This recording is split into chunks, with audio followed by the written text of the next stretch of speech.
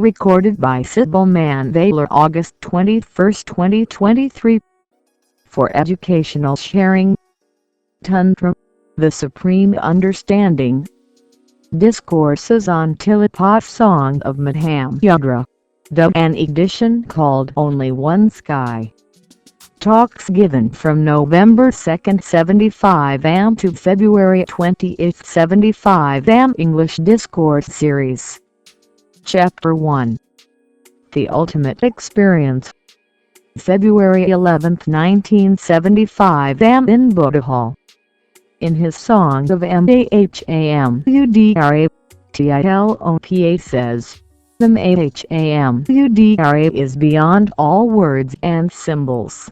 But for you, Naropa, earnest and loyal, must this be said. The void needs no reliance. The Madhamyudra rests on not, without making an effort, but remaining loose and natural. One can break the yoke, thus gaining liberation. The experience of the ultimate is not an experience at all, because the experiencer is lost. And when there is no experiencer, what can be said about it? Who will say it? Who will relate the experience? When there is no subject, the object also disappears. The banks disappear. Only the river of experience remains. Knowledge is there, but the knower is not. That has been the problem for all the mystics. They reach to the ultimate, but they cannot relate it to those who are following. They cannot relate it to others who would like to have an intellectual understanding. They have become one with it. Their whole being relates it, but no intellectual communication is possible. They can give it to you if you are ready to receive. They can allow it to happen in you if you also allow it, if you are receptive and open. But words won't do, symbols won't help, theories and doctrines are of no use at all. The experience is such that it is more like an experiencing than like an experience. It is a process, and it begins, but it never ends. You enter into it, but you never possess it. It is like a drop dropping to. Chapter 1. The Ultimate Experience. In the ocean, or the ocean itself dropping into the drop. It is a deep merger. It is oneness. You simply melt a wave into it. Nothing is left behind, not even a trace. So who will communicate? Who will come back to the world of the valley?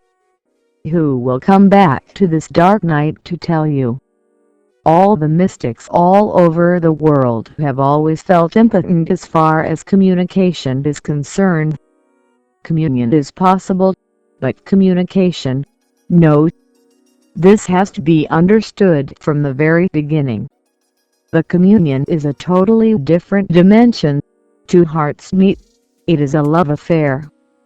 Communication is from head to head. Communion is from heart to heart. Communion is a feeling. Communication is knowledge. Only words are given. Only words are said. And only words are taken and understood. And words are such. The very nature of words is so dead that nothing alive can be related through them. Even in ordinary life, leave aside the ultimate. Even in ordinary experiencing, when you have a peak moment, an ecstatic moment, when you really feel something and become something, it becomes impossible to relate it in words. In my childhood, I used to go early in the morning to the river. It is a small village. The river is very lazy, as if not flowing at all. And in the morning, when the sun is not yet risen, you cannot see whether it is flowing. It is so lazy and silent. And in the morning, when there is nobody, the bathers have not come yet, it is tremendously silent. Even the birds are not singing in the morning, early. No sound, just a soundlessness pervades. And the smell of the mango trees hangs all over the river. I used to go there, to the furthest corner of the river, just to sit, just to be there. There was no need to do anything, just being there was enough. It was such a beautiful experience to be there. I will take a bath, I will swim, and when the sun will arise I will go to the other shore, to the vast expanse of sand, and dry myself there under the sun, and lie there, and sometimes even go to sleep. When I came back my mother used to ask, "What have you been doing the whole morning?" I will say, "Nothing," because, actually, I had not been doing anything. And she will say, "How is it possible? For hours you have not been here. How is it possible that you have not been doing anything? You must have been doing something." And she was right, but I was also not wrong. I was not doing anything at all. I was just being there with the river, not doing anything, allowing things to happen. If it felt like swimming, remember, if it felt like swimming, I would swim, but that was not the doing on my part. I was not forcing anything. If I felt like going into sleep, I would go. Things were happening, but there was no doer. And my first experiences of Satora started near that river, not doing anything, simply being there. Millions of things happened. But she would insist, "You must have been doing something." So I would say, "Okay." I took a bath and I dried myself in the sun, and then she was satisfied. But I was not, because what happened there in the river is not expressed by words. I took a bath. It looks so poor and pale. Playing with the river, floating in the river, swimming in the river, was such a deep experience. To say simply, "I took a bath," makes no sense about it. Or to just say, "I went there, had a walk on the bank, sat there," conveys nothing. Even in ordinary life you feel the futility of words. And if you don't feel the futility of words, that shows that you have not been alive at all. That shows that you have lived very superficially. If whatsoever you have been living can be conveyed by words, that means you have not lived at all. When for the first time something starts happening which is beyond words, life has happened to you. Life has knocked at your door. And when the ultimate knocks at your door, you are simply gone. Tantra the Supreme Understanding 3.0 Show. Chapter 1. The Ultimate Experience. Beyond words, you become dumb. You cannot say, not even a single word is formed inside. And whatsoever you say looks so pale, so dead, so meaningless, without any significance, that it seems that you are doing injustice to the experience that has happened to you. Remember this, because Mahayagra is the last, the ultimate experience. Mahayagra means a total orgasm with the universe. If you have loved somebody, and sometimes you have felt a melting and merging, the two are no more two. The bodies remain separate, but something between the bodies makes a bridge, a golden bridge, and the two knits inside disappears. One life energy vibrates on both the poles. If it has happened to you, then only you can understand what Mahayagra is. Millions and millions times deep, millions and millions of times high, is Mahayagra. It is a total orgasm with the whole, with the universe. It is melting into the source of being. And this is a song of Madham Yudra. It is beautiful that Tillapa has called it the song. You can sing it, but you cannot say it. You can dance it, but you cannot say it. It is such a deep phenomenon that singing may convey a little tiny part of it. Not what you sing, but the way you sing it. Many mystics have simply danced after their ultimate experience. They could not do anything else. They were saying something through their whole being and body. Altogether. Body, mind, soul, everything involved in it.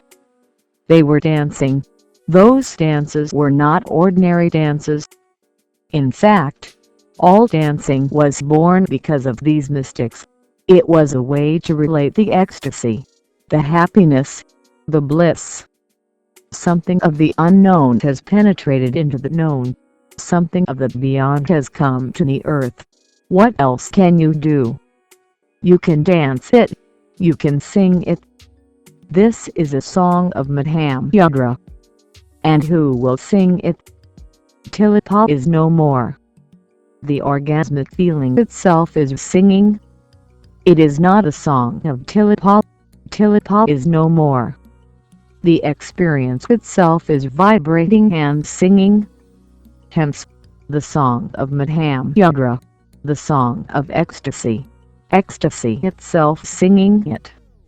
Tillapa has nothing to do. Tillapa is not there at all. Tillapa has melted. When the seeker is lost, only then the goal is achieved.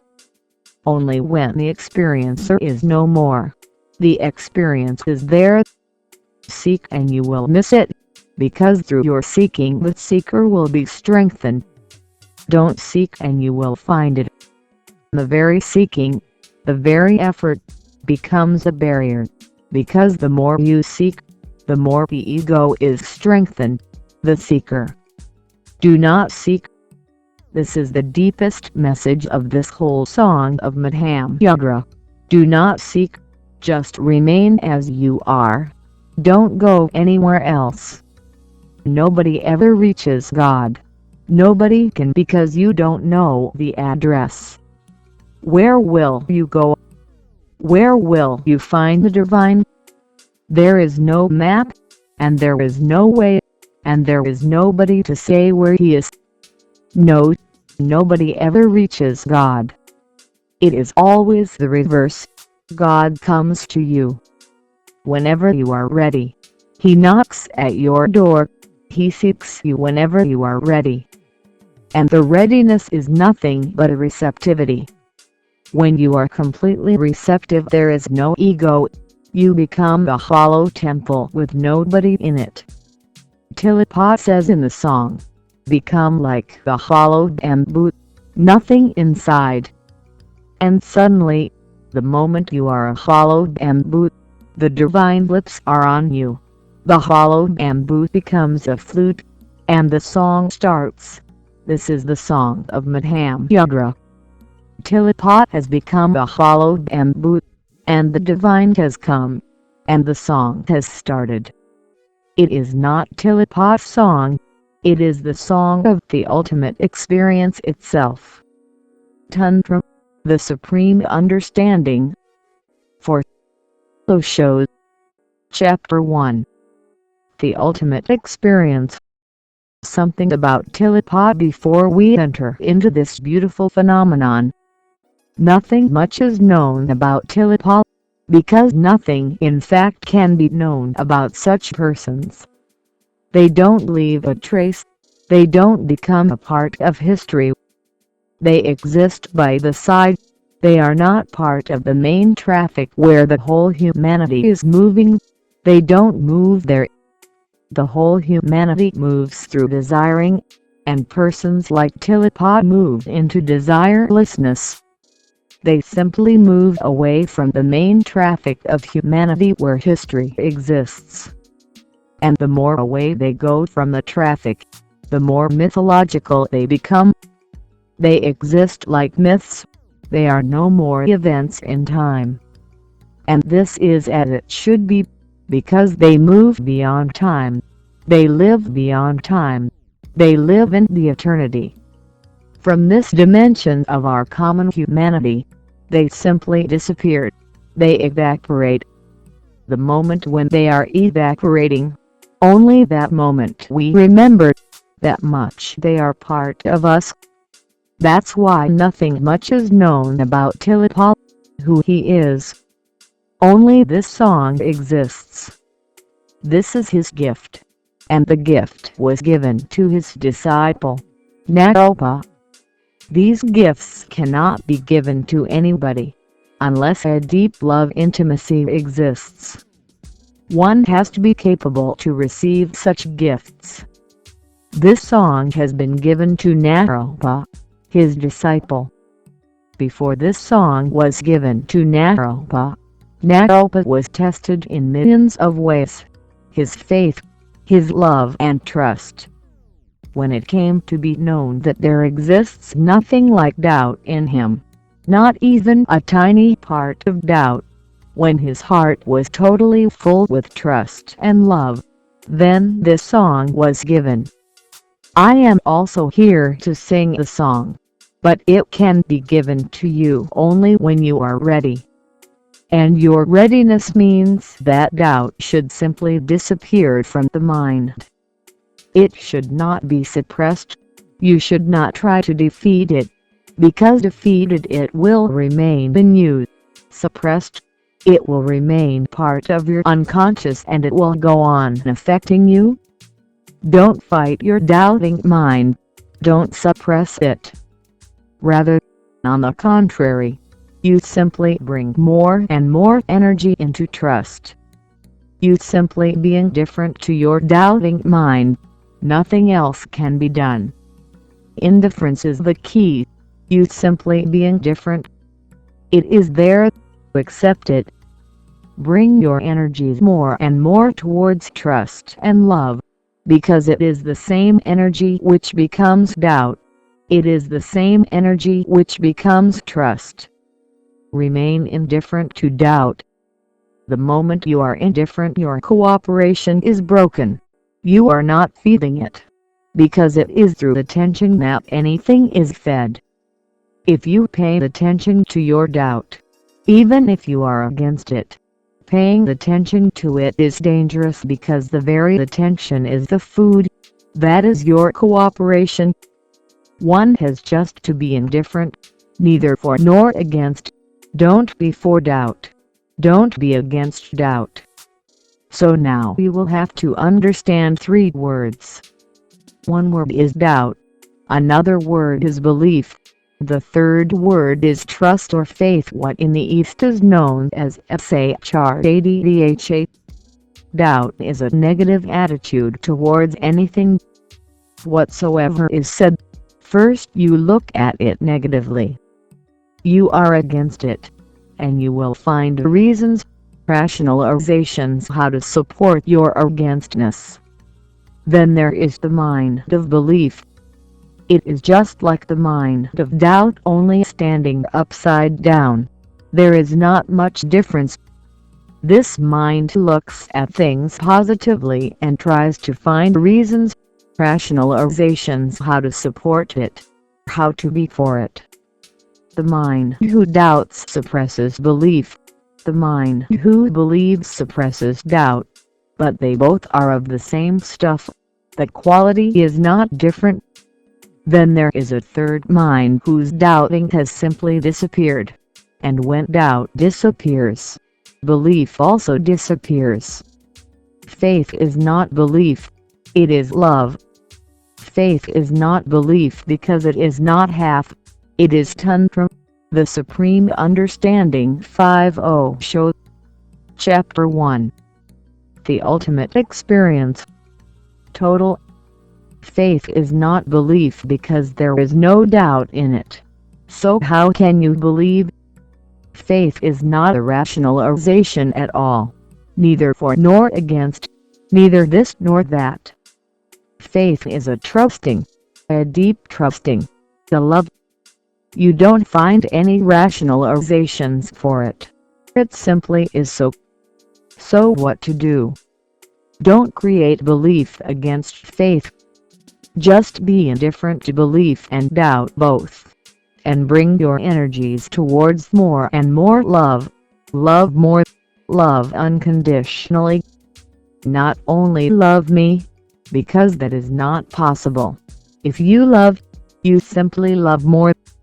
If you love, you simply exist in a more loving way, not only towards the Master, but towards everything that exists around you, towards the trees and the stones, and the sky and the earth. Your being, your very quality of being, becomes a love phenomenon. Then trust arises. And only in such a trust can a gift like the Song of Mahayagra be given. When Naropa was ready, Tilipa gave this gift. So remember, with the Master you are not on a head trip. Doubt and belief are all head trips. With the Master you are on a heart trip. And heart doesn't know what doubt is. Heart doesn't know what belief is. Heart simply knows trust. Heart is just like a small child. The small child clings to the father's hand, and wherever the father is going the child is going, neither trusting nor doubting. The child is undivided. Doubt is half, belief is half. A child is still total, whole. He simply goes with the father wherever he is going. When a disciple becomes just like a child, then only these gifts of the highest peak of consciousness can be given. When you become the deepest valley of reception, then the highest peaks of consciousness can be given to you. Only a valley can receive a peak. The disciple should be absolutely feminine, receptive, like a womb. Only then such a phenomenon happens as is going to happen in this song. Tilipa is the Master, Naropa is the disciple, and Tilipa says, the Mahamudra is beyond all words and symbols. But for you, Naropa, earnest and loyal, must this be said. It is beyond words and symbols. All words and all symbols. Then how can it be said? If it is really beyond all words and symbols, then how can it be said? Is there any way then? Yes, there is a way. If there is a Naropa, there is a way. If there is really a disciple, there is a way. It depends on the disciple whether the way will be found or not. If the disciple is so receptive that he has no mind of his own, he does not judge whether it is right or wrong. He has no mind of his own. He has surrendered his mind to the Master. He is simply a receptivity, an emptiness, ready to welcome whatsoever is given unconditionally. Then words and symbols are not needed. Then something can be given, and you can listen to it between the words. You can read it between the lines. Then words are just an excuse. The real thing happens just by the side of the words. The word is just a trick, a device. The real thing follows the words like a shadow. And if you are too much of the mind, you will listen to the words. Then it cannot be communicated. But if you are not a mind at all, then the subtle shadows that follow the words, very subtle, only the heart can see them. Invisible shadows, invisible ripples of consciousness, vibes. Then communion is immediately possible. Remember this, says Tilipa. Tantra the Supreme Understanding 6 Osho. Chapter 1. The Ultimate Experience. But for you, Naropa, earnest and loyal, must this be said. That which cannot be said, must be said for a disciple. That which cannot be said, which is absolutely invisible, must be made visible for the disciple. It depends not only on the master, even more it depends on the disciple. Tillipot was fortunate to find a Naropa.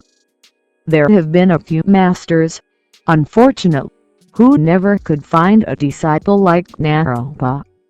So whatsoever they had gained disappeared with them, because there was nobody to receive it. Sometimes masters have traveled thousands of miles to find a disciple.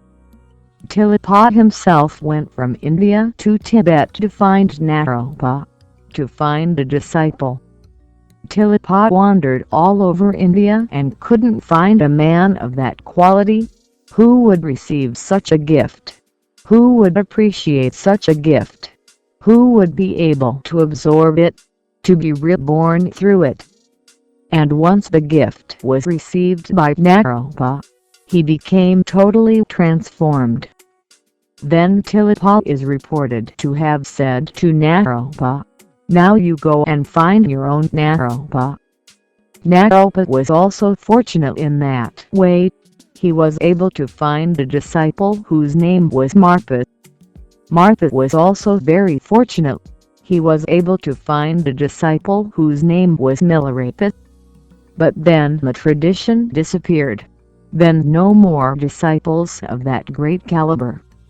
Many times religion has come to the earth and disappeared. Many times it will come and disappear. A religion cannot become a church. A religion cannot become a sect. A religion depends on personal communication, on personal communion.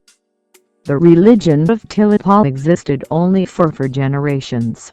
From Naropa to Milarepa, then it disappeared. Religion is just like an oasis. The desert is vast, and sometimes in tiny parts of the desert an oasis appears.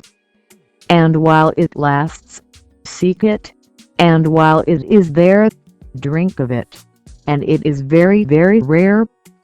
Jesus says many times to his disciples, "A little while more I am here.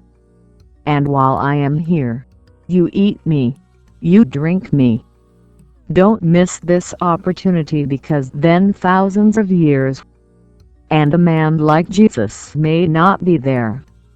The desert is vast. The oasis sometimes appears and disappears.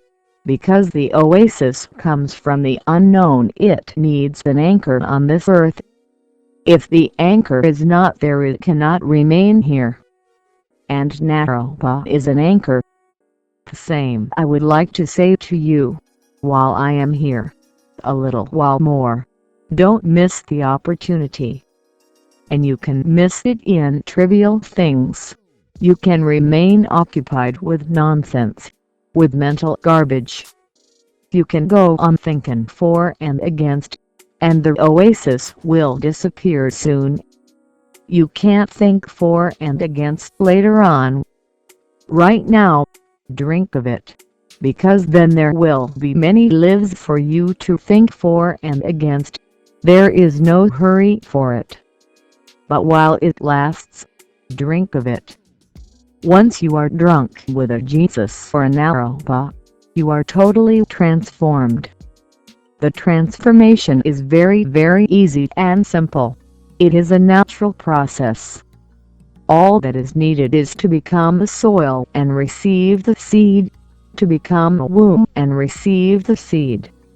The Hamudra is beyond all words and symbols. But for you, Naropa, earnest and loyal, must this be said. Tantra the Supreme Understanding. 7. Osho. Chapter 1. The ultimate experience. It cannot be uttered. It is unutterable. But it has to be said for a Naropa. Wherever a disciple is ready, the master appears, has to appear. Wherever there is a deep need, it has to be fulfilled. The whole existence responds to your deepest need, but the need must be there. Otherwise you can pass a Tilipa, a Buddha, the Jesus, and may not be even able to see that you passed the Jesus. Tilipa lived in this country. Nobody listened to him, and he was ready to give the ultimate gift. What happened? And this has happened in this country many times. There must be something behind it. And this has happened more in this country than anywhere else, because more Tilipas have been born here. But why does it happen that a Tilipa has to go to Tibet? Why does it happen that a Bodhidharma has to go to China? This country knows too much. This country has become too much of the head.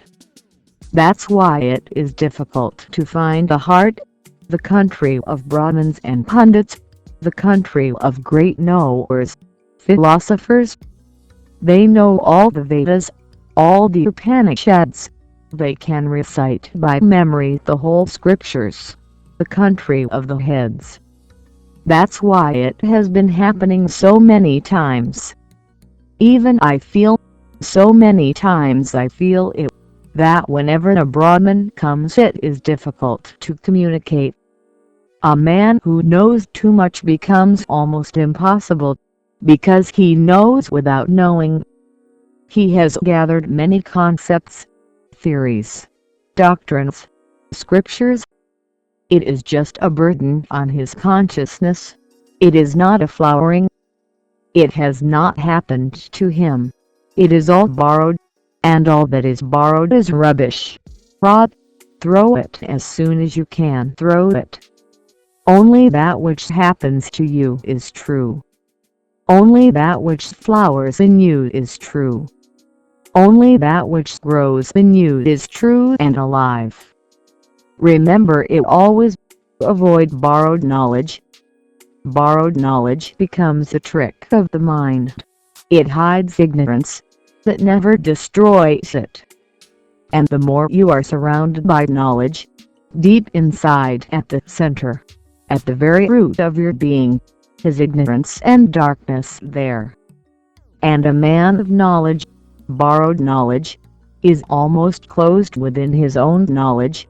You cannot penetrate him. And it is difficult to find his heart. He himself has lost all contact with his heart. So it is not incidental that a Tilipa has to go to Tibet, the Bodhidharma to China. A seed has to travel so far, not finding the soil here. Remember this, because it is easy to become too much addicted to knowledge. It is an addiction. It is a drug. And LSD is not so dangerous. Marijuana is not so dangerous. And in a way they are similar, because marijuana gives you a glimpse of something which is not there. It gives you a dream of something which is absolutely subjective. It gives you an hallucination. And knowledge is also the same. It gives you an hallucination of knowing. You start feeling that you know because you can recite the Vedas. You know because you can argue. You know because you have a very logical, keen mind. Don't be a fool. Logic has never led anybody to truth. And the rational mind is just a game. All arguments are juvenile. Life exists without any argument, and truth needs no proofs. It needs only your heart, not arguments, but your love, your trust, your readiness to receive. The Hamudra is beyond all words and symbols. But for you, NAROPA, earnest and loyal, must this be said. The void needs no reliance. The Hamudra rests on not, without making an effort, but remaining loose and natural. One can break the yoke, thus gaining liberation. Tantra, the Supreme Understanding 8.0 Show. Chapter 1. The Ultimate Experience. You cannot find more significant words ever uttered. Try to understand every nuance of what Tilipa is trying to say. The void needs no reliance. If there is something, it needs a support, it needs a reliance. But if there is nothing, emptiness, there is no need for any support. And this is the deepest realization of all the knowers, that your being is a non-being. To say it is a being is wrong because it is not something, it is not like something. It is like nothing, a vast emptiness, with no boundaries to it. It is an a no self. It is not a self inside you.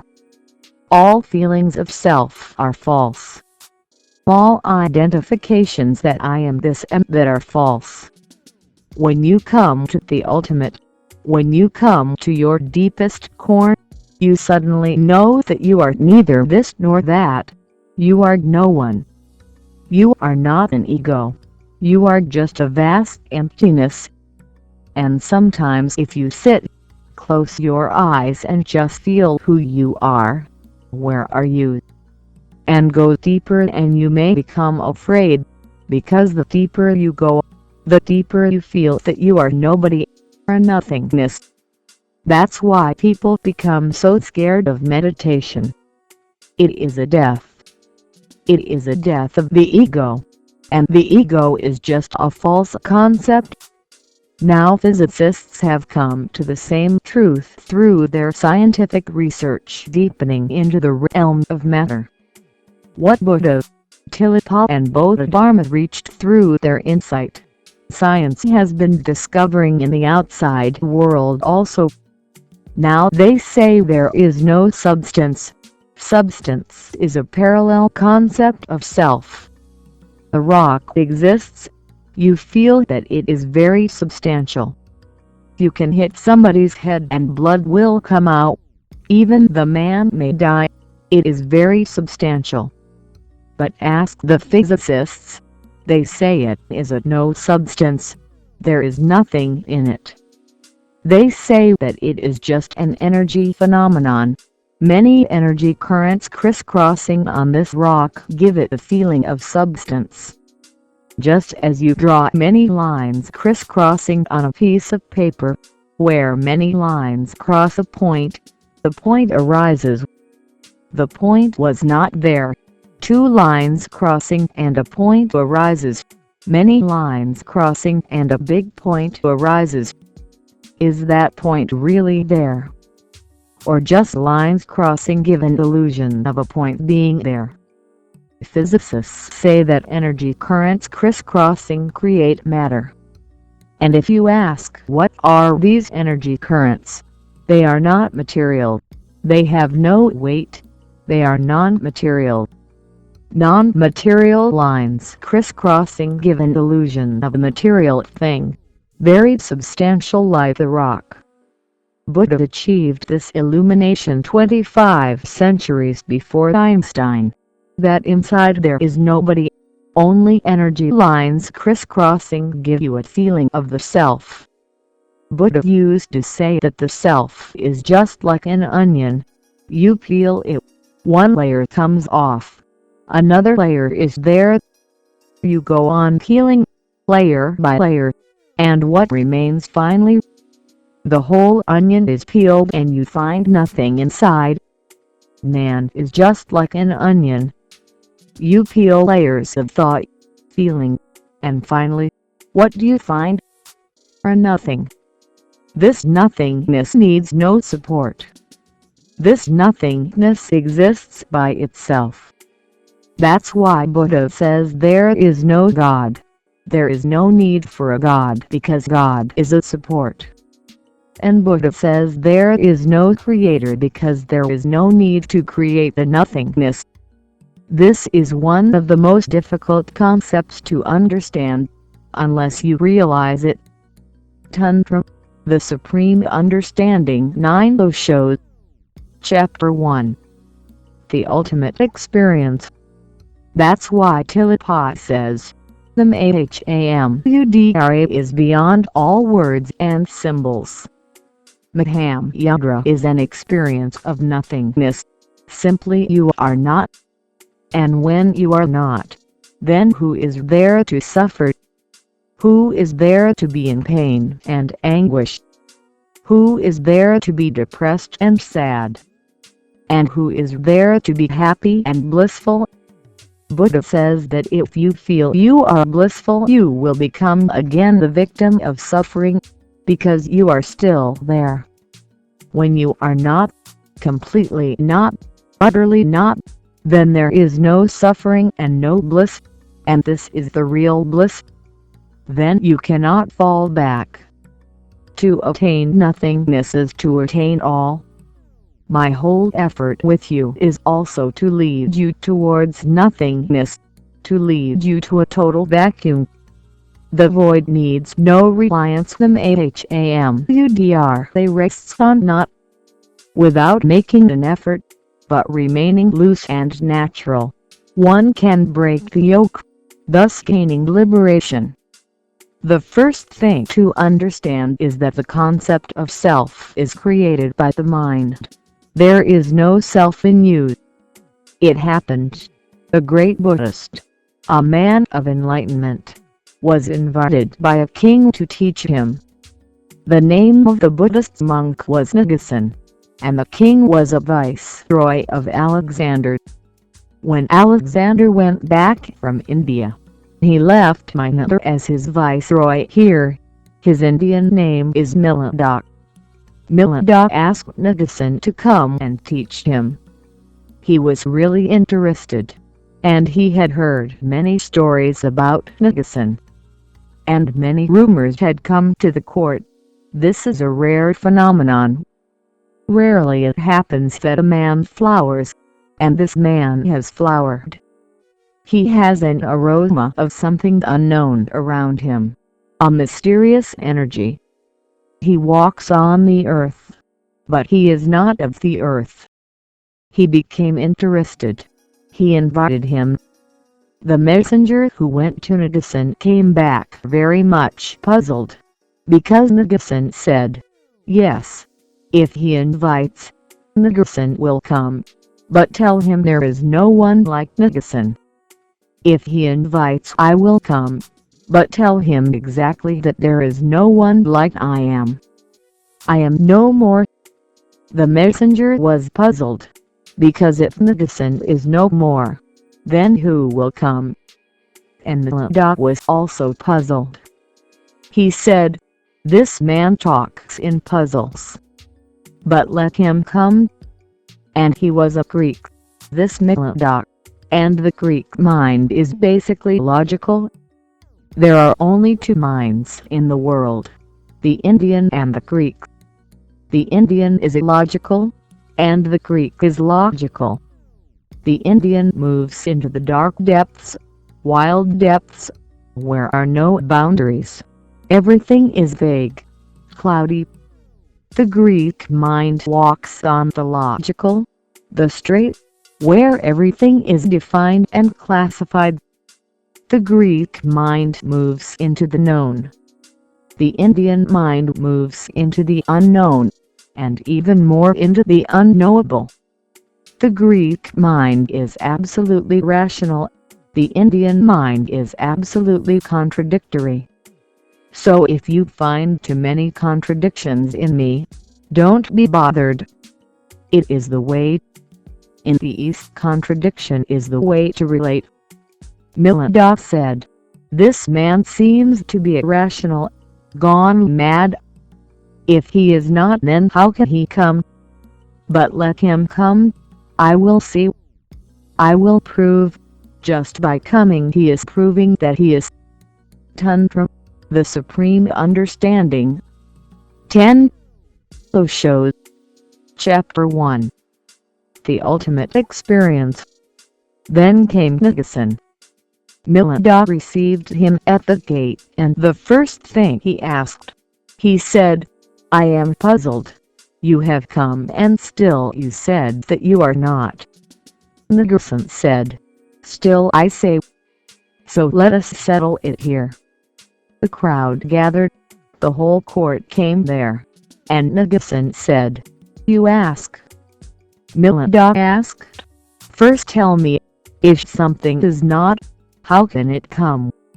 In the first place it is not, then there is no possibility of its coming, and you have come.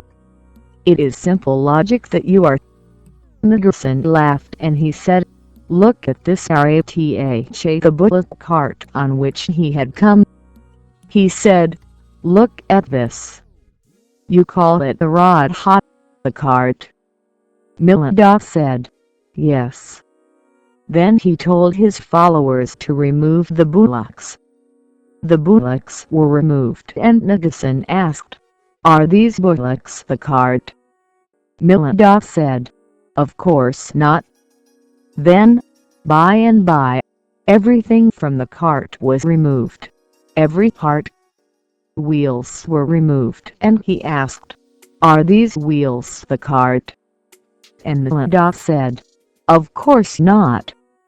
When everything was removed and there was nothing, then Nagasan asked, "Where is the cart I had come in? And we never removed the cart, and all that we have removed you confirmed that this is not the cart. Now where is the cart?" Nagasan said, "Just like this Nagasan exists. Remove parts and he will disappear. Just crisscrossing lines of energy. Remove the lines and the dot will disappear.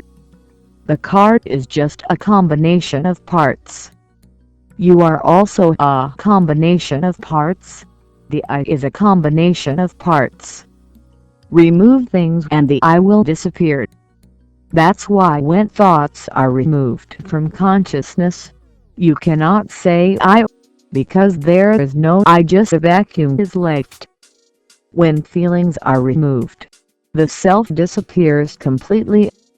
You are and yet not, just an absence, with no boundaries, emptiness. This is the final attainment. This state is Mahamudra, because only in that state you can have an orgasm with the whole. Now there is no boundary, no self exists. Now there is no boundary to you to divide.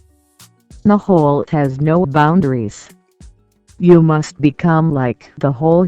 Only then there can be a meeting, the merger. When you are empty, you are without boundaries. Suddenly you become the whole. When you are not, you become the whole. When you are, you become an ugly ego. When you are not, you have all the expanse of existence for your being to be. Tantra, the Supreme Understanding. 11. Osho. Chapter 1. The Ultimate Experience. But these are contradictions. So try to understand. Become a little like Naropa. Otherwise these words and symbols will not carry anything to you. Listen to me in trust.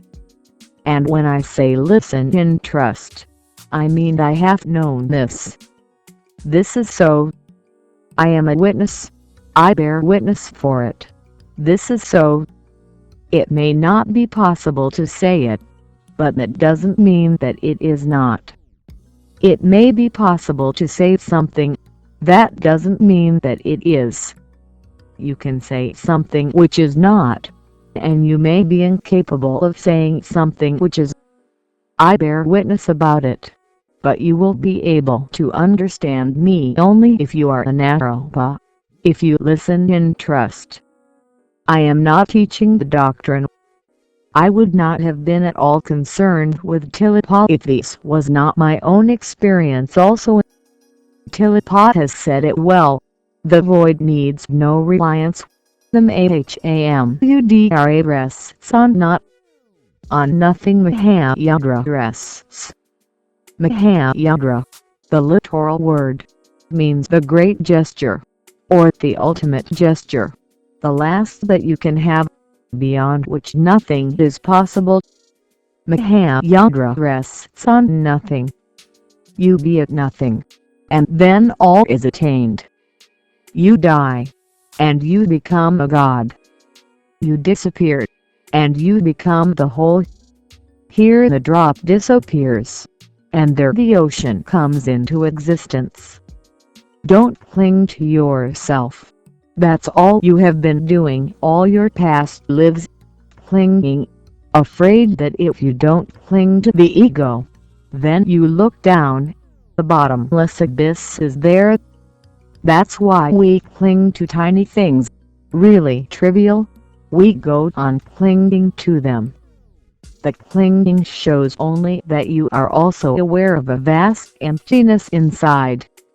Something is needed to cling to, but your clinging is your samsara, is your misery. Leave yourself in the abyss. And once you leave yourself in the abyss, you become the abyss itself. Then there is no death, because how can an abyss die? Then there is no end to it, because how can a nothingness end? Something can end, will have to end, only nothing can be eternal. Mahayagra rests on nothing. Let me explain it to you through some experience that you have got.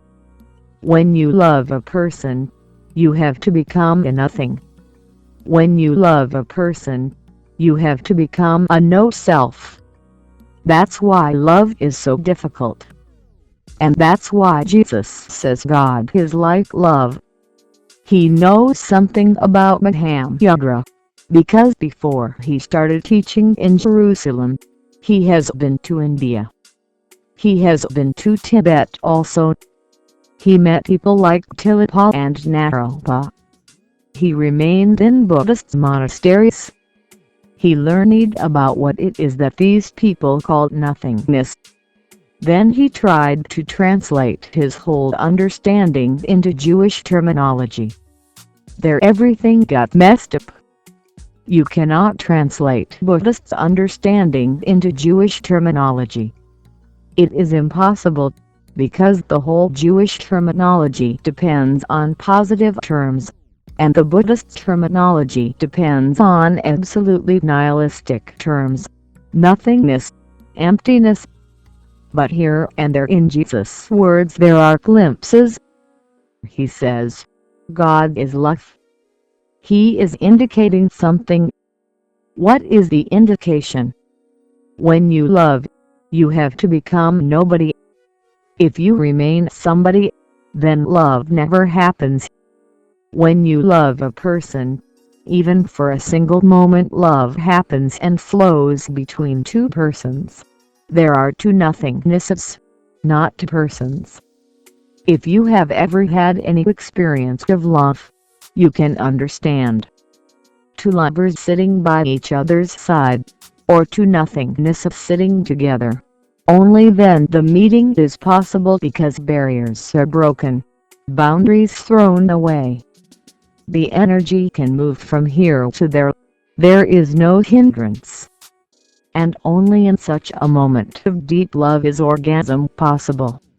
Tantra, the Supreme Understanding 12 Osho. Chapter 1. The Ultimate Experience. When two lovers are making love, and if they are both no-selves, nothingness, then orgasm happens. Then their body energy, their whole being, loses all identity. They are no more themselves. They have fallen into the abyss. But this can happen only for a moment. Again they regain. Again they start clinging. That's why people become afraid in love also. In deep love people are afraid of becoming mad, or going to die, of what will happen.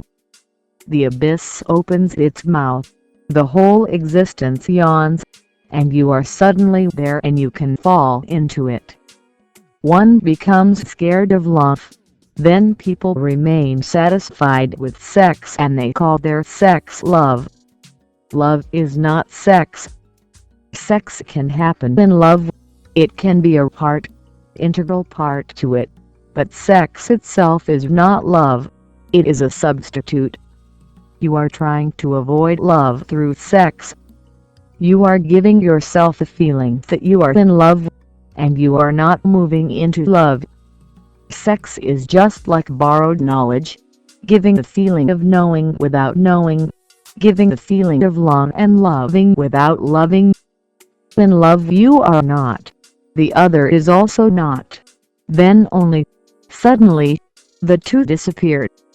The same happens in Mahamudra. Mahamudra is a total orgasm with the whole existence. That's why in Tantra, and Tilapa is a Tantra master, deep intercourse, orgasmic intercourse, between lovers is also called Mahamudra, and two lovers in a deep orgasmic state are pictured in tantric temples, in tantric books. That has become a symbol of the final orgasm. The Mahamudra rests on not, without making an effort, but remaining loose and natural. And this is the whole method of Tilapa, and the whole method of Tantra, without making an effort. Because if you make an effort, the ego is strengthened. If you make an effort, you come in. So love is not an effort, you cannot make an effort to love. If you make an effort, there is no love. You flow into it. You don't make an effort, you simply allow it to happen. You don't make an effort. It is not a doing, it is a happening, without making an effort. And the same is the case with the total, the final. You don't make an effort, you simply float with it, but remaining loose and natural. This is the way, this is the very ground of Tantra. Yoga says make an effort, and Tantra says don't make any effort. Yoga is ego-oriented. Finally it will take the jump. But Tantra is, from the very beginning, non-ego-oriented. Yoga, in the end, attains to such significance, such meaning, such depth, that it says to its seeker, now drop the ego only in the end. Tantra from the very beginning, from the very first step. I would like to say it in this way, in such a way, where yoga ends, Tantra starts. The highest peak of yoga is the beginning of Tantra, and Tantra leads you to the ultimate goal. Yoga can prepare you for Tantra, that's all, because the final thing is to be effortless, loose and natural. What does Tilapa mean by loose and natural? Don't fight with yourself. Be loose. Don't try to make a structure around yourself of character, of morality. Don't discipline yourself too much. Otherwise your very discipline will become the bondage. Don't create an imprisonment around you. Remain loose, floating, move with the situation, respond to the situation. Don't move with a character jacket. Tantra, the Supreme Understanding 13 Osho. Chapter 1. The Ultimate Experience. Around you, don't move with a fixed attitude. Remain loose like water, not fixed like ice. Remain moving and flowing, wherever the nature leads you, go. Don't resist. Don't try to impose anything on you, your being. But the whole society teaches you to impose something or other. Be good, be moral, be this and that. And Tantra is absolutely beyond society, culture and civilization. It says if you are too much cultured you will lose all that is natural, and then you will be a mechanical thing, not floating, not flowing. So don't force a structure around you. Live moment to moment. Live with alertness. And this is a deep thing to be understood.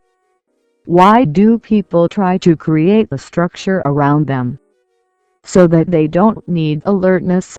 Because if you have no character around you, you will need to be very, very aware. Because each moment the decision has to be taken. You don't have a prefabricated decision. You don't have an attitude. You have to respond to the situation. Something is there, and you are absolutely unprepared for it. You will have to be very aware. To avoid awareness, people have created a trick. And the trick is character. Force yourself into a certain discipline so that whether you are aware or not, the discipline will take care of you. Make a habit of always saying the truth. Make it a habit. Then you need not be worried about it. Somebody asks, you will say the truth out of habit. But out of habit the truth is dead. And life is not so simple. Life is a very complex phenomenon.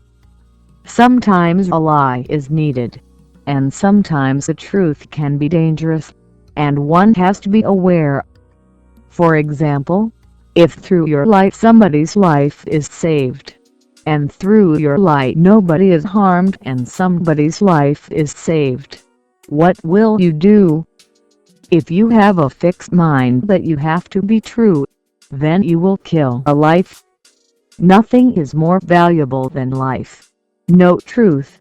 Nothing is more valuable than life.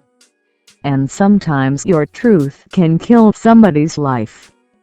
What will you do? Just saving your own old pattern and habit, your own ego that I am a truthful man. You will sacrifice a life, just being a truthful man, just to be that. This is too much. You are completely mad. If a life can be saved, even if people think that you are a liar, what is wrong in it? Why bother too much about what people say about you? It is difficult. It is not so easy to create a fixed pattern because life goes on moving and changing. And every moment there is a new situation and one has to respond to it. Respond with full awareness. That's all. And let the decision come out of the situation itself. Not prefabricated. Not imposed. Don't carry a built-in mind, just remain loose and aware and natural. And this is how the real religious man is. Otherwise, the so-called religious persons are just dead. They act out of their habits. They go on acting out of their habits. This is a conditioning. This is not a freedom. Consciousness needs freedom. Be loose. Remember this word as deeply as possible. Let it penetrate you. Be loose. So in every situation you can flow easily, water-like. So if the water is poured into a glass, it takes the shape of the glass. It doesn't resist. It doesn't say, "This is not my form." If the water is poured into a jar, into a jug, it takes the shape of that. It has no resistance. It is loose. Remain loose like water. Sometimes you will have to move south and sometimes north. You will have to change directions. According to the situations you will have to float. But if you know how to float, it is enough. The ocean is not very far away if you know how to float. Tantra, the Supreme Understanding 14 Osho. Chapter 1. The Ultimate Experience. So don't create a pattern. And the whole society tries to create the pattern. And all the religions try to create the pattern. Only very few enlightened persons have been courageous enough to say the truth. The truth that, be loose and natural. If you are loose you will be natural. Of course, Tillapa doesn't say, be moral. He says, be natural. And these are completely, diametrically opposite dimensions. A moral man is never natural, cannot be. If he feels angry he cannot be angry because the morality doesn't allow it. If he feels loving he cannot be loving because the morality is there. It is always according to the morality that he acts. It is never according to his nature. And I tell you, if you start moving according to moral patterns and not according to your nature, you will never reach the state of Madham Yoga, because it is a natural state, the highest peak of being natural. I tell you, if you feel angry, be angry, but perfect awareness has to be retained. Anger should not overpower your consciousness, that's all. Let anger be there, let it happen, but be fully alert to what is happening. Remain loose, natural, aware, watching what is happening. By and by, you will see many things have simply disappeared. They don't happen anymore, and without making any effort on your part. You never tried to kill them and they have simply disappeared. When one is aware, anger by and by disappears. It becomes simply stupid, not bad. Remember, because bad is a loaded value. It becomes simply stupid. It is not that because it is bad you don't move into it. It is simply foolish. It is not a sin, but simply stupid. Greed disappears. It is stupid. Jealousy disappears. It is stupid. Remember this valuation. In morality there is something good and something bad. In being natural there is something wise and something stupid. A man who is natural is wise, not good. A man who is not natural is stupid, not bad. There is nothing bad and nothing good, only wise things and foolish things. And if you are foolish you harm yourself and others, and if you are wise you don't harm anybody, neither others, nor you. There is nothing like sin and there is nothing like virtue. Wisdom is all. If you want to call it virtue, call it virtue. And ignorance is there if you want to call it sin. That is the only sin. So how to transform your ignorance into wisdom? That is the only transformation, and you cannot force it. It happens when you are loose and natural. Remaining loose and natural, one can break the yoke, thus gaining liberation. And one becomes totally free. It will be difficult in the beginning, because constantly the old habits will be there forcing you to do something. You would like to be angry, but the old habit simply starts a smile on your face. There are people that, whenever they smile, you can be certain that they are angry. In their very smile they show their anger. They are hiding something. A false smile spreads on their faces. These are the hypocrites. A hypocrite is an unnatural man. If anger is there he will smile. If hate is there he will show love. If he feels murderous, he will pretend compassion. A hypocrite is a perfect moralist, absolutely artificial, a plastic flower, ugly, of no use, not a flower at all, just a pretension. Tantra, the Supreme Understanding 15 shows. Chapter 1. The Ultimate Experience. Tantra is the natural way. Be loose and natural. It will be difficult because the old habits have to be broken. It is difficult because you will have to live in a society of hypocrites.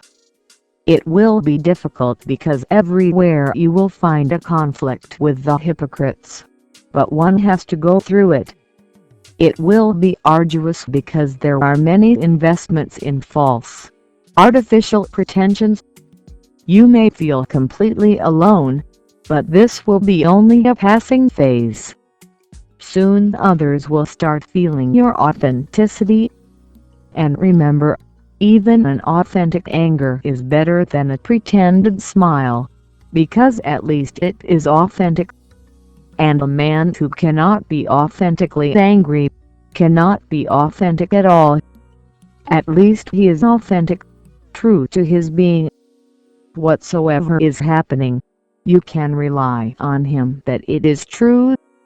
And this is my observation, that a true anger is beautiful and a false smile is ugly, and a true hate has its own beauty, just like true love, because beauty is concerned with truth. Neither is it concerned with hate, nor with love. Beauty is of the truth. Truth is beautiful in whatsoever form. A truly dead man is more beautiful than a falsely alive man, because at least the basic quality is there of being true. Mullah Nasruddin's wife died, and the neighbors gathered, but Mullah Nasruddin was standing there completely unaffected, as if nothing had happened. The neighbors started crying and weeping, and they said, "What are you standing there for, Nasruddin? She is dead." Nasruddin said, "Wait. She is such a liar. At least for 3 days I have to wait and see whether it is true or not." Remember this, that beauty of truth, authenticity. Become more authentic and you will have a flowering. And the more authentic you become, by and by you will feel many things are falling away, of their own accord. You never made any effort to do it, they are falling of their own accord. And once you know the knack of it, then you become more and more loose, more and more natural, authentic. And, says Tilipak, one can break the yoke, thus gaining liberation. The liberation is not very far away, it is just hidden behind you. Once you are authentic and the door is open, but you are such a liar, you are such a pretender, you are such a hypocrite, you are so deeply false. That's why you feel that the liberation is very very far away. It is not. For an authentic being, liberation is just natural. It is as natural as anything. As water flows towards the ocean, as vapor rises towards the sky, as the sun is hot and the moon is cool, so for an authentic being is liberation. It is nothing to be bragged about.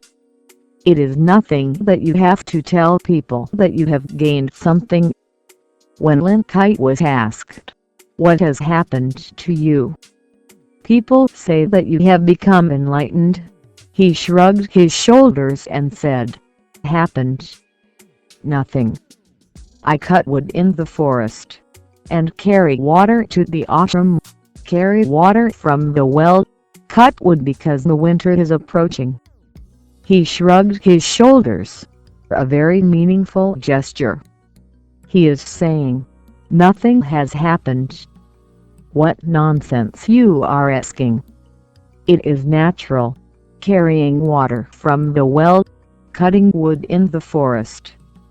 Life is absolutely natural. Says Linkite, when I feel sleepy, I go to sleep. And when I feel hungry, I eat. Life has become absolutely natural. Tantra, the Supreme Understanding 16 Osho. Chapter 1. The Ultimate Experience. Liberation is your being perfectly natural. Liberation is not something to be bragged about, that you have attained something very great. It is nothing great. It is nothing extraordinary. It is just being natural, just being yourself. So what to do? Drop pretensions, drop hypocrisies, drop all that you have cultivated around your natural being. Become natural. In the beginning it will be a very very arduous thing, but only in the beginning.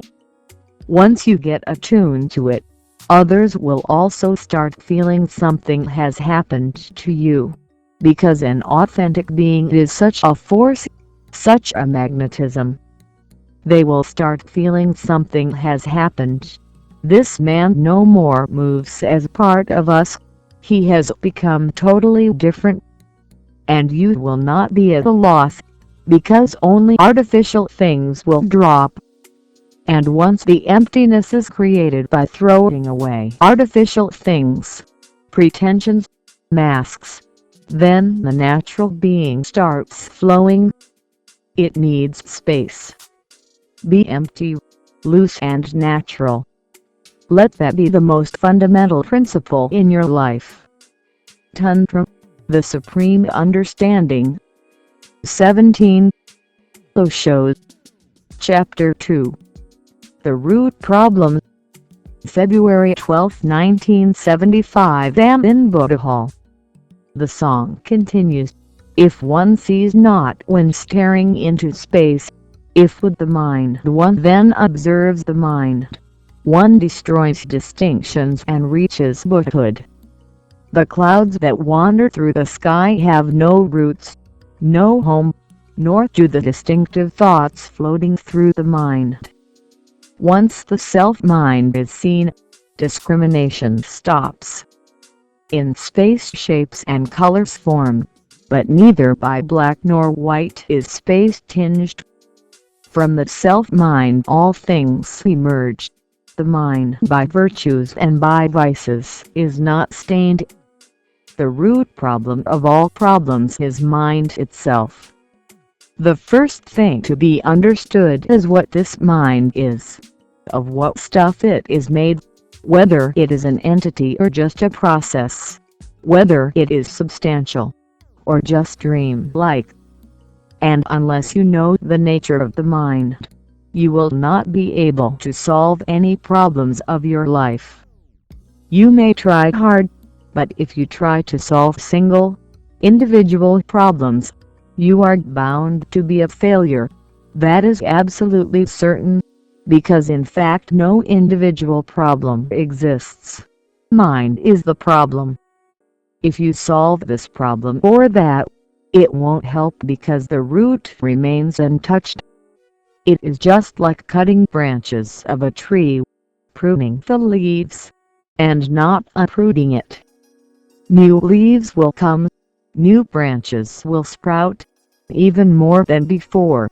Pruning helps the tree to become thicker. 18. Chapter 2. The Root Problem. Unless you know how to uproot it, your fight is baseless. It is foolish. You will destroy yourself, not the tree. In fighting you will waste your energy, time, life, and the tree will go on becoming more and more strong, far thicker and dense. And you will be surprised what is happening. You are doing so much hard work, trying to solve this problem and that, and they go on growing, increasing. Even if one problem is solved, suddenly 10 problems take its place. Don't try to solve individual, single problems. There are none. Mind itself is the problem. But mind is hidden underground. That's why I call it the root. It is not apparent. Whenever you come across a problem, the problem is above ground. You can see it. That's why you are deceived by it. Always remember, the visible is never the root. The root always remains invisible. The root is always hidden. Never fight with the visible, otherwise you will fight with shadows. You may waste yourself, but there cannot be any transformation in your life. The same problems will crop up again and again and again. You can observe your own life and you will see what I mean. I am not talking about any theory about the mind, just the facticity of it. This is the fact. Mind has to be solved. People come to me and they ask how to attain a peaceful mind. I say to them, there exists nothing like that. Peaceful mind. Never heard of it. Mind is never peaceful. No mind is peace. Mind itself can't never be peaceful, silent. The very nature of the mind is to be tense, to be in confusion. Mind can't never be clear. It cannot have clarity, because mind is by nature confusion, cloudiness. Clarity is possible without mind. Peace is possible without mind. Silence is possible without mind. So never try to attain a silent mind. If you do, from the very beginning you are moving in an impossible dimension. So the first thing is to understand the nature of the mind. Only then can something be done. If you watch, you will never come across any entity like mind. It is not a thing. It is just a process. It is not a thing. It is like a crowd. Individual thoughts exist, but they move so fast that you cannot see the gaps in between.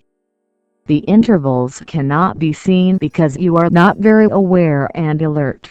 You need a deeper insight. When your eyes can look deep, you will suddenly see one thought, another thought, but no mind. Thoughts together, millions of thoughts, give you the illusion as if mind exists. It is just like a crowd, millions of people standing in a crowd. Is there anything like a crowd? Can you find the crowd other than the individual standing there? But they are standing together. Their togetherness gives you the feeling as if something like a crowd exists. Only individuals exist. This is the first insight into the mind. Watch, and you will find thoughts. You will never come across the mind. And if it becomes your own experience, not because I say it, not because Tillipot sings about it, no, that won't be of much help. If it becomes your experience, if it becomes a fact of your own knowing, then suddenly many things start changing. Because you have understood such a deep thing about mind, then many things can follow. Watch the mind and see where it is, what it is. You will feel thoughts floating and there will be intervals. And if you watch long, you will see that intervals are more than the thoughts, because Tantra, the Supreme Understanding 19 shows. Chapter 2. The Root Problem. Each thought has to be separate from another thought. In fact, each word has to be separate from another word. The deeper you go, you will find more and more gaps, bigger and bigger gaps. The thought floats, then comes a gap where no thought exists, then another thought comes, another gap follows. If you are unconscious you cannot see the gaps. You jump from one thought to another. You never see the gaps. If you become aware you will see more and more gaps. If you become perfectly aware, then miles of gaps will be revealed to you. And in those gaps, Sattvaras happen. In those gaps the truth knocks at your door. In those gaps, the guest comes. In those gaps God is realized, or whatsoever way you like to express it. And when awareness is absolute, then there is only a vast gap of nothingness. It is just like clouds. Clouds move. They can be so thick that you cannot see the sky hidden behind. The vast blueness of the sky is lost. You are covered with clouds. Then you go on watching. One cloud moves and another has not come into the vision yet. And suddenly a peek into the blueness of the vast sky. The same happens inside. You are the vast blueness of the sky. And thoughts are just like clouds hovering around you, filling you. But the gaps exist. The sky exists. To have a glimpse of the sky is Sattva, and to become the sky is Samadhi. From Sattva to Samadhi, the whole process is a deep insight into the mind. Nothing else. Mind doesn't exist as an entity. The first thing. Only thoughts exist. The second thing. The thoughts exist separate from you. They are not one with your nature. They come and go. You remain. You persist. You are like the sky. Never comes. Never goes. It is always there. Clouds come and go. They are momentary phenomena. They are not eternal. Even if you try to cling to a thought, you cannot retain it for long. It has to go. It has its own birth and death. Thoughts are not yours. They don't belong to you. They come as visitors, guests, but they are not the host. Watch deeply. Then you will become the host and thoughts will be the guests. And as guests they are beautiful. But if you forget completely that you are the host and they become the hosts, then you are in a mess. This is what help is. You are the master of the house. The house belongs to you. And guests have become the masters. Receive them. Take care of them. But don't get identified with them. Otherwise, they will become the masters. The mind becomes the problem because you have taken thoughts so deeply inside you that you have forgotten completely in the distance that they are visitors. They come and go. Always remember that which abides. That is your nature, your Tao. Always be attentive to that which never comes and never goes. Just like the sky. Change the gestalt. Don't be focused on the visitors. Remain rooted in the host. The visitors will come and go. Of course, there are bad visitors and good visitors, but you need not be worried about them. A good host treats all the guests in the same way, without making any distinctions. A good host is just a good host. A bad thought comes and he treats the bad thought also in the same way as he treats a good thought. It is not his concern that the thought is good or bad. Tantra the Supreme Understanding 20 shows. Chapter 2. The root problem. Because once you make the distinction that this thought is good and that thought is bad, what are you doing? You are bringing the good thought nearer to yourself and pushing the bad thought further away. Sooner or later, with the good thought you will get identified. The good thought will become the host. And any thought when it becomes the host creates misery, because this is not the truth. The thought is a pretender and you get identified with it. Identification is the disease. Girl DJ Beef used to say that only one thing is needed, not to be identified with that which comes and goes. The morning comes, the noon comes, the evening comes, and they go. The night comes and again the morning. You abide, not as you, because that too is a thought, as pure consciousness, not your name. Because that too is a thought, not your form. Because that too is a thought, not your body. Because one day you will realize that too is a thought. Just pure consciousness, with no name, no form, just the purity, just the formlessness and namelessness, just the very phenomenon of being aware, only that abides.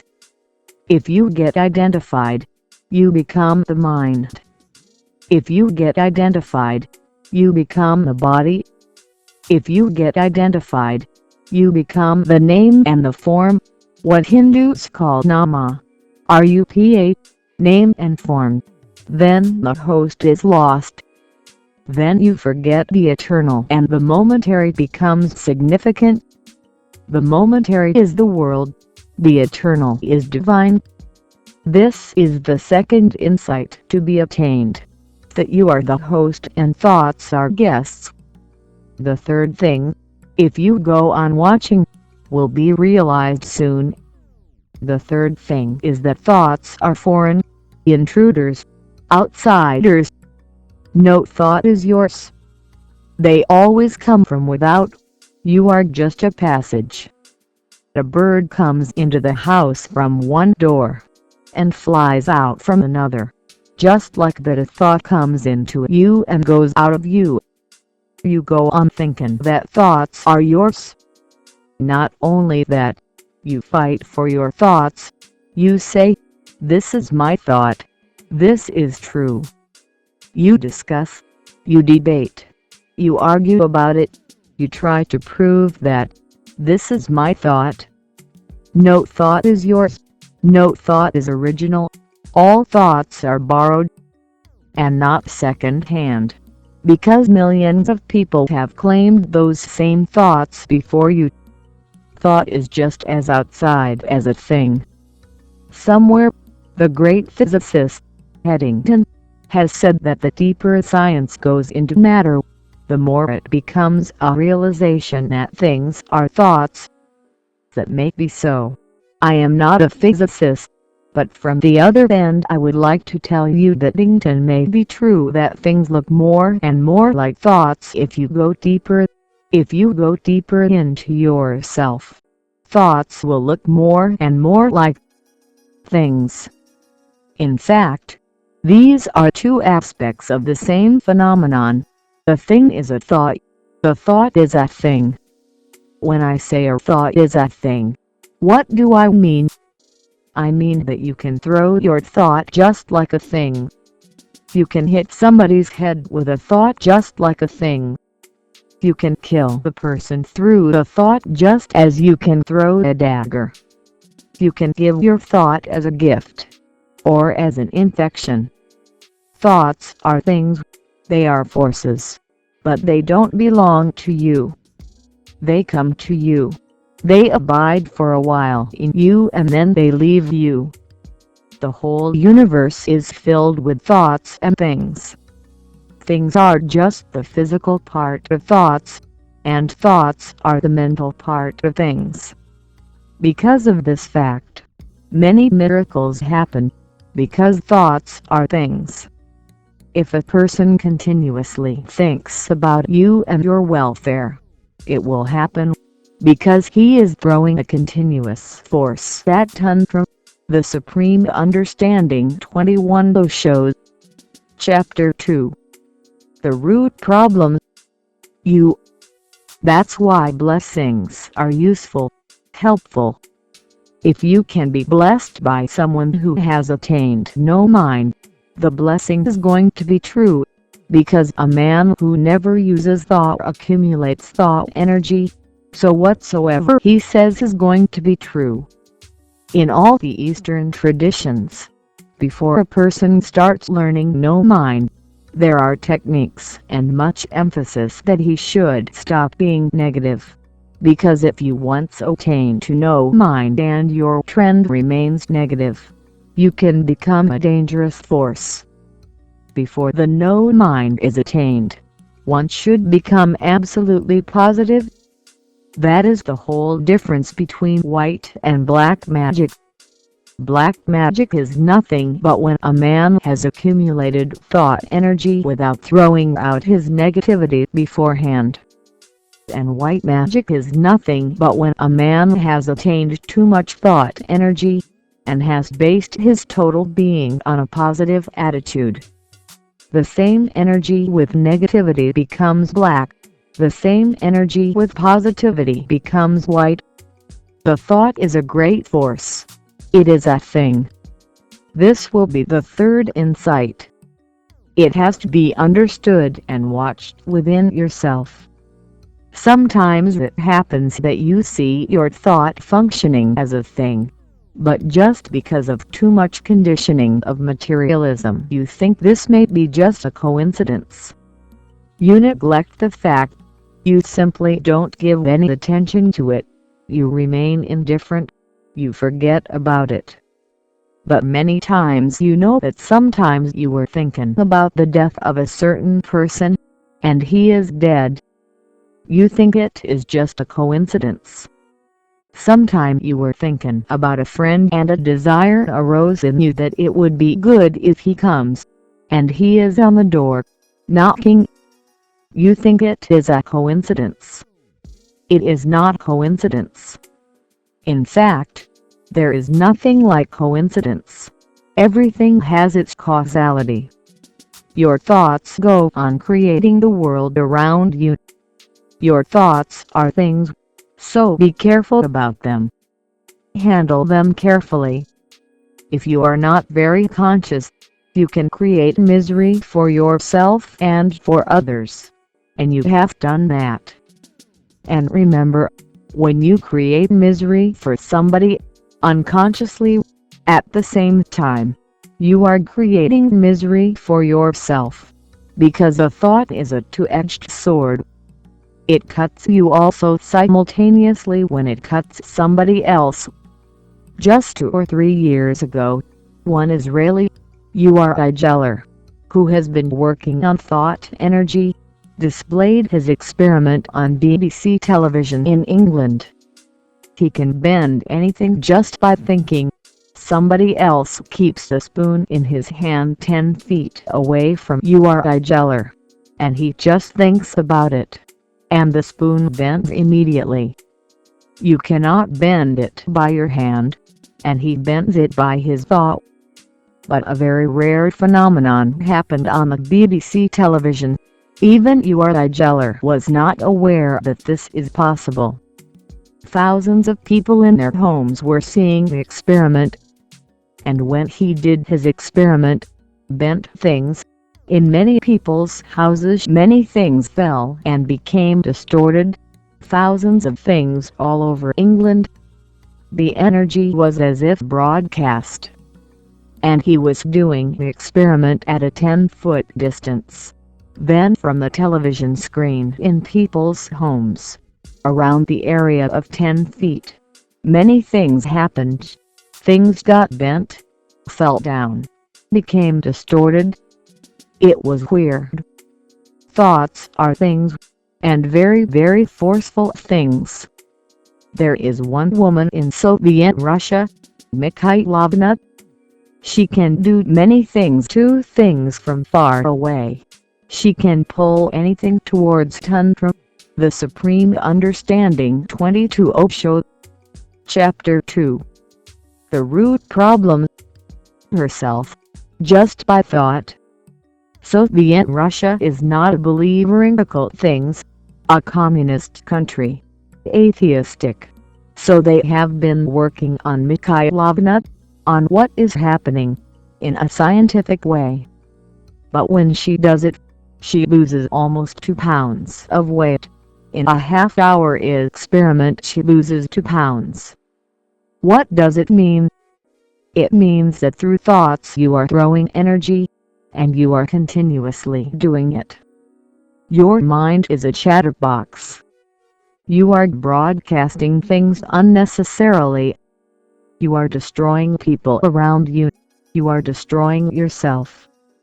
You are a dangerous thing, and continuously broadcasting. And many things are happening because of you. And it is a great network. The whole world goes on becoming every day more and more miserable because more and more people are on the earth and they are broadcasting more and more thoughts.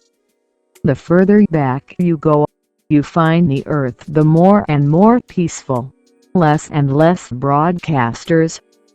In the days of Buddha, or in the days of Lao Tzu, the world was very, very peaceful, natural. It was of heaven. Why? The population was very, very small. One thing. People were not thinkers too much. They were more and more prone to feeling rather than thinking. And people were praying. In the morning, they would do the first thing and that would be a prayer. In the night they would do the last thing, the prayer. And throughout the whole day also, whenever they would find a moment, they would be praying inside. What is a prayer? Prayer is sending blessings to all. Prayer is sending your compassion to all. Prayer is creating an antidote of negative thoughts. It is a positivity. This will be the third insight about thoughts, that they are things, forces, and you have to handle them very carefully. Ordinarily, not aware, you go on thinking anything. It is difficult to find a person who has not committed many murders in thought. Difficult to find a person who has not been doing all sorts of sins and crimes inside the mind. And then these things happen. And remember, you may not murder, but your continuous thinking of murdering somebody may create the situation in which the person is murdered.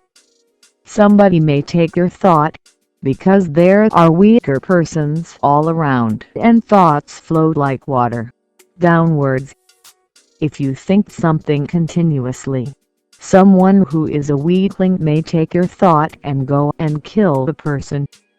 That's why those who have known the inner reality of man, they say that whatsoever happens on the earth, everybody is responsible. Everybody. Whatsoever happens in the Vietnam, not only are Nixon's responsible, everybody who thinks is also responsible. Only one person cannot be held responsible, and that is the person who has no mind. Otherwise everybody is responsible for everything that goes on. If the earth is a hell, you are a creator. You participate. Don't go on throwing responsibility on others. You are also responsible. It is a collective phenomenon. The disease may bubble up anywhere. The explosion may happen millions, thousands of miles away from you. That doesn't make any difference, because thought is a non-spatial phenomenon. It needs no space. Tantra, the Supreme Understanding. 23. Osho. Chapter 2. The root problem. That's why it travels fastest. Even light cannot travel so fast, because even for light space is needed. Thought travels fastest. In fact, it takes no time in traveling. Space doesn't exist for it. You may be here, thinking of something, and it happens in America. How can you be held responsible? No court can punish you, but in the ultimate court of existence you will be punished. You are already punished. That's why you are so miserable. People come to me and they say, we never do anything wrong to anybody, and still we are so miserable. You may not be doing, you may be thinking, and thinking is more subtle than doing. The person can protect himself from doing, but he cannot protect himself from thinking. For thinking, everybody is vulnerable. No, thinking is a must if you want to be completely freed from sin, freed from crime, freed from all that goes around you. And that is the meaning of a Buddha. A Buddha is a person who lives without the mind. Then he's not responsible. That's why in the East we say that he never accumulates karma. He never accumulates any entanglements for the future. He lives, he walks, he moves, he eats, he talks, he is doing many things, so he must accumulate karma, because karma means activity. But in the East it is said even if a Buddha kills, he will not accumulate karma. Why? And you, even if you don't kill, you will accumulate karma. Why? It is simple. Whatsoever Buddha is doing, he is doing without any mind in it. He is spontaneous. It is not activity. He is not thinking about it. It happens. He is not the doer. He moves like an emptiness. He has no mind for it. He was not thinking to do it. But if the existence allows it to happen, he allows it to happen. He has no more the ego to resist, no more the ego to do. That is the meaning of being empty and a no self, just being a non-being, and a top, no selfness. Then you accumulate nothing. Then you are not responsible for anything that goes on around you. Then you transcend. Each single thought is creating something for you and for others. Be alert. But when I say be alert, I don't mean that think good thoughts. No, because whenever you think good thoughts, by the side you are also thinking of bad thoughts. How can good exist without bad? If you think of love, just by the side, behind it, is hidden hate. How can you think about love without thinking about hate? You may not think consciously. Love may be in the conscious layer of the mind, but hate is hidden in the unconscious. They move together. Whenever you think of compassion, you think of cruelty. Can you think of compassion without thinking of cruelty? Can you think of non-violence without thinking of violence? In the very word non-violence, violence enters. In the very concept it is there. Can you think of BRAHMACHARYA, celibacy, without thinking of sex?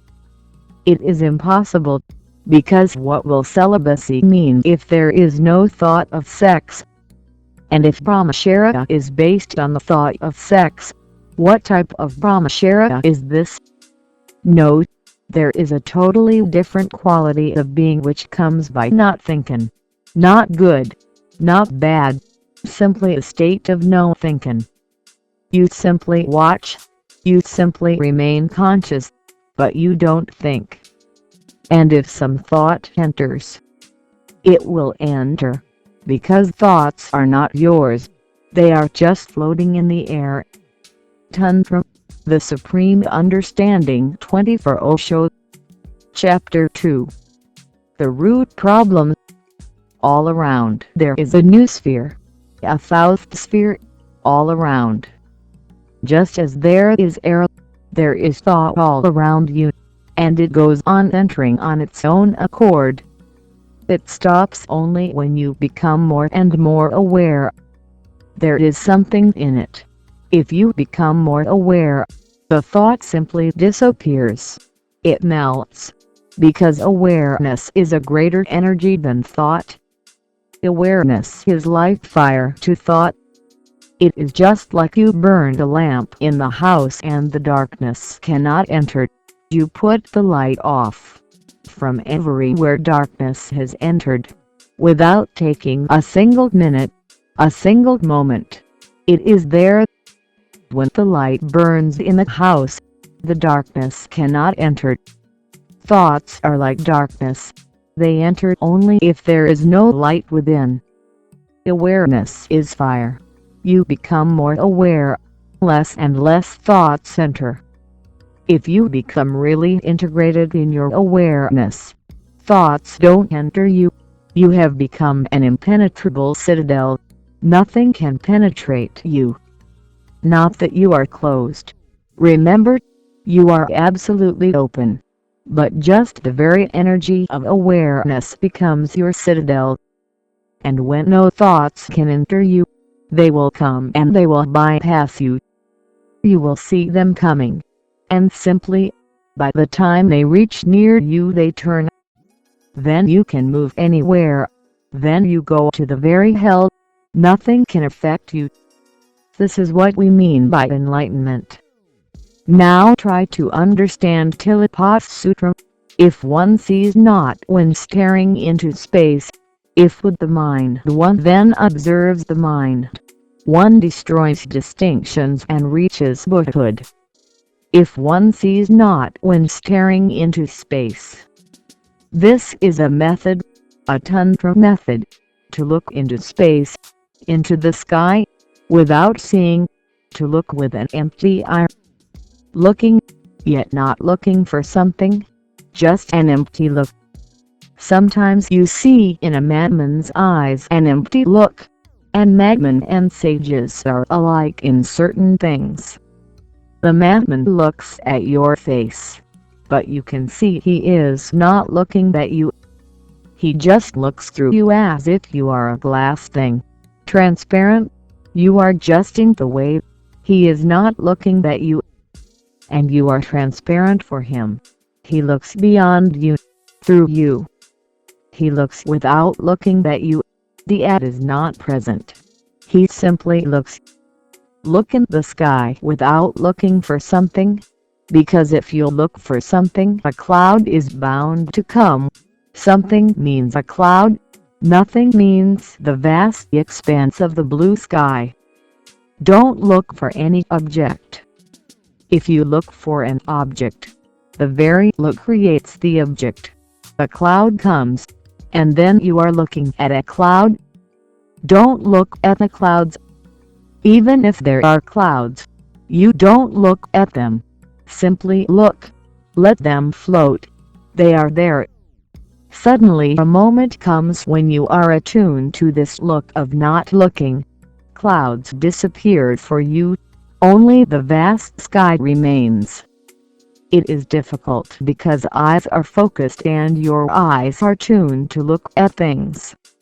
Look at a small child the first day born. He has the same eyes as a sage, more like a madman. His eyes are loose and floating. He can bring both his eyes to meet at the center. He can allow them to float to the far corners. They are not yet fixed. His system is liquid. His nervous system is not yet a structure. Everything is floating. So a child looks without looking at things. It is a mad look. Watch a child. The same look is needed from you, because again you have to attain a second childhood. Tantra the Supreme Understanding. 25. Osho. Chapter 2. The Root Problem. Watch a madman. Because the madman has fallen out of the society. Society means the fixed world of roles, games. The madman is mad because he has no fixed role now. He has fallen out. He is the perfect dropout. Sage is also a perfect dropout in a different dimension. He is not mad. In fact, he is the only sanest possibility. But the whole world is mad. Fixed.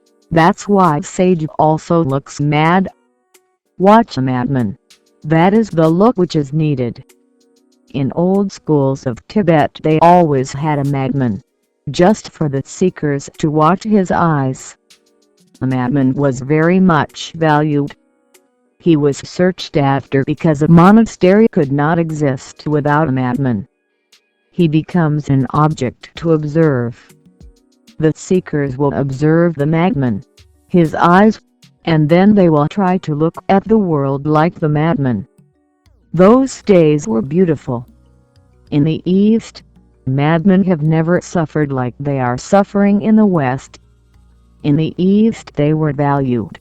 A madman was something special. The society took care of him. He was respected, because he is certain elements of sage, certain elements of the child. He is different from the so-called society, culture, civilization. He has fallen out of it. Of course, he has fallen down. Sage falls up. The madman falls down. That's the difference. But both have fallen out. And they have similarities. Watch a madman, and then try to let your eyes become unfocused. In Harvard, they were doing one experiment a few months ago, and they were surprised. They couldn't believe it. They were trying to find out whether the world, as we see it, is so or not, because many things have surfaced within the few last years. We see the world not as it is. We see it as we expect it to be seen. We project something onto it. It happened that a great ship reached a small island in the Pacific for the first time. The people of the island didn't see it. Nobody. And the ship was so vast. But the people were attuned. Their eyes were attuned to small boats. They had never known such a big ship. They had never seen such a thing. Simply their eyes would not catch the glimpse. Their eyes simply refused. In Harvard they tried on a young man. They gave him spectacles with distorting glasses, and he had to wear them for 7 days. For the first 3 days he was in a miserable state, because everything distorted, the whole world around distorted. It gave him such a severe headache. He couldn't sleep. Even with closed eyes those distorted figures would. The faces distorted, the trees distorted, the roads distorted. He couldn't even walk because he couldn't believe what is true and what is given by the projection of distorting glasses. But a miracle happened. After the 3rd day he became attuned to it. The distortion disappeared. The glasses remained the same, distorting, but he started looking at the world in the same old way. Within a week everything was okay. There was no headache, no problem, and the scientists were simply surprised. They couldn't believe it was happening. The eyes had completely dropped, as if the glasses were no longer there. The glasses were there, and they were distorting, but the eyes had come to see the world for which they were trained.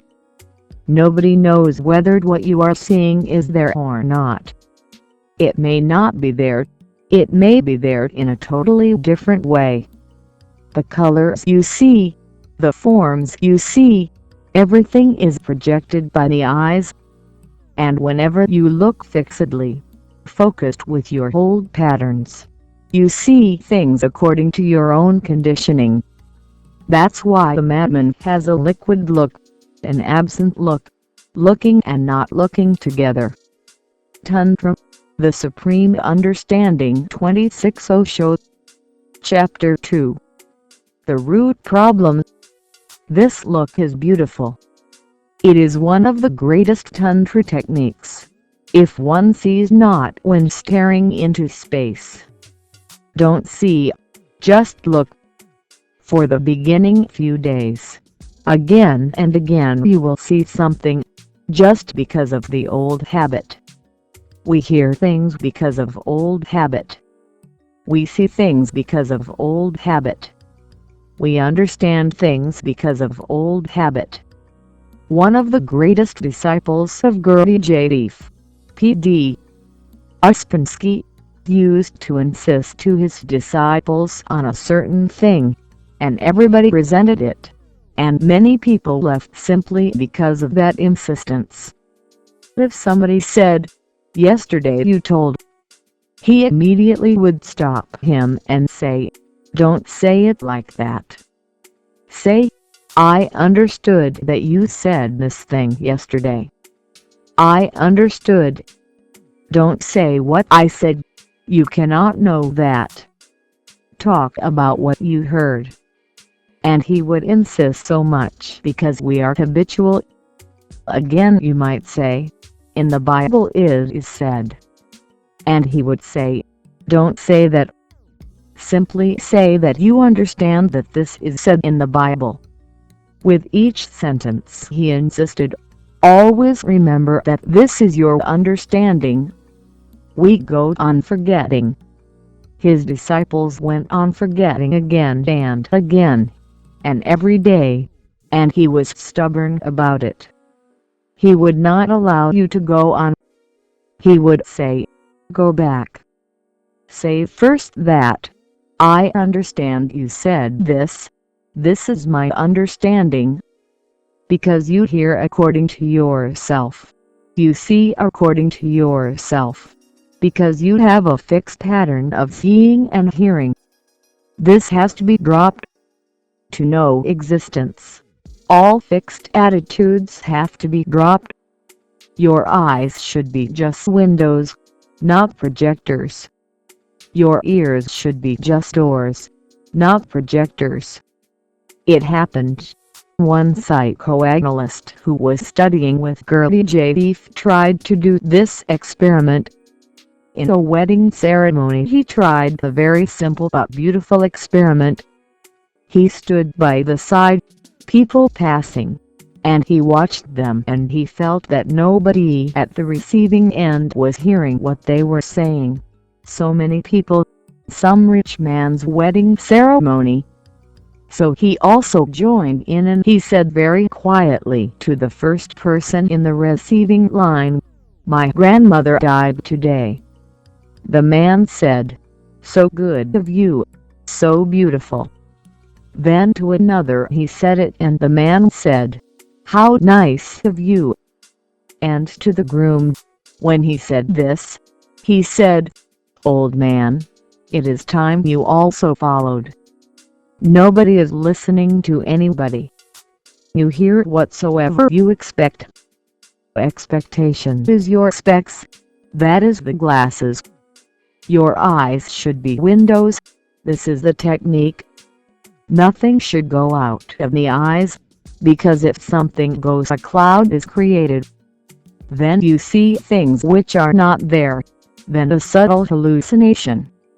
Let pure clarity be in the eyes, in the ears. All your senses should be clear, perception pure. Only then the existence can be revealed to you. And when you know existence, then you know that you are a Buddha, a God, because in existence everything is divine. If one sees not when staring into space, if with the mind one then observes the mind. Tantra the Supreme Understanding. 27. Osho. Chapter 2. The Root Problems.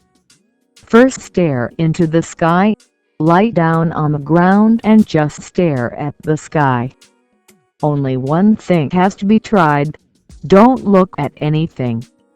In the beginning you will fall again and again. You will forget again and again. You will not be able to remember continuously. Don't be frustrated. It is natural because of so long a habit.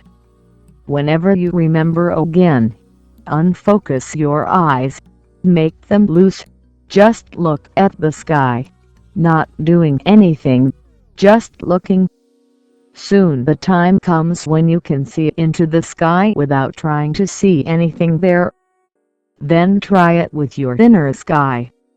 If with the mind one then observes the mind, then close your eyes and look inside. Not looking for anything, just the same absent look. Thoughts floating, but you are not looking for them, or at them. You are simply looking. If they come it is good, if they don't come it is good also. Then you will be able to see the gaps. One thought passes, another comes, and the gaps. And then, by and by, you will be able to see that the thought becomes transparent. Even when the thought is passing you continue to see the gaps. You continue to see the hidden sky behind the cloud. And the more you get attuned to this vision, thoughts will drop by and by. They will come less and less, less and less. The gaps will become wider. For minutes together no thought coming. Everything is so quiet and silent inside. You are for the first time together. Everything feels absolutely blissful, no disturbance. And if this look becomes natural to you, it is one of the most natural things. One just has to unfocus, decondition. One destroys distinctions. Then there is nothing good, nothing bad, nothing ugly, nothing beautiful, and reaches Buddhahood. Buddhahood means the highest awakening. When there are no distinctions, all divisions are lost, unity is attained, only one remains. You cannot even call it one, because that too is part of duality. One remains, but you cannot call it one, because how can you call it one without deep down saying two? No, you don't say that one remains, simply that two has disappeared. The many has disappeared. Now it is a vast oneness. There are no boundaries to anything. One tree merging into another tree, earth merging into the trees merging into the sky merging into the beyond. You merging in me, I merging in you. Everything merging. Distinctions lost, melting and merging like waves into other waves. The vast oneness vibrating, alive, without boundaries, without definitions, without distinctions. A sage merging into the sinner merging into the sage. Good becoming bad, bad becoming good. Night turning into the day turning into the night. Life melting into death, death molding again into life. Then everything has become one. Only at this moment Buddhahood is attained, when there is nothing good, nothing bad, no sin, no virtue, no darkness, no night, nothing, no distinctions. Distinctions are there because of your trained eyes. Distinction is a learned thing. Distinction is not there in existence. Distinction is projected by Tantra, the Supreme Understanding 28.0 shows. Chapter 2. The root problem. You. Distinction is given by you to the world. It is not there. It is your eyes' trick. Your eyes playing the trick on you. The clouds that wander through the skyhave no roots, no home, nor do the distinctive thoughtsfloating through the mind. Once the self-mind is seen, discrimination stops. The clouds that wander through the sky have no roots and no home. And the same is true for your thoughts, and the same is true for your inner sky. Your thoughts have no roots, they have no home, just like clouds they wander. So you need not fight them, you need not be against them, you need not even try to stop thought. This should become a deep understanding in you, because whenever a person becomes interested in meditation he starts trying to stop thinking. And if you try to stop thoughts they will never be stopped. Because the very effort to stop is a thought, the very effort to meditate is a thought, the very effort to attain Buddhahood is a thought. And how can you stop the thought by another thought? How can you stop mind by creating another mind? Then you will be clinging to the other. And this will go on and on, ad nauseam. Then there is no end to it. Don't fight. Because who will fight? Who are you? Just a thought. So don't make yourself a battleground of one thought fighting another. Rather, be a witness. You just watch thoughts floating. They stop. But not by your stopping. They stop by your becoming more aware, not by any effort on your part to stop them. No, they never stop. They resist. Try and you will find. Try to stop the thought and the thought will persist. Thoughts are very stubborn, adamant. They are hadha yogis. They persist. You throw them and they will come back 1,000,001 times. You will get tired, but they will not get tired. It happened that one man came to Tilipa. The man wanted to attain Buddhahood and he had heard that this Tilipa has attained. And Tilipa was staying in a temple somewhere in Tibet. The man came. Tilipa was sitting, and the man said, "I would like to stop my thoughts." Tilipa said, "It is very easy. I will give you a device. The technique. you follow this. Just sit down and don't think of monkeys. This will do." The man said, "So easy. Just not thinking of monkeys." "But I have never been thinking about them." Telepot said, "Now you do it. And tomorrow morning you report. You can understand what happened to that poor man. Monkeys and monkeys all around. In the night he couldn't get any sleep, not a wink.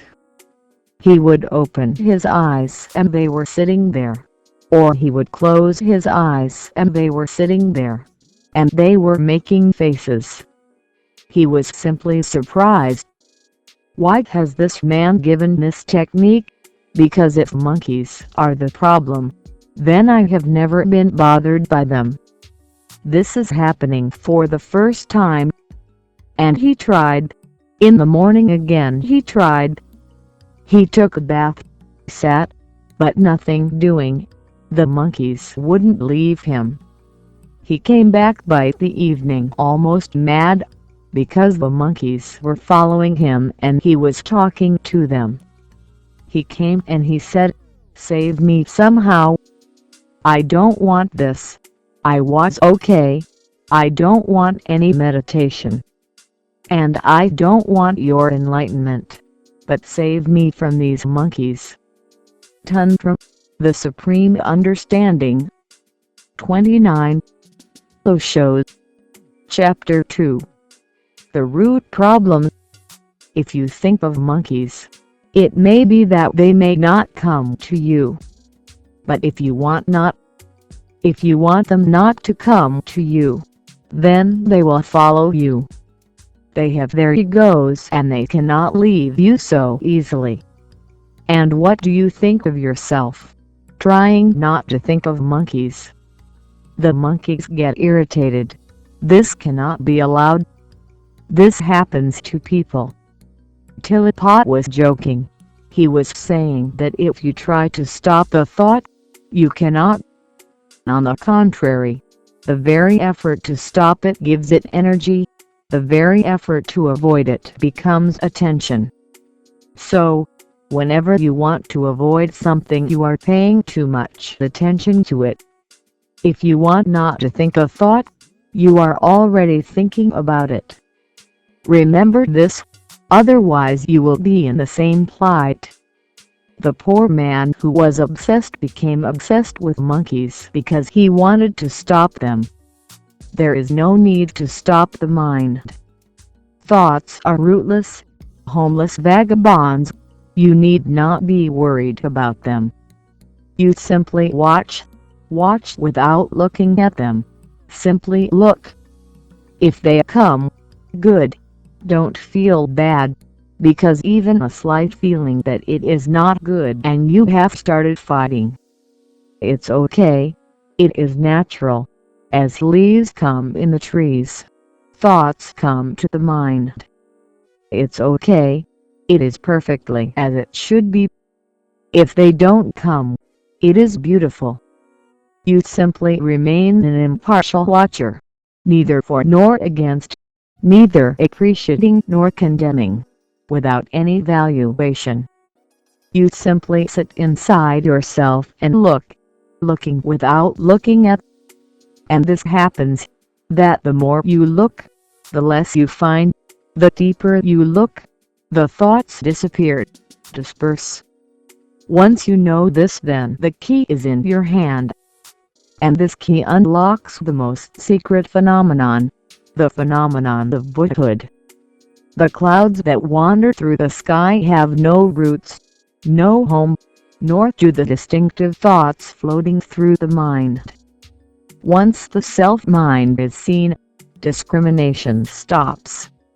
And once you can see that thoughts are floating, you are not the thoughts but the space in which thoughts are floating. You have attained to your self-mind. You have understood the phenomenon of your consciousness. Then discrimination stops. Then nothing is good. Nothing is bad. Then all desire simply disappears.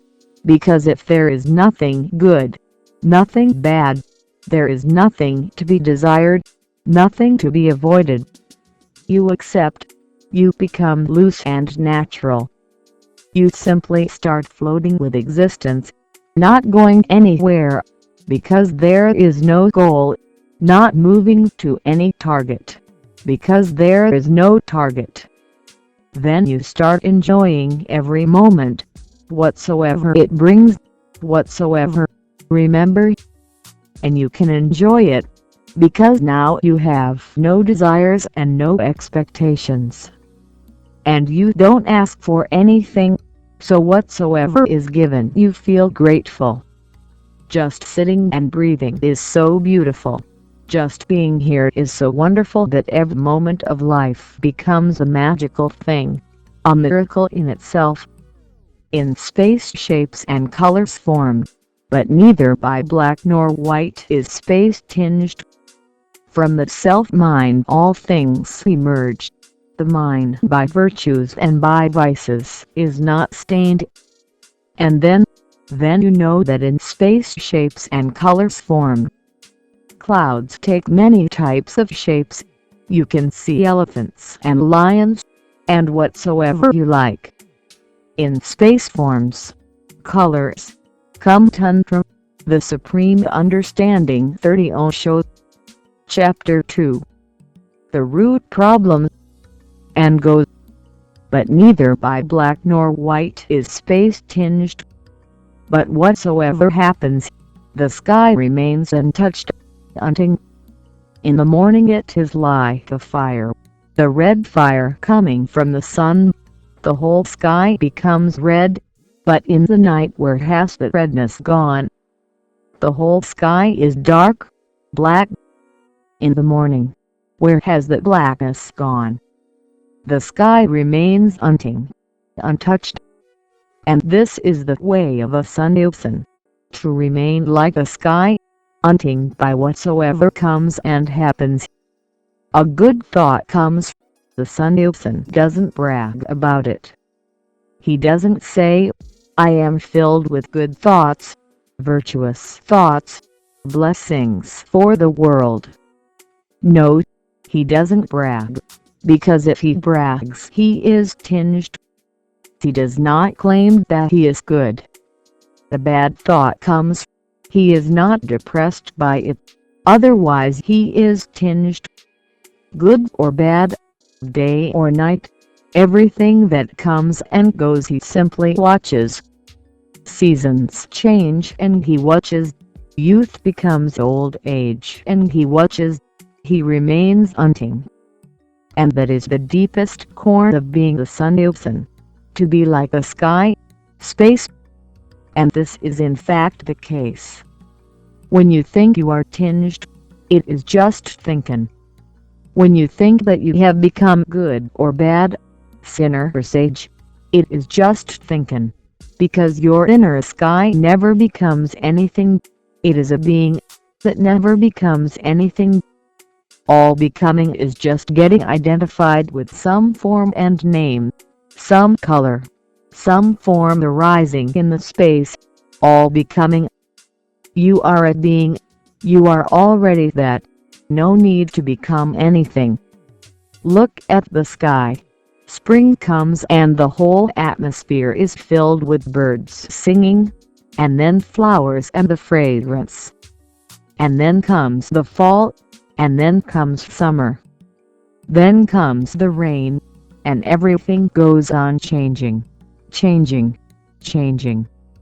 And it all happens in the sky, but nothing tinges it. It remains deeply distant, everywhere present, and distant, nearest to everything and farthest away. The Sannyasin is just like a sky, he lives in the world. Hunger comes, and satiety, summer comes, and winter, good days, bad days, good moods, very elated, ecstatic, euphoric, bad moods, depressed, in the valley, dark, burdened. Everything comes and goes and he remains a watcher. He simply looks, and he knows everything will go, many things will come and go. He is no more identified with anything. Non-identification is sannyas, and sannyas is the greatest flowering, the greatest blooming that is possible. In space shapes and colors formed, but neither by black nor white is space tinged. From the self-mind all things emerge. The mind by virtues and by vices is not stained. When Buddha attained to the utterly ultimate enlightenment, he was asked, "What have you attained?" And he laughed and said, "Nothing, because whatsoever I have attained was already there inside me. It is not something new that I have achieved. It has always been there from eternity. It is my very nature. But I was not mindful about it. I was not aware of it. The treasure was always there, but I had forgotten about it." You have forgotten, that's all, that's your ignorance. Between the Buddha and you there is no distinction as far as your nature is concerned, but only one distinction, and that distinction is that you don't remember who you are, and he remembers. You are the same, but he remembers and you don't remember. He is awake. You are fast asleep, but your nature is the same. Tantra the Supreme Understanding 31 Osho. Chapter 2. The Root Problem. Try to live it out in this way. Tilipa is talking about techniques. Live in the world as if you are the sky. Make it your very style of being. Somebody is angry at you, insulting. Watch. If anger arises in you, watch. Be a watcher on the hills. Go on looking and looking and looking. And just by looking, without looking at anything, without getting obsessed by anything, when your perception becomes clear, suddenly, in a moment, in fact no time happens, suddenly, without time, you are fully awake. You are a Buddha. You become the enlightened, the awakened one. What does a Buddha gain out of it? He gains nothing. Rather, on the contrary, he loses many things: the misery, the pain, the anguish, the anxiety, the ambition, the jealousy, the hatred, the possessiveness, the violence. He loses all. As far as what he attains, nothing. He attains that which was already there. He remembers. Tantra the Supreme Understanding 32 Osho. Chapter 3. The Nature of Darkness and of Light. February 13, 1975. In Buddha Hall. The song continues. The darkness of ages cannot shroud the glowing sun. The long kalpas of samsara ne'er can hide the mind's brilliant light. Though words are spoken to explain the void as such can't never be expressed. Though we say the mind is bright as light, it is beyond all words and symbols. Although the mind is void in essence, all things it embraces and contains. Let us first meditate a little on the nature of darkness. It is one of the most mysterious things in existence, and your life is so much involved in it. You cannot afford not to think about it. One has to come to terms with the nature of darkness because the same is the nature of sleep, and the same is the nature of death, and the same is the nature of all ignorance. The first thing, if you meditate on darkness, that will be revealed to you is that darkness does not exist. It is there without any existence. It is more mysterious than light. It has no existence at all. Rather, on the contrary, it is just an absence of light. There is no darkness anywhere. You cannot find it. It is simply an absence. It is not in itself. It has no in itself existence. It is simply that the light is not present. If the light is there, there is no darkness. If the light is not there, there is darkness. Absence of light. It is not a presence of something. That's why light comes and goes, darkness remains. It is not. 33. Chapter 3. The nature of darkness and of light. But it persists. Light you can create, light you can destroy, but you cannot create darkness and you cannot destroy darkness. It is always there without being there at all. The second thing, if you contemplate, you will come to realize that because it is non-existential you cannot do anything to it. And if you try to do anything to it, you will be defeated. Darkness cannot be defeated. How can you defeat something which is not? And when you will be defeated you will think, it is very powerful because it has defeated me. This is absurd. Darkness has no power. How can a thing have power which is not? You are not defeated by the darkness and its power. You are defeated by your foolishness. In the first place you started fighting. That was foolish. How can you fight with something which is not? And remember, you have been fighting with many things which are not. They are just like darkness. The whole morality is a fight against darkness. That's why it is stupid. The whole morality, unconditionally, is a fight with darkness, fighting with something which in itself is not. Hate is not real. It is just the absence of love. Anger is not real. It is just the absence of compassion. Ignorance is not real. It is just the absence of Buddhahood, of enlightenment. Sex is not real. It is just the absence of Brahmacharya. And the whole morality goes on fighting with that which is not. A moralist can't never succeed. It is impossible. Finally he is to be defeated. His whole effort is nonsense. And there is the distinction between religion and morality. Morality tries to fight with darkness, and religion tries to awaken the light which is hidden within. It doesn't bother about the darkness. It simply tries to find the light within. Once the light is there, darkness disappears. Once the light is there, you need not do anything to darkness. Simply it is not there. This is the second thing, that nothing can be done to darkness directly. If you want to do something with darkness, you will have to do something with light, not with darkness. Put the light off and the darkness is there. Put the light on and the darkness is not there. But you cannot put on and put off darkness. You cannot bring it from somewhere. You cannot push it out. If you want to do something with darkness, you have to go via light. You have to go in an indirect way. Never fight things which are not. The mind is tempted to fight, but that temptation is dangerous. You will waste your energy and life and dissipate yourself. Don't be tempted by the mind.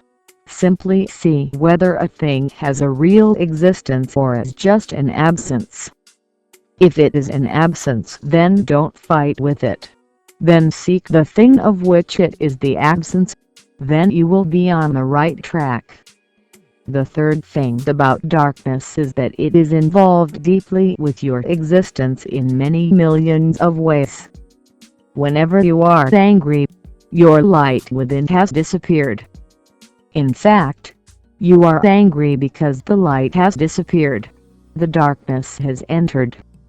You can be angry only when you are unconscious. You cannot be angry consciously. Try it.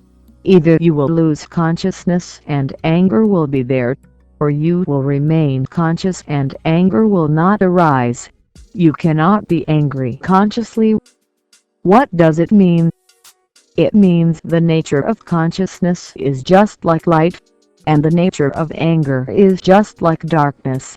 You cannot have both. If the light is there, you cannot have darkness. If you are conscious, you cannot be angry. People come to me continuously and ask how not to be angry. They are asking a wrong question, and when you ask the wrong question, it is very difficult to get the right answer. First, ask the right Tantra, the Supreme Understanding 34 Osho. Chapter 3. The Nature of Darkness and of Light. Question. Don't ask how to dispel darkness. Don't ask how to dispel worries, anguish, anxiety. Just analyze your mind and see why they are there in the first place. They are there because you are not conscious enough. So ask the right question: how to be more and more conscious. If you ask how not to be angry, you will become the victim of some moralist. And if you ask the question how to be more conscious, so anger cannot exist, so lust cannot exist, so greed cannot exist, then you are on the right track. Then you will become the religious seeker. Morality is a false coin. It deceives people. It is not religion at all. Religion has nothing to do with morality, because religion has nothing to do with darkness. It is a positive effort to awaken you. It does not bother about your character. What you do is meaningless and you cannot change it. You may decorate it. You cannot change it. You may color it in beautiful ways. You may paint it, but you cannot change it. There is only one transformation, only one revolution, and that revolution comes not by being concerned with your character, by your acts, by your doings, but being concerned with your being. Being is a positive phenomenon. Once the being is alert, awake, conscious, suddenly darkness disappears. Your being is of the nature of light. And the fourth thing. Then we can enter the sutra. Sleep is just like darkness. It is not accidental that you find it difficult to sleep when there is light. It is simply natural. Darkness has an affinity with sleep. That's why it is easy to sleep in the night. Darkness all around creates the milieu in which you can fall into sleep very easily.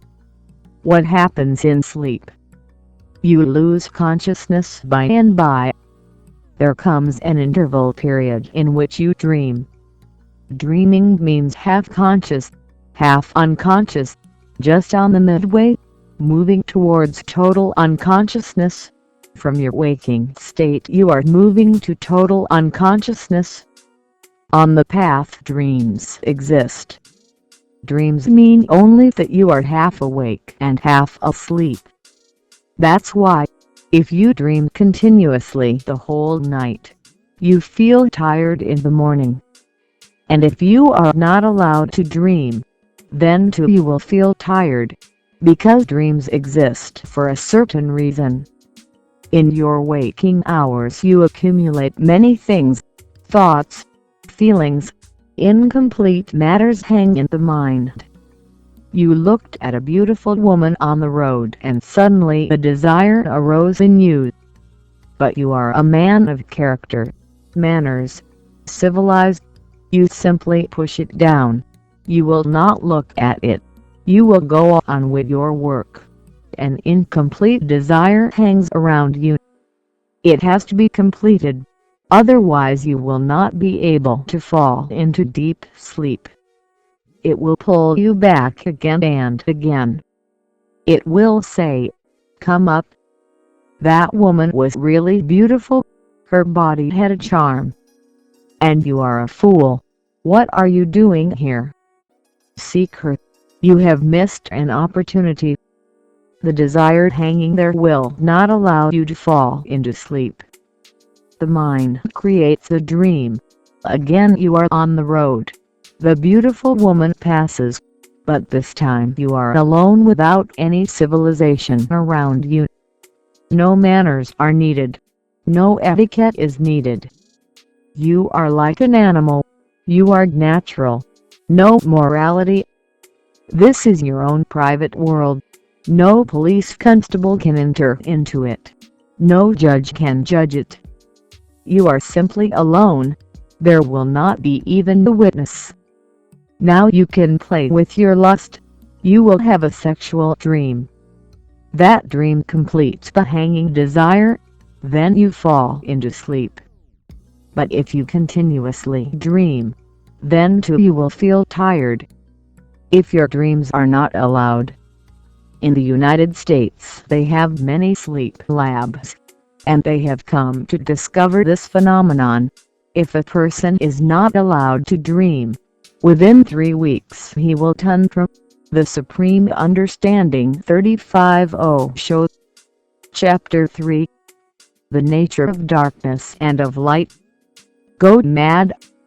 If he is awakened again and again whenever he starts dreaming, there are visible signs. When a person starts dreaming you can awake him. Particularly his eyelids start fluttering fast. That means he is seeing the dream. When he is not seeing the dream his eyelids rest, because when he starts seeing the dream his eyes are functioning. Awake him and do this the whole night. Whenever he starts dreaming, awake him. Within 3 weeks he will go mad. Sleep doesn't seem to be so necessary. If you awake the person, whenever he is not dreaming awake him. He will feel tired, but he will not go mad. What does it mean? It means dreams are a necessity for you. You are such. You are so illusory. Your whole existence is such an illusion. What Hindus have called Maya. That dreams are needed. Without dreams you cannot exist. Dreams are your food. Dreams are your strength. Without dreams you will go mad. Dreams are a release of madness, and once the release happens you fall into sleep. From waking you fall into dreaming, and from dreaming you fall into sleep. Every night a normal person has 8 cycles of dreaming, and just the few moments between 2 dreaming cycles he has of deep sleep. In that deep sleep all consciousness disappears. It is absolutely dark. But still you are near the boundary. Any emergency will awake you. The house is on fire. You will have to run back to your waking consciousness. Or you are the mother and the child starts crying. You will rush towards waking. So you remain on the boundary.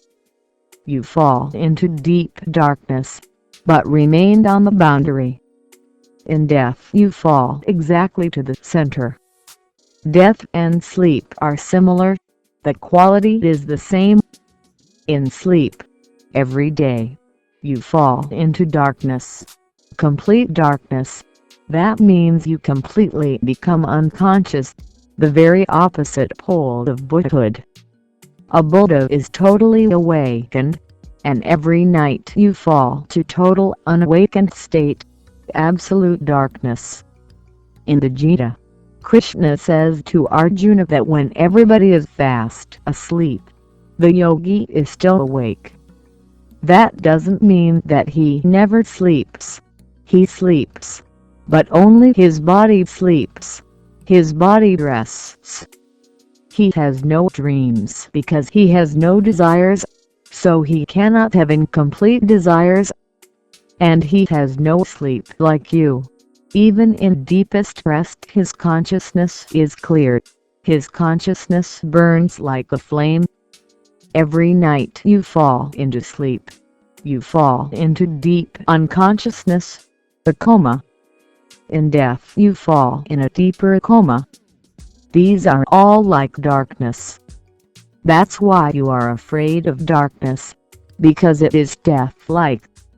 And there are people who are afraid of sleep also, because sleep is also death-like.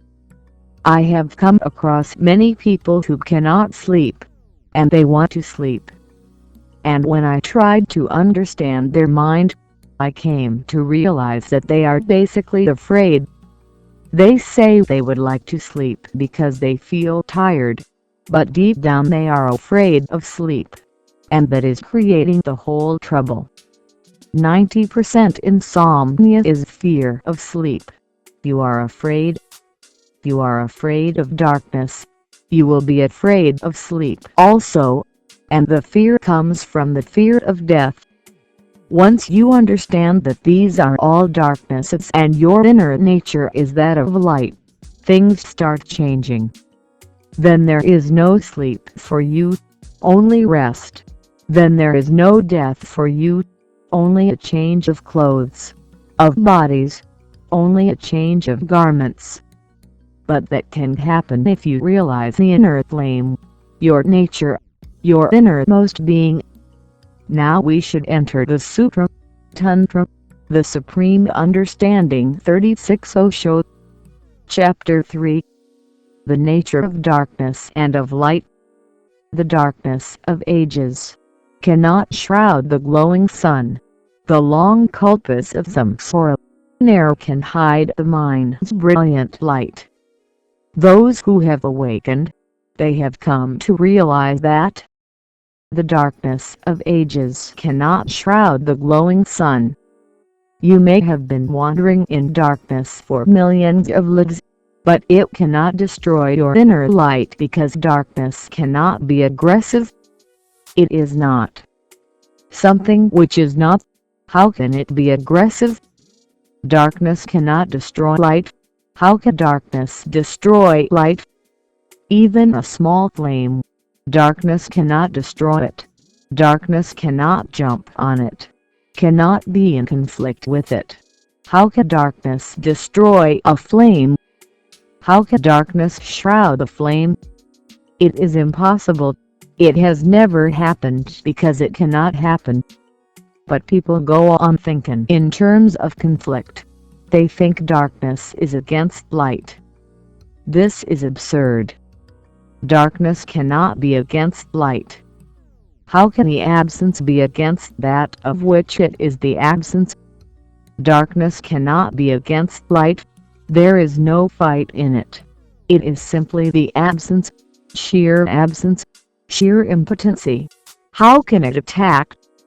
You go on saying, "What could I do? I had an attack of anger." It is impossible. I had an attack of greed. It is impossible. Greed cannot attack. Anger cannot attack. They are of the nature of darkness, and your being is light. The very possibility doesn't exist. But anger comes. That shows only that your inner flame has been completely forgotten. You have become completely oblivious of it. You don't know it is there. This forgetfulness can shroud it, but not darkness. So the real darkness is your forgetfulness, and your forgetfulness can invite anger, greed, lust, hate, jealousy. They don't attack you. Remember, you send the invitations first and they accept it. Your invitation is there. They cannot attack. They come as invited guests. You may have forgotten that you ever invited them. You can forget because you have forgotten yourself. You can forget anything. Forgetfulness is the real darkness. And in forgetfulness everything happens. You are just like a drunkard, completely forgotten yourself, who you are, where you are going, for what you are going. All direction is lost. The very sense of direction is not there. You are like a drunkard. That's why all basic religious teachings insist on self-remembering. forgetfulness is the disease, then self-remembering is going to be the antidote.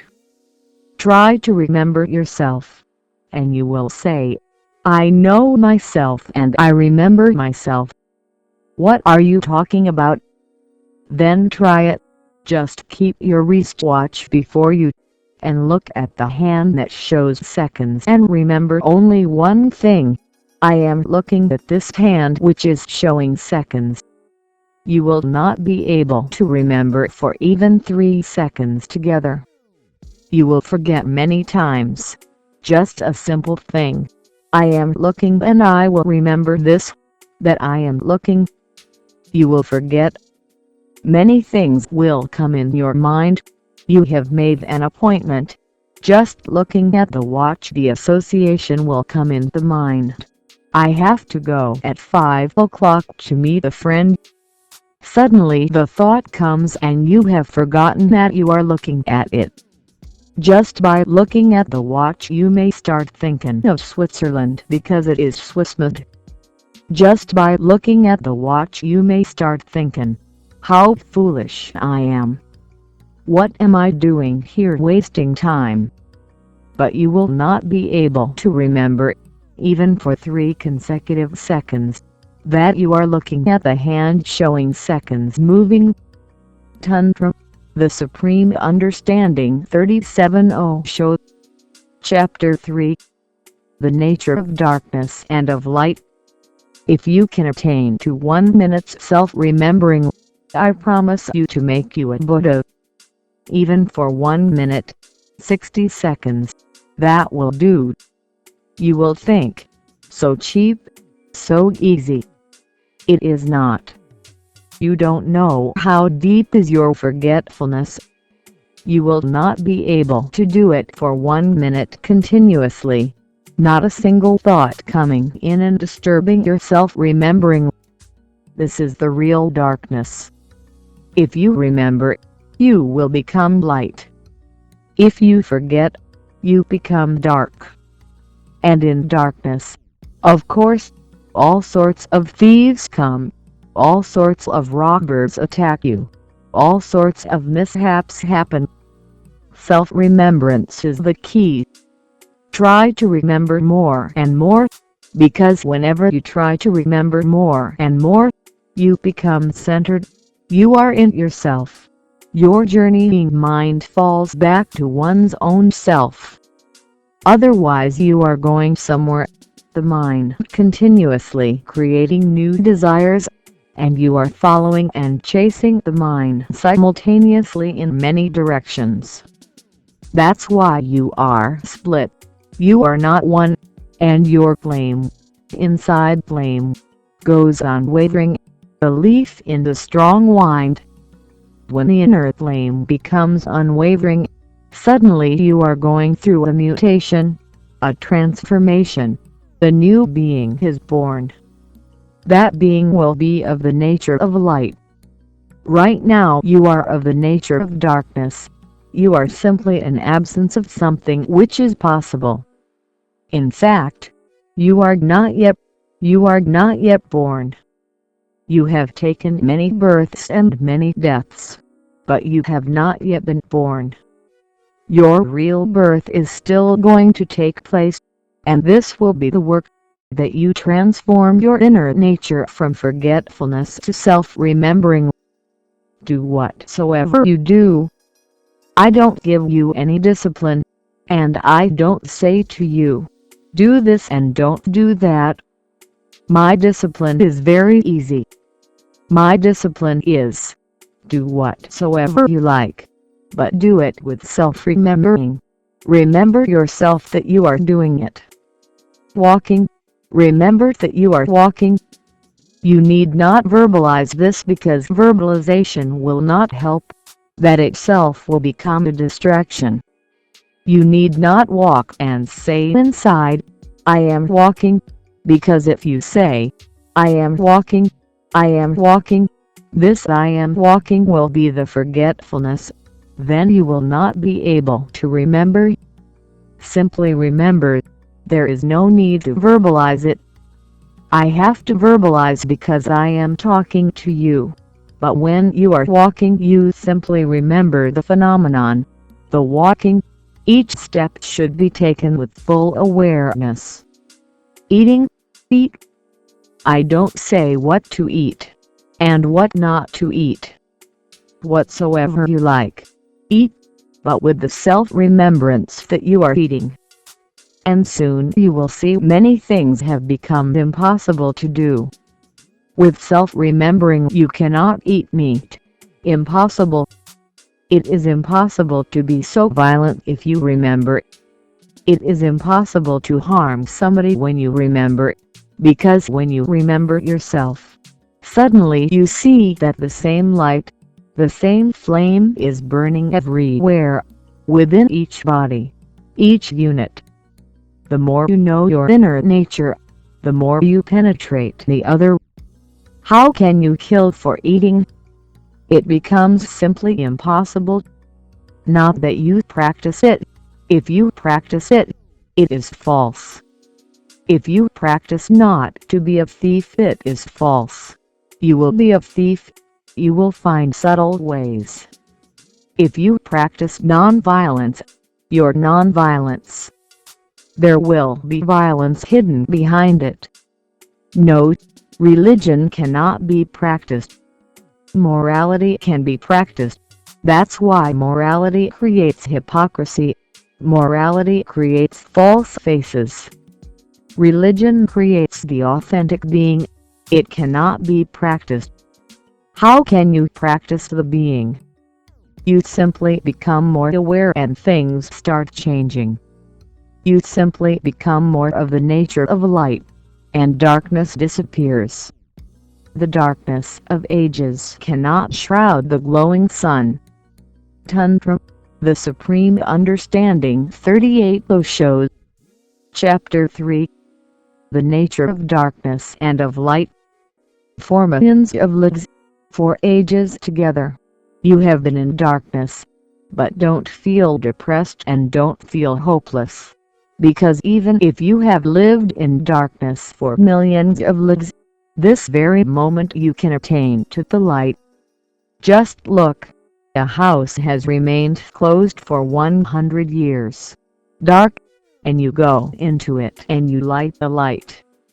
Will the darkness say, I am 100 years old and this light is just a baby? Will the darkness say, I am not going to disappear? You will have to burn light at least for 100 years. Only then. No, even a baby flame is enough for very, very ancient darkness. Why? In 100 years the darkness must have become ingrained. But no, darkness cannot become ingrained because it is not. It was simply waiting for the light.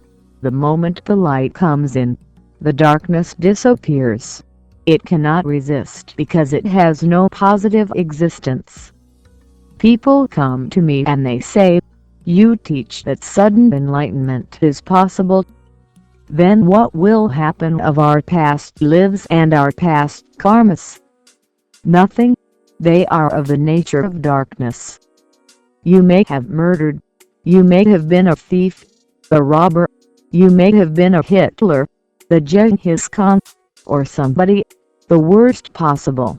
But that doesn't make any difference. Once you remember yourself, the light is there. The whole past disappears immediately. Not for a single moment can it stay there. You murdered, but you cannot become a murderer. You murdered because you were not aware of yourself. You were not aware of what you are doing.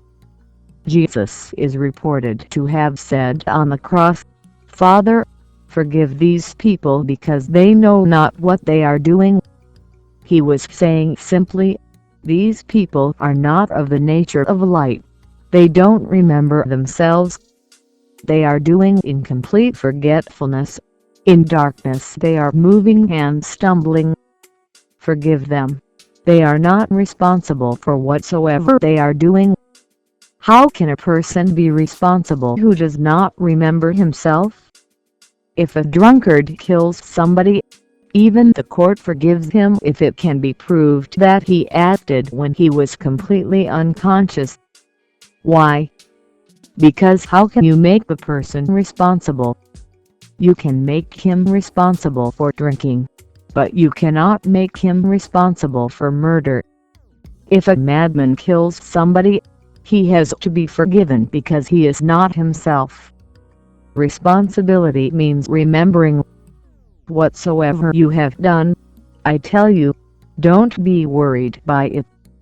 It has happened to you because you were not aware. Alight your inner flame. Find it. Seek it. It is there. And suddenly the whole past disappears, as if it all happened in a dream.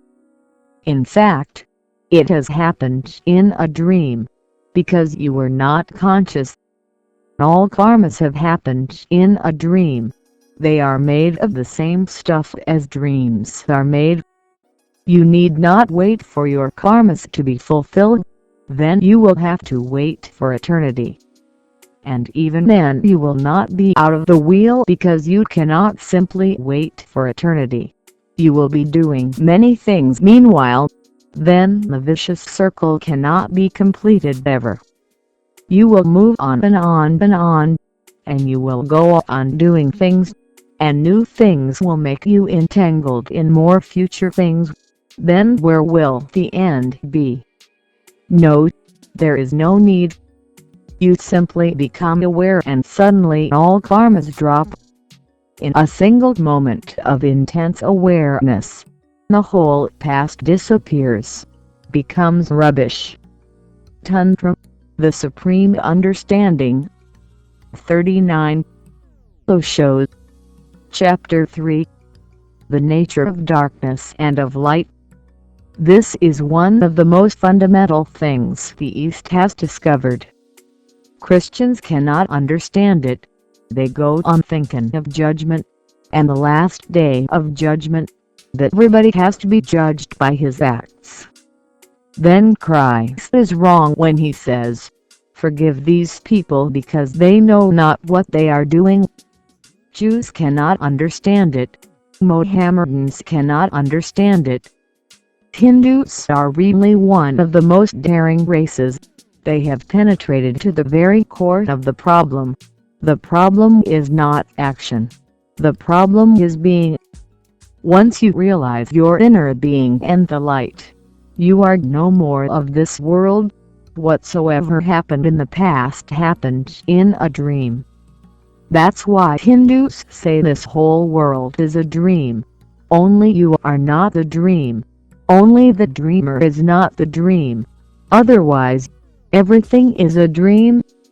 Look at the beauty of this truth. Only the dreamer is not the dream, because the dreamer cannot be a dream. Otherwise the dream cannot exist. At least somebody, the dreamer, has to be a real phenomenon. In the day you are awake, you do many things.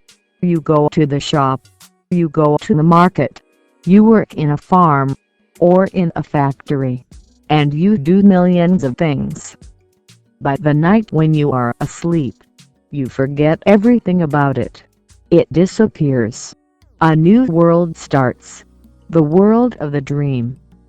And now scientists say that the same time has to be given to dream as you give to awakening. The same waking hours have to be given to dreaming. In 60 years' time, if 20 years have been devoted to work in the waking state, 20 years have been devoted to dreaming. The same time, exactly the same time, has to be devoted to dreaming. So dreaming is not less real. It has the same quality. In the night you dream, you forget about your waking world. In the deep sleep you forget about your waking world, your dreaming world. In the morning again the waking world comes into existence. You forget about your dreaming and you sleep. But one thing continuously remains, you, who remembers the dreams. In the morning who says, I dreamt last night. In the morning who says, last night I had a very very deep sleep without any dreams. Who? There must be a witness to it who stands aside, who always stands aside and goes on looking. Waking comes, dreaming comes, sleep comes, and somebody stands by the side and goes on looking. Only this is the real, because it exists in every state. Other states disappeared, but it has to remain in every state. It is the only permanent thing in you. Attain to this witness more and more. Become more and more alert, and become more and more a witness. Rather than being an actor in the world, you be a witness, a spectator. Everything else is a dream. Only the dreamer is the truth. He has to be true, otherwise where will dreams happen? He's the base. Illusions can happen only because if he is there, and once you remember, you start laughing. What type of life existed without remembering? You were a drunkard, moving from one state to another, not knowing why, drifting with no direction. But the darkness of ages cannot shroud the glowing sun, the long kalpas of samsara. Many ages, eons of this world, kalpas. Tantra, the Supreme Understanding 40 Osho. Chapter 3. The nature of darkness and of light. Ne'er can hide the mind's brilliant light. It is always there, it is your very being. Though words are spoken to explain the void as such can't never be expressed. Though we say the mind is bright as light, it is beyond all words and symbols. One thing will be helpful to understand. There are three approaches towards reality. One is the empirical approach, the approach of the scientific mind. Experiment with the objective world, and unless something is proved by experiment, don't accept it. Then there is another approach, of the logical mind. He does not experiment. He simply thinks, argues, finds pros and cons, and just by mind effort, reason, he concludes. And then there is a third approach, the metaphorical, the approach of poetry, and of religion. These three approaches are their three dimensions. One reaches towards reality. Science cannot go beyond the object, because the very approach makes a limitation. Science cannot go beyond the outer, because only with the outer experiments are possible. Philosophy, logic, cannot go beyond the subjective, because it is a mind effort. You work it out in your mind. You cannot dissolve the mind. You cannot go beyond it. Science is objective, logic, philosophy is subjective. Religion goes beyond. Poetry goes beyond. It is a golden bridge. It bridges the object with the subject. But then everything becomes a chaos. Of course, very creative. In fact, there is no creativity if there is no chaos. But everything becomes indiscriminate. Divisions disappeared. I would like to say it in this way. Science is a day approach. In the full noon, everything is clear, distinct, boundaries, and you can see the other well. Logic is a night approach, groping in the dark only with the mind, without any experimental support, just thinking. Poetry and religion are twilight approaches, just in the middle. The day is no more there, the brightness of the noon has gone, things are not so distinct, clear. The night has not yet come, the darkness has not enveloped all. Darkness and day meet, There is a soft grayness, neither white nor black, boundaries meeting and merging, everything indiscriminate, everything is everything else. This is the metaphorical approach. That's why poetry talks in metaphors, and religion is the ultimate poetry. Religion talks in metaphors. Remember, those metaphors are not to be taken literally, otherwise you will miss the point. When I say the inner light, don't think it in terms of literal understanding. No. When I say the inner is like light, it is a metaphor. Something is indicated, but not demarked, not defined, something of the nature of light, not exactly light, it is a metaphor. And this becomes a problem because religion talks in metaphors, it cannot talk otherwise. There is no other way. If I have been to another world and I have seen flowers which don't exist on this earth, and I come to you and talk about those flowers, what will I do? I will have to be metaphorical. I will say like roses, but they are not roses. Otherwise, why say like roses? Simply say roses. But they are not roses. They have a different quality to them. Like means I am trying to bridge my understanding of the other world with your understanding of this world, hence the metaphor. You know the roses, you don't know those flowers of the other Tantra the Supreme Understanding 41 shows. Chapter 3. The Nature of Darkness and of Light. World. I know those flowers of the other world and I am trying to communicate to you something of that world. I say they are like roses. Don't be angry at me when you reach to the other world and you don't find roses. Don't drag me to a court, because I never meant it literally. Just the quality of the rose is indicated. It is just a gesture, the finger pointing to the moon. But don't catch hold of the finger. The finger is irrelevant. Look at the moon and forget the finger. That is the meaning of a metaphor. Don't cling to the metaphor. Many people are in deep murky waters because of this.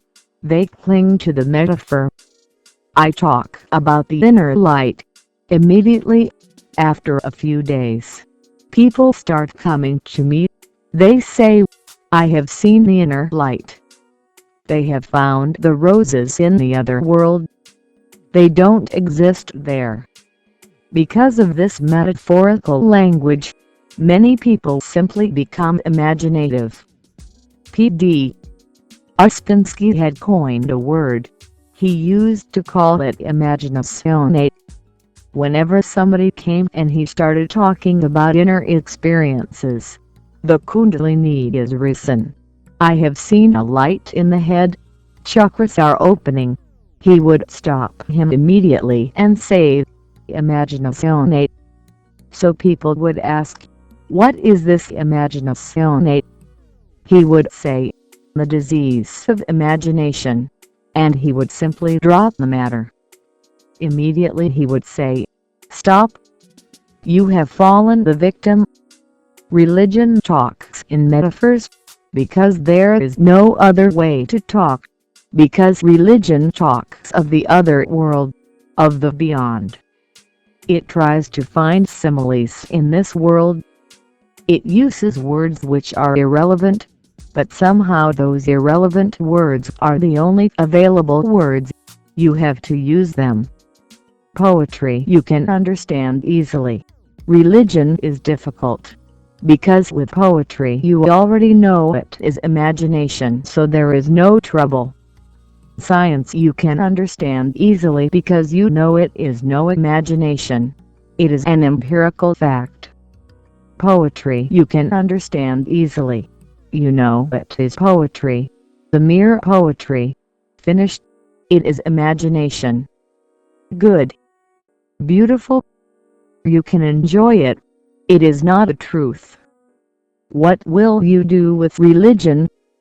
and religion is the ultimate poetry. And it is not imagination. And I tell you, it is empirical as science, but it cannot use scientific terms, they are too objective. It cannot use philosophical terms, they are too subjective. It has to use something which is neither, it has to use something which bridges both. It uses poetry. All religion is ultimate poetry, essential poetry. You cannot find a greater poet than Buddha. Of course, he never tried writing a single poem. I am here with you. I am a poet. I have not composed a single poem, not even the haiku, but continuously I am talking in metaphors. Continuously I am trying to bridge the gap that is created by science and philosophy. I am trying to give you the feeling of the whole, undivided. Science is half, philosophy is half. What to do? How to give you the feeling of the whole? If you move deep into philosophy, you will come to what Shankara came to. He said, the world is illusory. It doesn't exist. Only consciousness exists. This is too one-sided. If you move with scientists, you will come to what Marx came to. Marx and Shankara are the polar opposites. Marx says, there is no consciousness, only the world exists. And I know both are true and both are wrong. Both are true because they are saying the half-truth, and both are wrong because they are denying the other half. And if I have to talk about the whole, how to do it? Poetry is the only way. Metaphor is the only way out. Remember this. Tantra, the Supreme Understanding.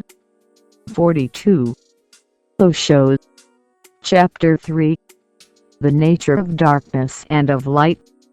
Though words are spoken to explain the void as such can't never be expressed. That's why sages go on insisting, whatsoever we are saying, we cannot say. It is inexpressible, and still we are trying to express it. They always emphasize the fact, because the possibility exists that you may take them literally. The void is a void in the sense that nothing of you will be left there, but the void is not a void in another sense, because the whole will descend in it. The void is going to be the most perfect, fulfilled phenomenon. So what to do? If you say void, suddenly the mind thinks there is nothing, then why bother? And if you say it is not a void, it is the most perfect being, the mind goes on an ambition trip how to become the most perfect being. Then the ego enters in it. To drop the ego, the word void is emphasized. But to make you alert, the void is not really a void, it is filled with the whole.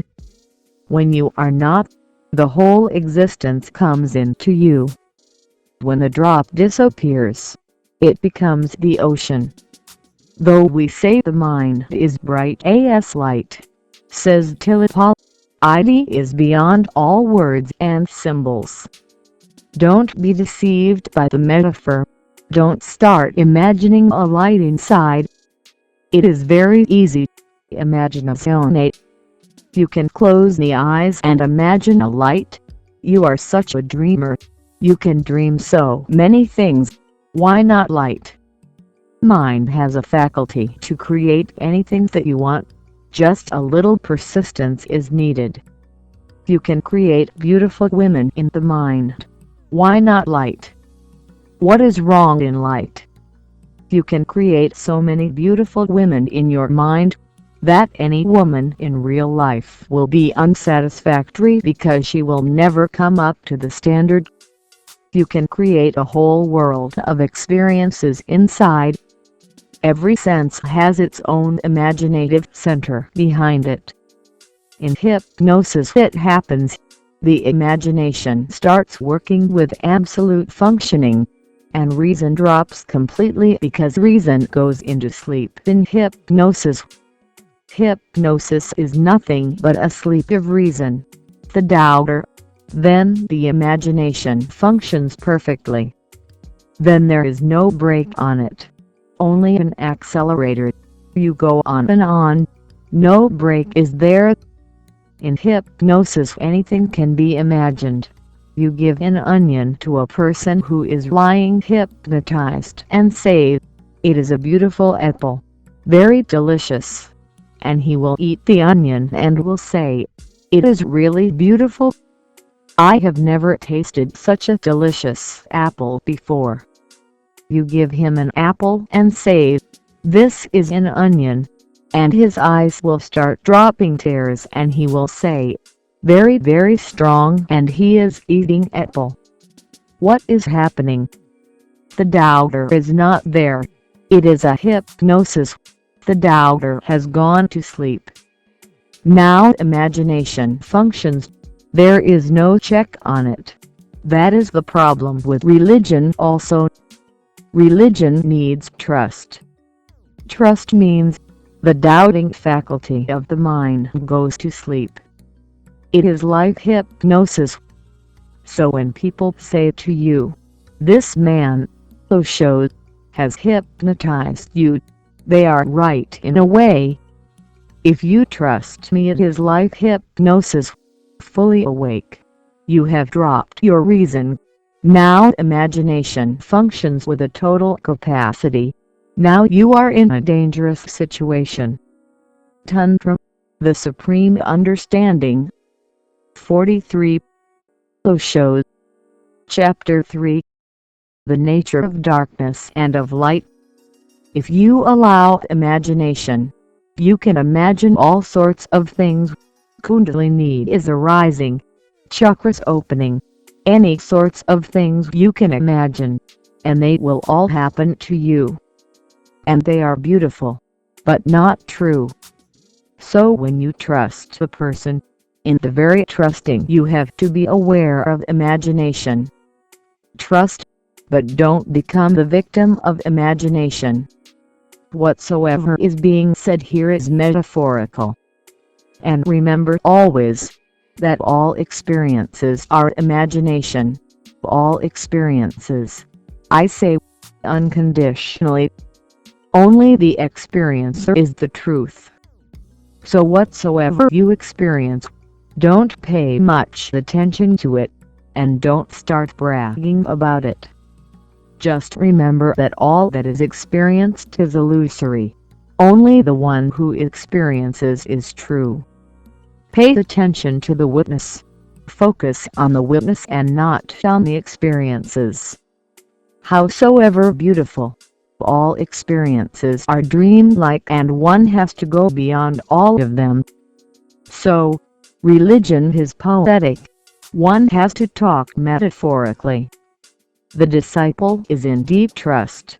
He can fall the victim easily of imagination. One has to be very, very alert. Trust, listen to the metaphors, but remember they are metaphors. Trust, many things will start happening, but remember, all is imagination except you. And you have to come to a point where there is no experience. Only the experiencer sits in his abode silently. No experience anywhere. No object. No light. No flowers flowering. No nothing. Somebody asked Linkite. He was sitting in his monastery, a small monastery on a hilltop. He was sitting under a tree, near the rock, and somebody asked, "What happens when one has attained?" And Linkite said, "I sit alone here, clouds pass, and I watch, and seasons come and I watch, and visitors come sometimes and I watch, and I sit alone here." Just finally the witness, the consciousness, remains watching everything. All experiences disappeared.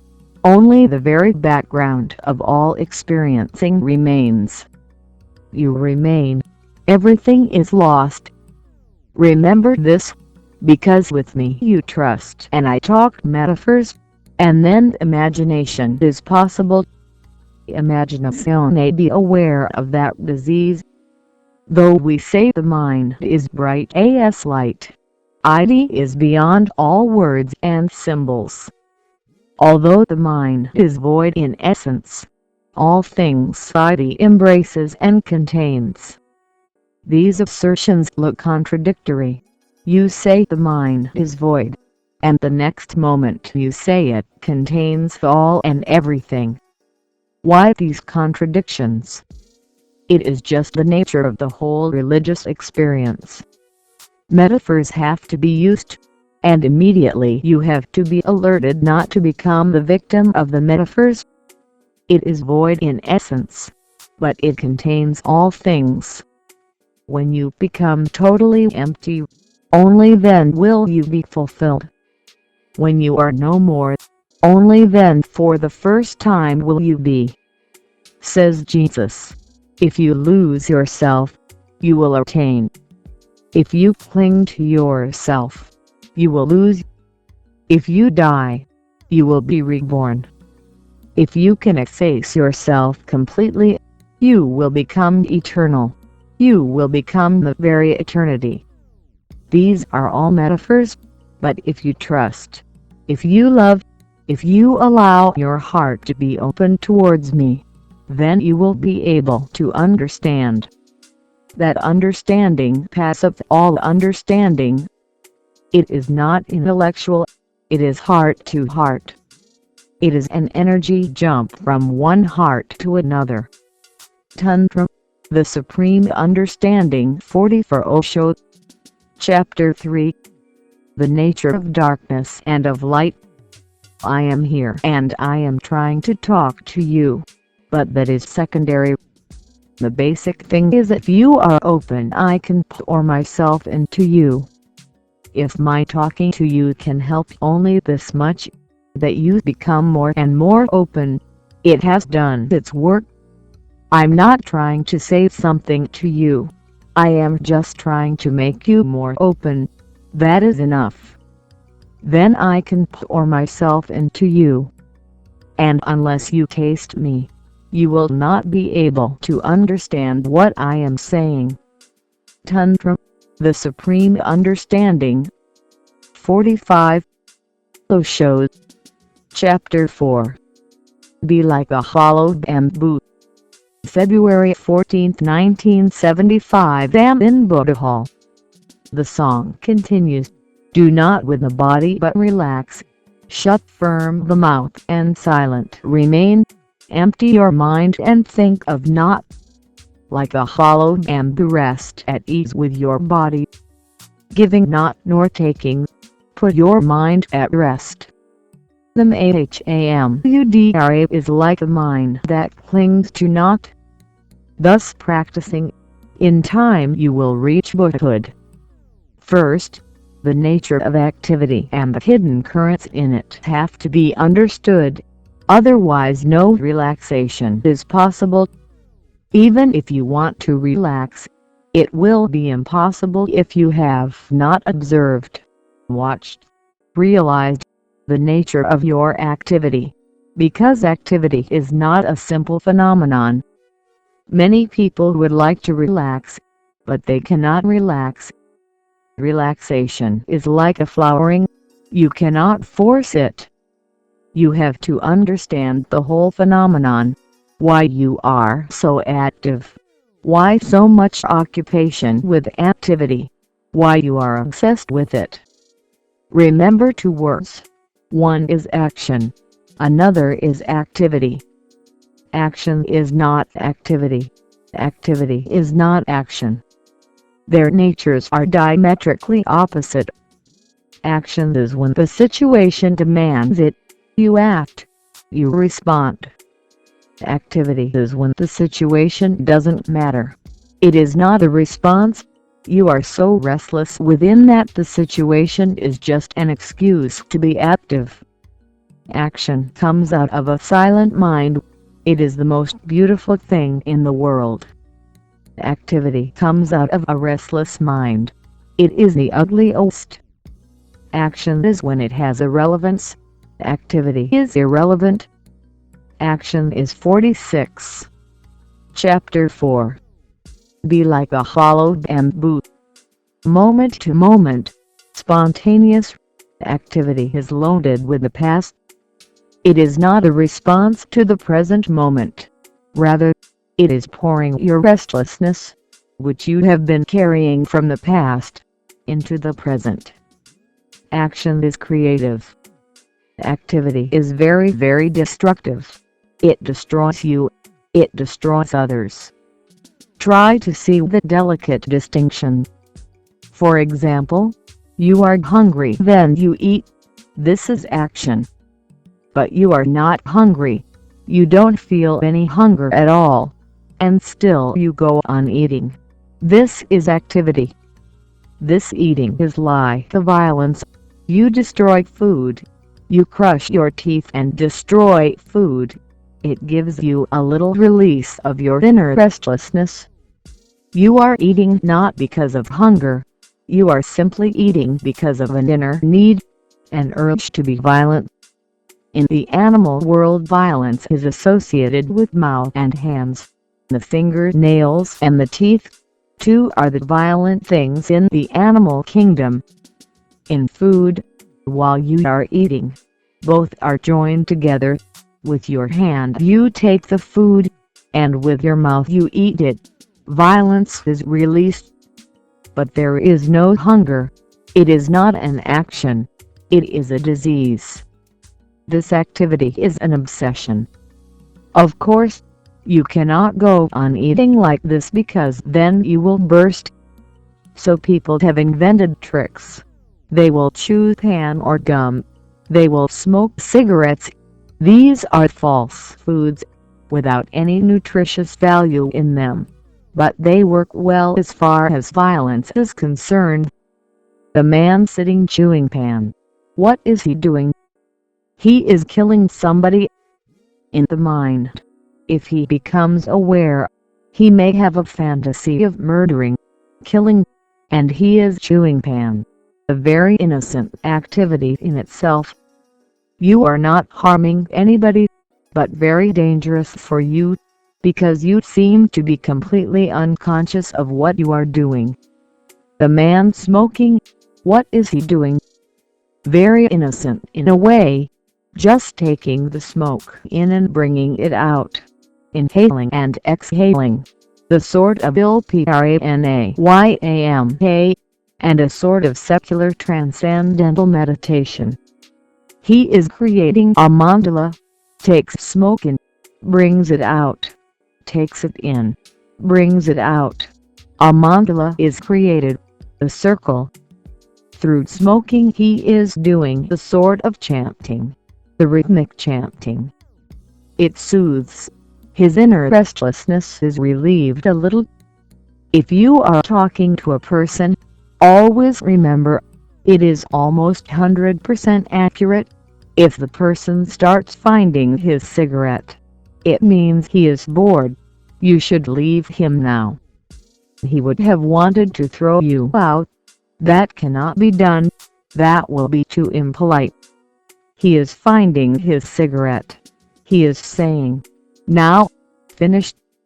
I am fed up." In the animal kingdom he would have jumped on you. But he cannot. He is a human being, civilized.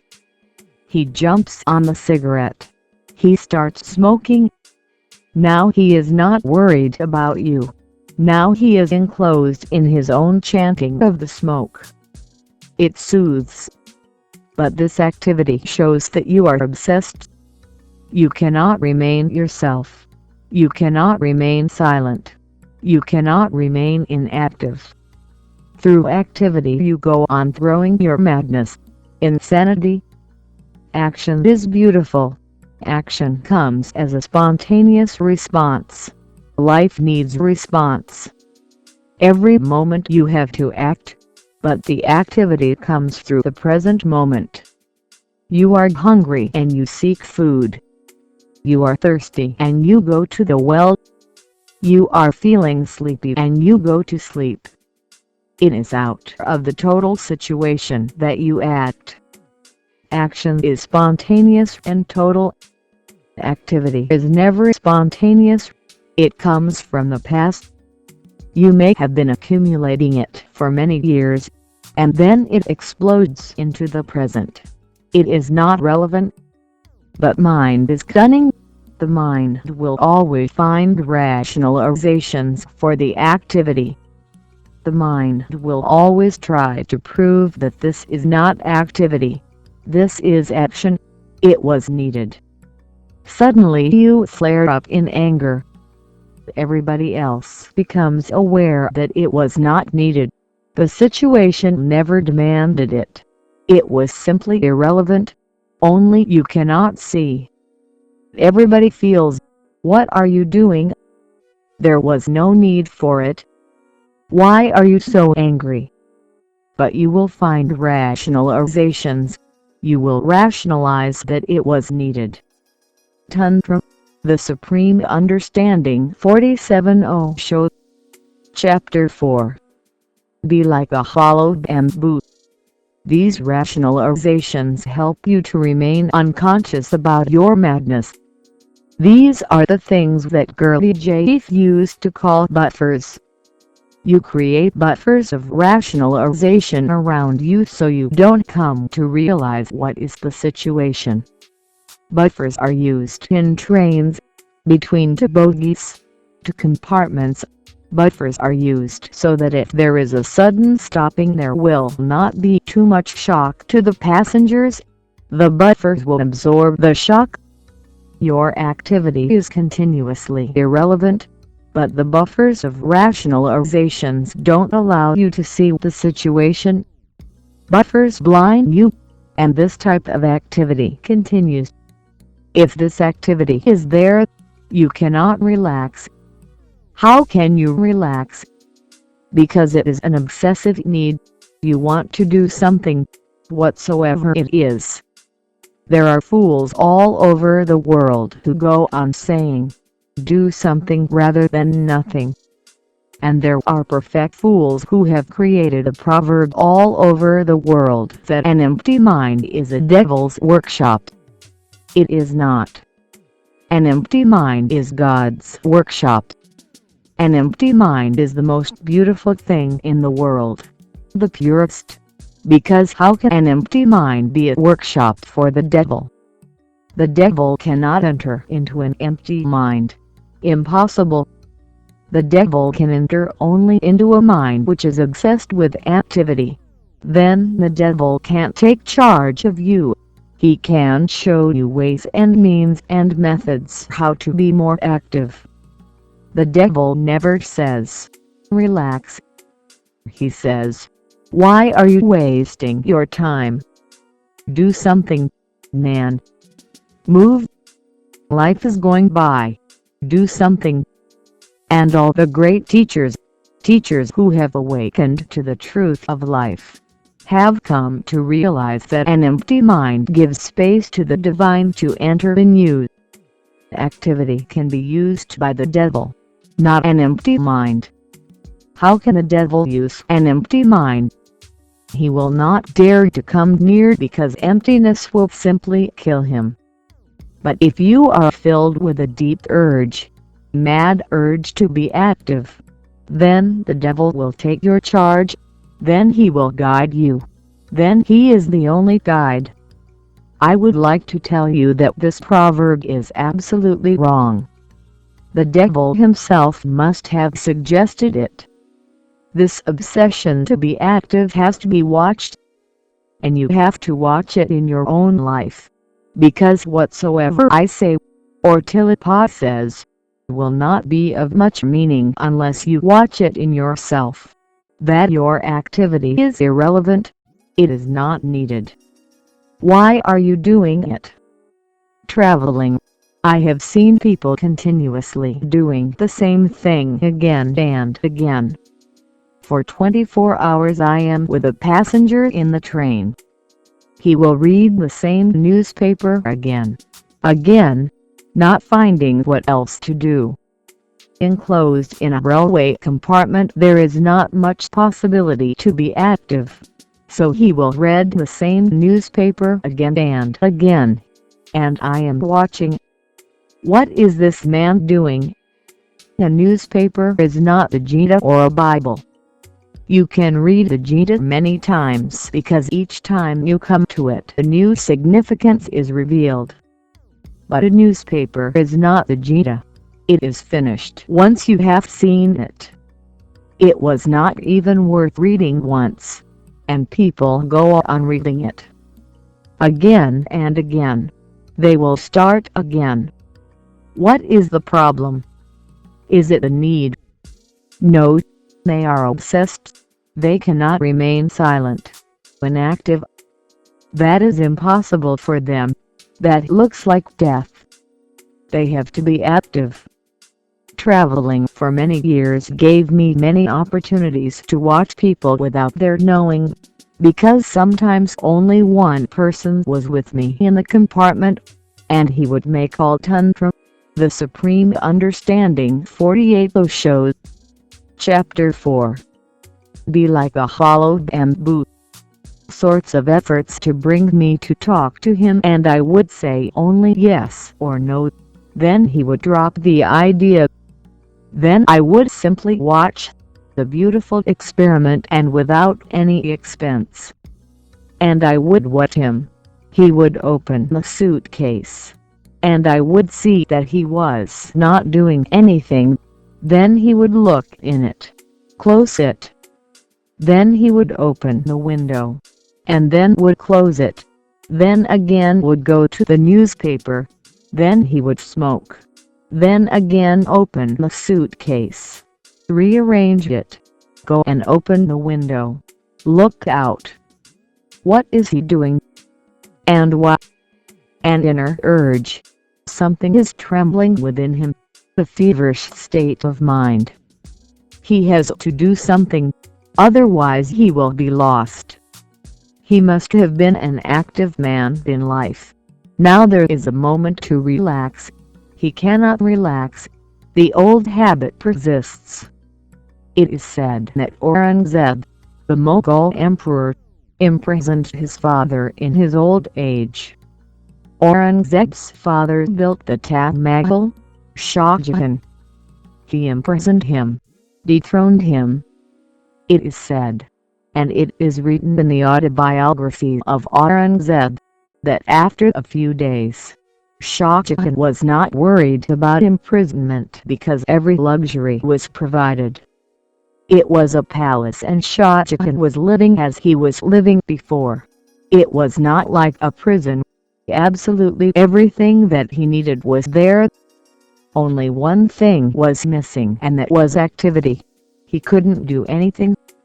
So he asked his son Aurangzeb, "It is okay. You have provided everything for me, and everything is beautiful. Just one thing I will be grateful forever and ever if you can't do, and that is, send 30 boys. I would like to teach them." Aurangzeb could not believe it. Why would my father like to teach 30 boys? He had never shown any inclination to be a teacher, was never interested in any type of education. What has happened to him? But he fulfilled the desire. 30 boys were sent to him and everything was okay. He became again the emperor. 30 small boys. You go in the primary school. The teacher is almost the emperor. You can order them to sit and they will have to sit. You can order them to stand and they will have to stand. And he created in that room with 30 boys the whole situation of his court. Just old habit and the old drug addiction to ordering people. Psychologists suspect that teachers are in fact politicians. Of course, not self-confident enough to go into politics. They move to the schools and there they become presidents, prime ministers, emperors. Small children, and they order them and they force them. And psychologists also suspect that teachers have an inclination towards being sadistic. They would like to torture. And you cannot find a better place than a primary school. You can't torture innocent children, and you can torture for their own sake, for their own good. Go and watch. I have been in primary schools, reading, and I have been watching teachers and psychologists suspect. I am certain they are torturers. And you cannot find more innocent victims, unarmed completely. They cannot even resist. They are so weak and helpless. And a teacher stands like an emperor. Aurangzeb writes in his autobiography, "My father, just because of old habits, still wants to pretend that he is the emperor. So let him pretend and let him fool himself. There is nothing wrong. Send him 30 boys or 300, whatsoever he wants. Let him run a madrasa, a small school, and be happy." Activity is when the action has no relevance. Watch in yourself and see. 90% of your energy is wasted in activity. And because of this, when the moment for action comes, you don't have any energy. The relaxed person is simply non-obsessive, and the energy starts accumulating. Tantra the Supreme Understanding 49 Osho. Chapter 4. Be like a hollow bamboo. Within him, he conserves his energy. It is conserved automatically. And then when the moment for action comes, his total being flows into it. That's why action is total. Activity is always half-hearted, because how can you befool yourself absolutely? Even you know that it is useless. Even you are aware that you are doing it for certain feverish reasons within, which are not even clear to you, very vague. You can change activities, but unless activities are transformed into actions, that won't help. People come to me and they say, "I would like to stop smoking." I say, "Why?" "This is such a beautiful enthusiasm." Continue. "And if you stop it, you will start something else, because the disease doesn't change by changing the symptoms.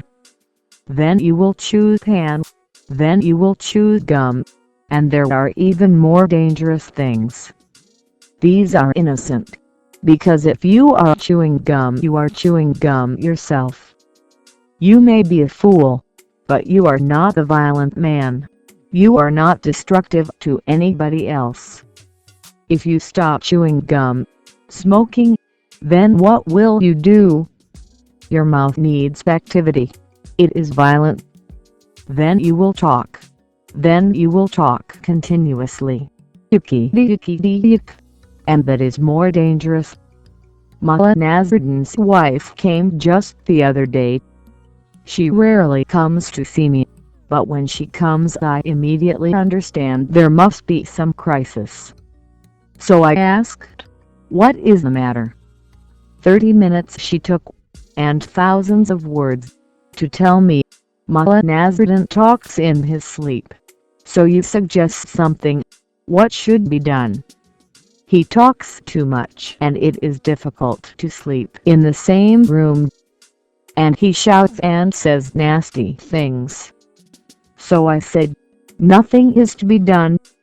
You simply give him a chance to talk while you both are awake. People go on talking. They don't give any chance to anybody else. Talking is the same as smoking. If you talk 24 hours and you talk while you are awake, you talk, your body is tired, you fall into sleep. But the talk continues 24 hours, round the clock.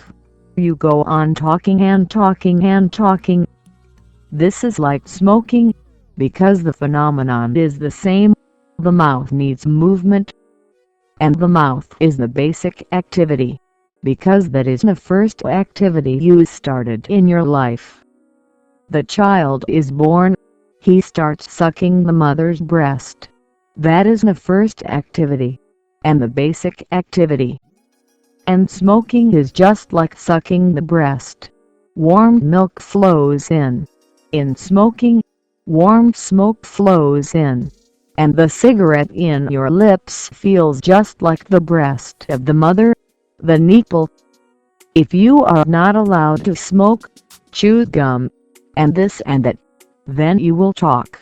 And that is more dangerous because you are throwing your garbage on other people's minds. Can you remain silent for a long time? Psychologists say that if you remain silent for 3 weeks, you will start talking to yourself. Then you will be divided into two. You will talk and you will listen also. And if you remain silent for 3 months, you will be completely ready for the madhouse, because then you will not bother whether somebody is there or not. You will talk. And not only talk, you will answer also. Now you are complete. Now you don't depend on anybody. This is what a lunatic is. The lunatic is a person whose whole world is confined in himself. He is the talker and he is the listener. He is the actor and he is the spectator. He is all. His whole world is confined in himself. He has divided himself in many parts and everything has become fragmentary. That's why people are afraid of silence. They know they may crack up. And if you are afraid of silence, that means you have an obsessive, feverish, diseased mind inside, which is continuously asking to be active.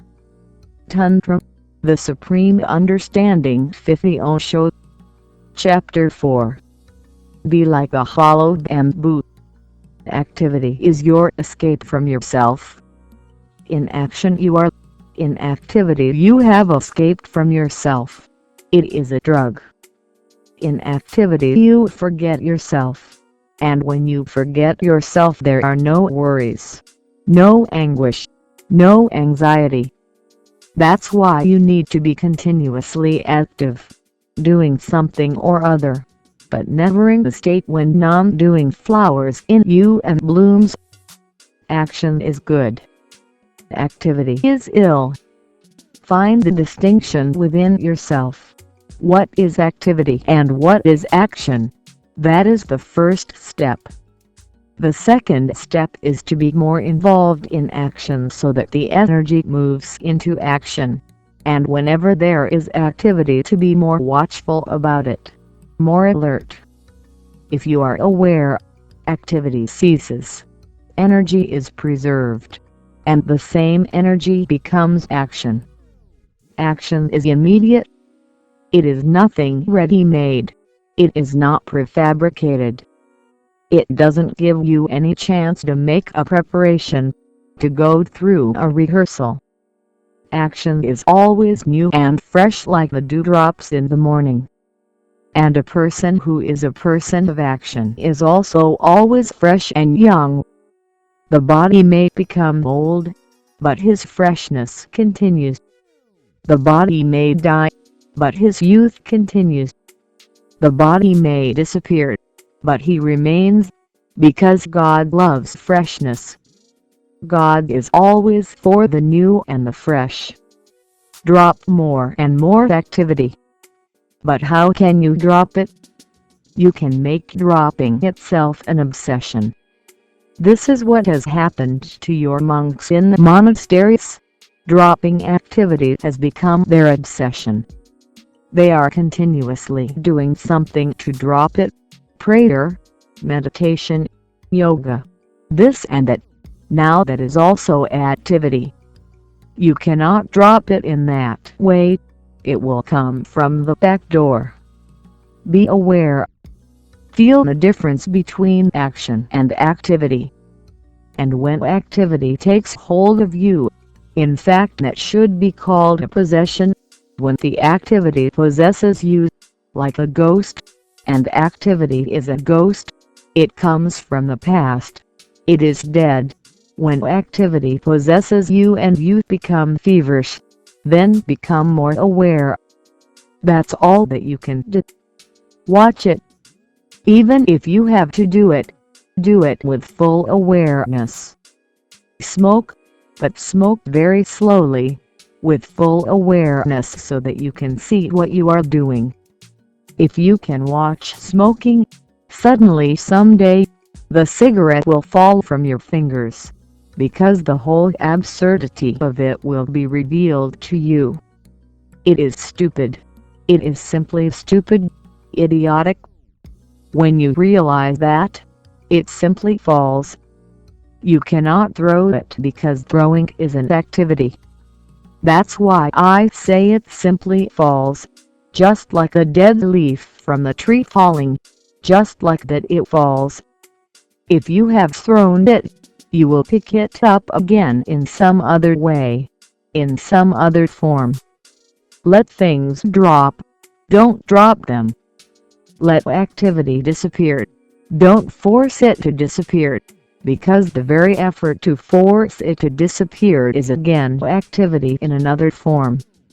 Watch, be alert, conscious, and you will come to a very miraculous phenomenon.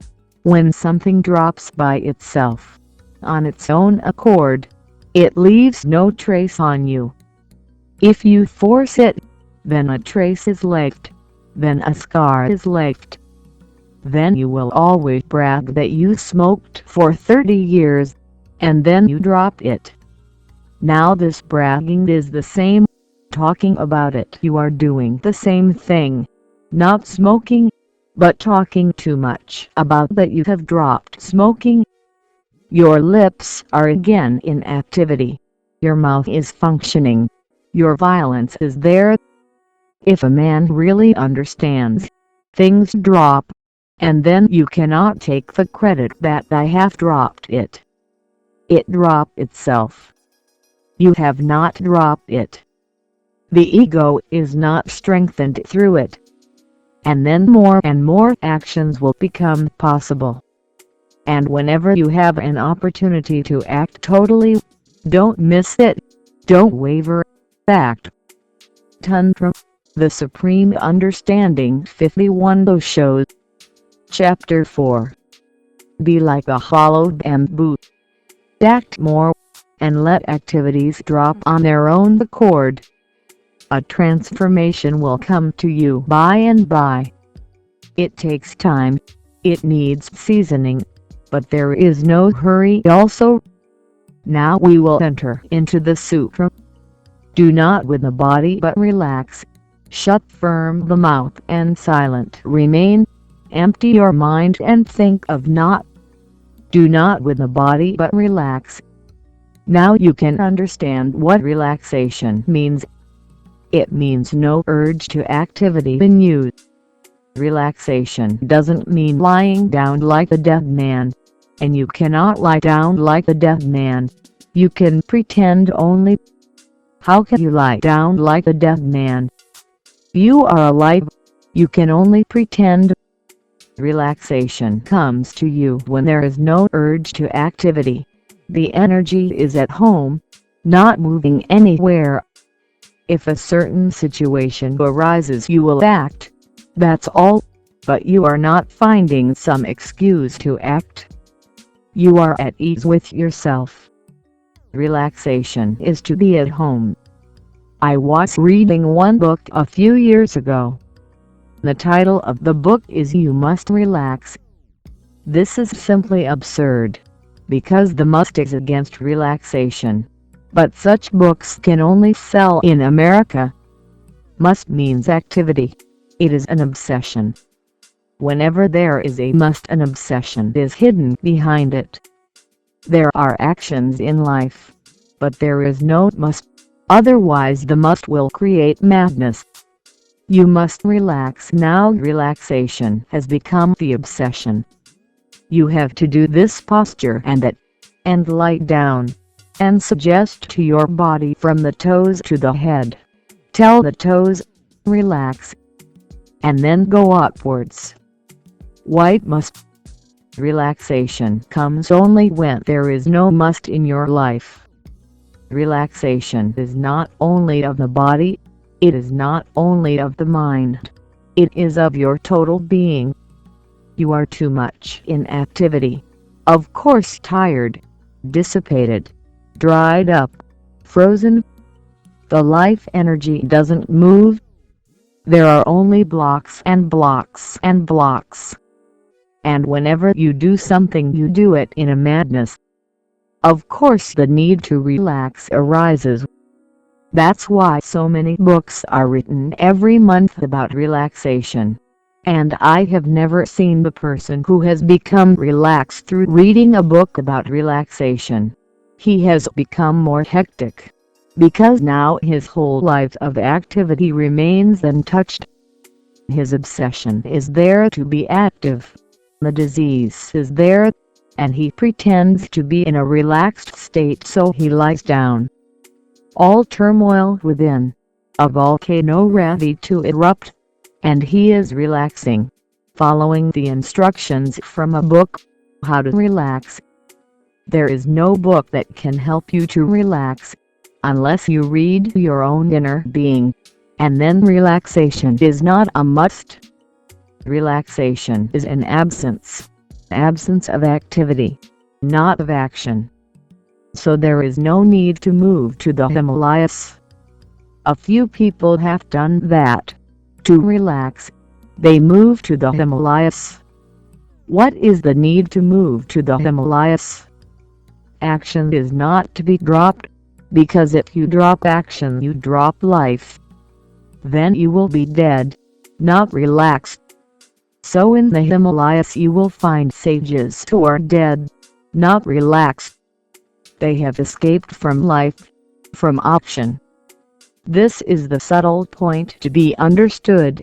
Activity has to go, but not action, and both are easy.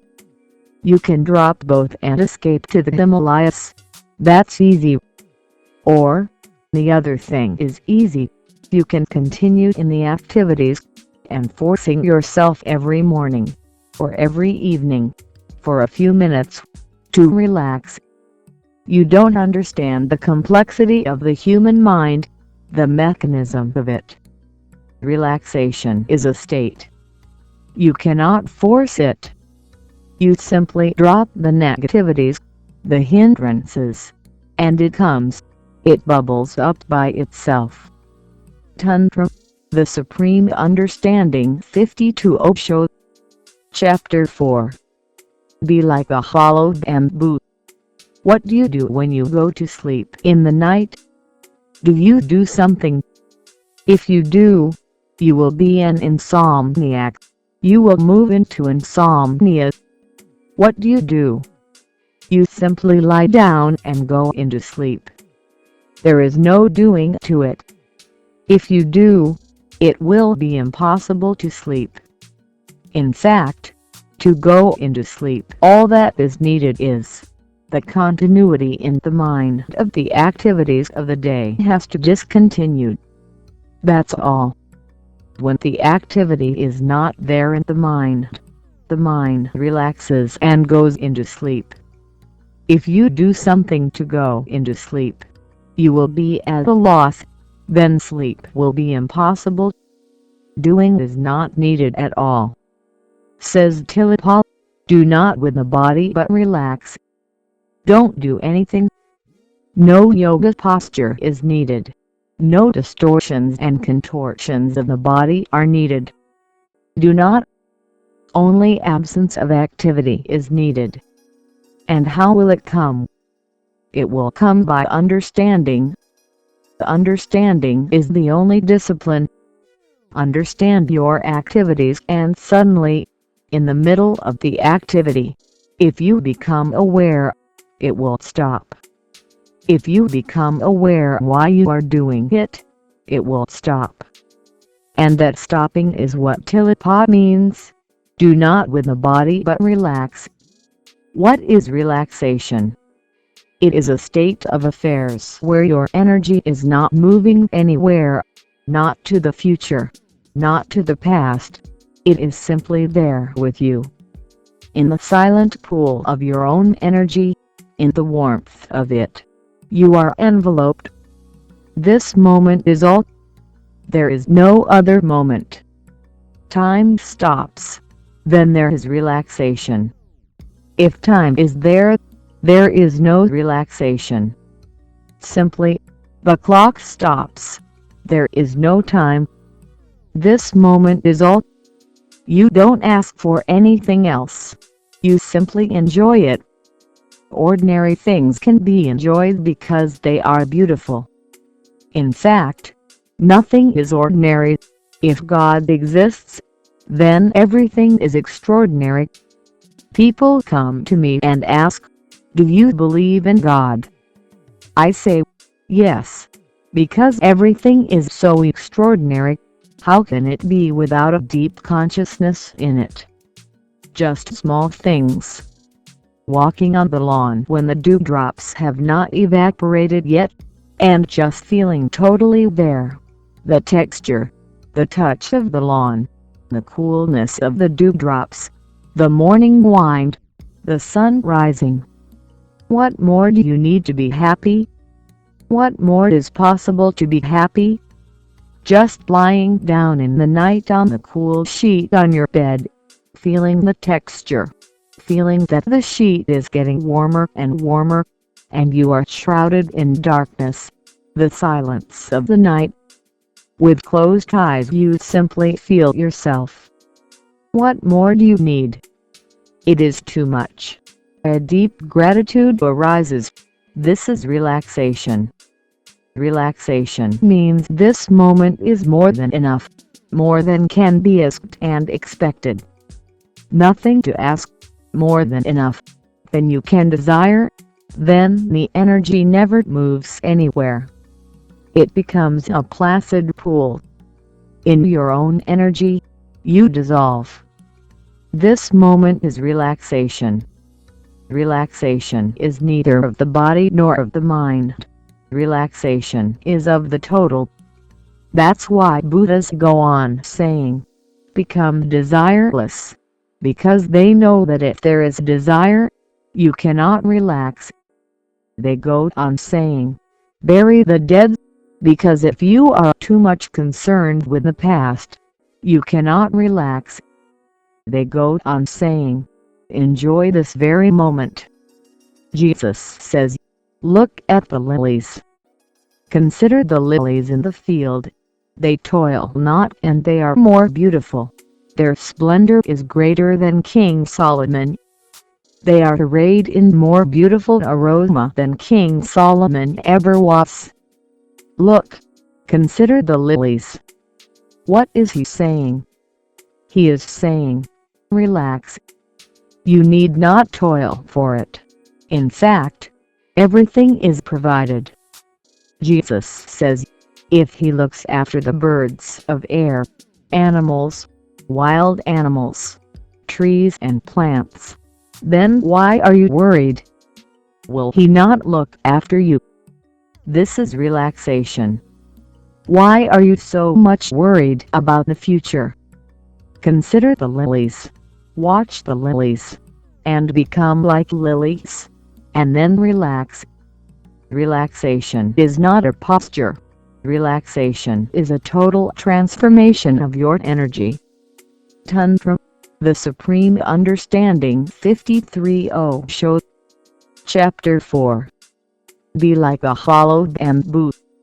Energy can have two dimensions. One is motivated, going somewhere, a goal somewhere. This moment is only the means and the goal is somewhere else to be achieved. This is one dimension of your energy. This is the dimension of activity, goal-oriented. Then everything is a means. Somehow it has to be done and you have to reach to the goal. Then you will relax.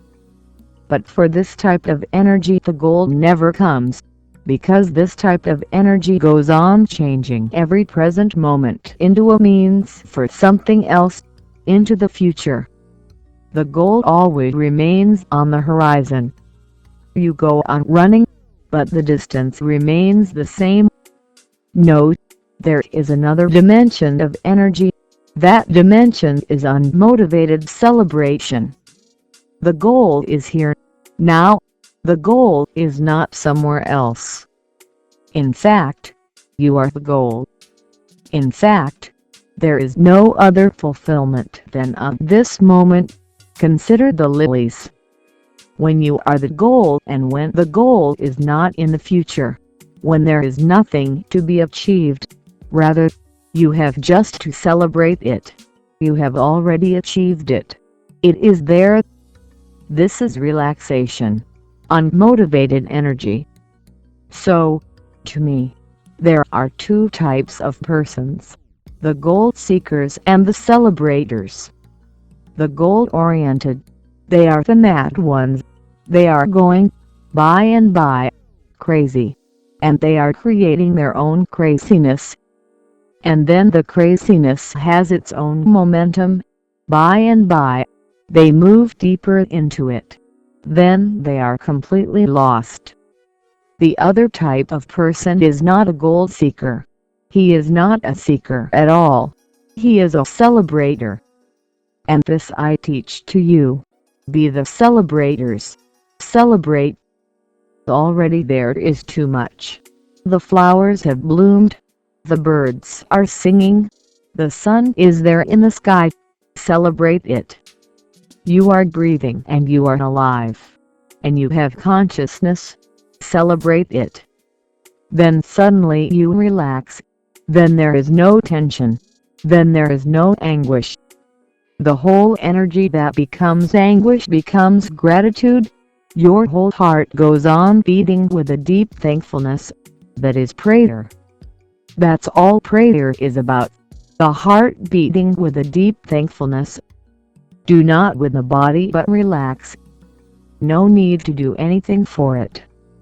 Just understand the movement of the energy. The unmotivated movement of the energy. It flows, but not toward the goal. It flows as a celebration. It moves, not toward the goal. It moves because of its own overflowing energy. A child is dancing and jumping and running around. Ask him, "Where are you going?" He is not going anywhere. You will look foolish to him. Children always think that adults are foolish. What a nonsense question. Where are you going? Is there any need to go anywhere? The child simply cannot answer your question because it is irrelevant. He is not going anywhere. He will simply shrug his shoulders. He will say, "Nowhere." Then the goal-oriented mind asks, "Then why are you running?" Because to us an activity is relevant only when it leads somewhere. And I tell you, there is nowhere to go. Here is all. The whole existence culminates in this moment. It converges into this moment. The whole existence is pouring already in this moment. All that is there is pouring into this moment. It is here, now. A child is simply enjoying the energy. He has too much. He is running, not because he is to reach somewhere, but because he is too much. He has to run. Act unmotivated, just an overflow of your energy. Share, but don't trade. Don't make bargains. Give because you have. Don't give to take back, because then you will be in misery. All traders go to hell. Tantra, the Supreme Understanding 50 for Osho. Chapter 4. Be like a hollow bamboo. If you want to find the greatest traders and bargainers, go to hell. There you will find them. Heaven is not for traders. Heaven is for celebrators. In Christian theology, again and again, for centuries it has been asked, what do angels do in heaven? This is a relevant question for people who are goal-oriented. What do angels do in heaven? Nothing seems to be done. Nothing is there to do. Somebody asked Meister Eckhart, "What do angels do in heaven?" He said, "What type of a fool are you? Heaven is a place to celebrate. They don't do anything. They simply celebrate the glory of it, the magnificence of it, the poetry of it, the blooming of it. They celebrate. They sing and they dance and they celebrate." But I don't think that man was satisfied by Meister Eckhart's answer, because to us an activity is meaningful only if it leads somewhere, if there is a goal. Remember, activity is goal-oriented. Action is not. Action is overflowing of energy. Action is in this moment, the response, unprepared, unrehearsed. Just the whole existence meets you, confronts you, and the response comes. The birds are singing and you start singing. It is not an activity. Suddenly it happens. Suddenly you find it is happening, that you have started humming. This is action. And if you become more and more involved in action, and less occupied in activity, your life will change and it will become a deep relaxation. Then you do, but you remain relaxed. A Buddha is never tired. Why? Because he is not a doer. Whatsoever he is, he gives, he overflows. Do not but with the body but relax. Shut firm the mouth and silent remain. The mouth is really very significant, because that is where the first activity landed. Your lips started the first activity. Surrounding the area of the mouth is the beginning of all activity. You breathe in, you cried, you started groping for the mother's breast. And your mouth remains always in a frantic activity. That's why Tillapa suggests, understand activity, understand action, relax, and shut firm the mouth. Whenever you sit down to meditate, whenever you want to be silent, the first thing is to shut the mouth completely. If you shut the mouth completely, your tongue will touch the roof of your mouth. Both the lips will be completely closed and the tongue will touch the roof. Shut it completely, but that can be done only if you have followed whatsoever I have been saying to you, not before it. You can do it. Shutting of the mouth is not a very big effort. You can sit like the statue, with a completely shut mouth, but that will not stop activity. Deep inside the thinking will continue, and if thinking continues you can feel subtle vibrations in the lips. Others may not be able to observe it because they are very subtle, but if you are thinking then your lips quiver a little, a very subtle quivering. When you really relax, that quivering stops. You are not talking, you are not making any activity inside you. Shut firm the mouth and silent remain. And then don't think. What will you do? Thoughts are coming and going. Let them come and go. That's not the problem. You don't get involved. You remain aloof, detached. You simply watch them coming and going. They are not your concern. Shut the mouth and you remain silent. By and by, thoughts will cease. Tantra the Supreme Understanding 55.0 show. Chapter 4. Be like a hollow bamboo. Automatically, they need your cooperation to be there. If you cooperate, they will be there. If you fight, then too they will be there, because both are cooperations, one for, the other against. Both are sorts of activity. You simply watch. but shutting of the mouth is very helpful. So first, as I have been observing many people, I will suggest to you that first yawn. Open your mouth as wide as possible. Tense your mouth as wide as possible. Yawn completely. It even starts hurting. 2 or 3 times do this. This will help the mouth to remain shut for longer time. And then for 2 or 3 minutes, say loudly gibberish, nonsense. Anything that comes to the mind, say it loudly and enjoy it. Then shut the mouth. It is easier to move from the opposite end. If you want to relax your hand, it is better to first make it as tense as possible. Clench the fist and let it be as tense as possible. Do just the opposite and then relax, and then you will attain a deeper relaxation of the nervous system. Make gestures, faces, movements of the face, distortions, yawn, say 2 or 3 minutes nonsense, and then shut. And this tension will give you a deeper possibility to relax the lips and mouth. Shut the mouth and then just be a watcher. Soon a silence will descend on you. There are 2 types of silences.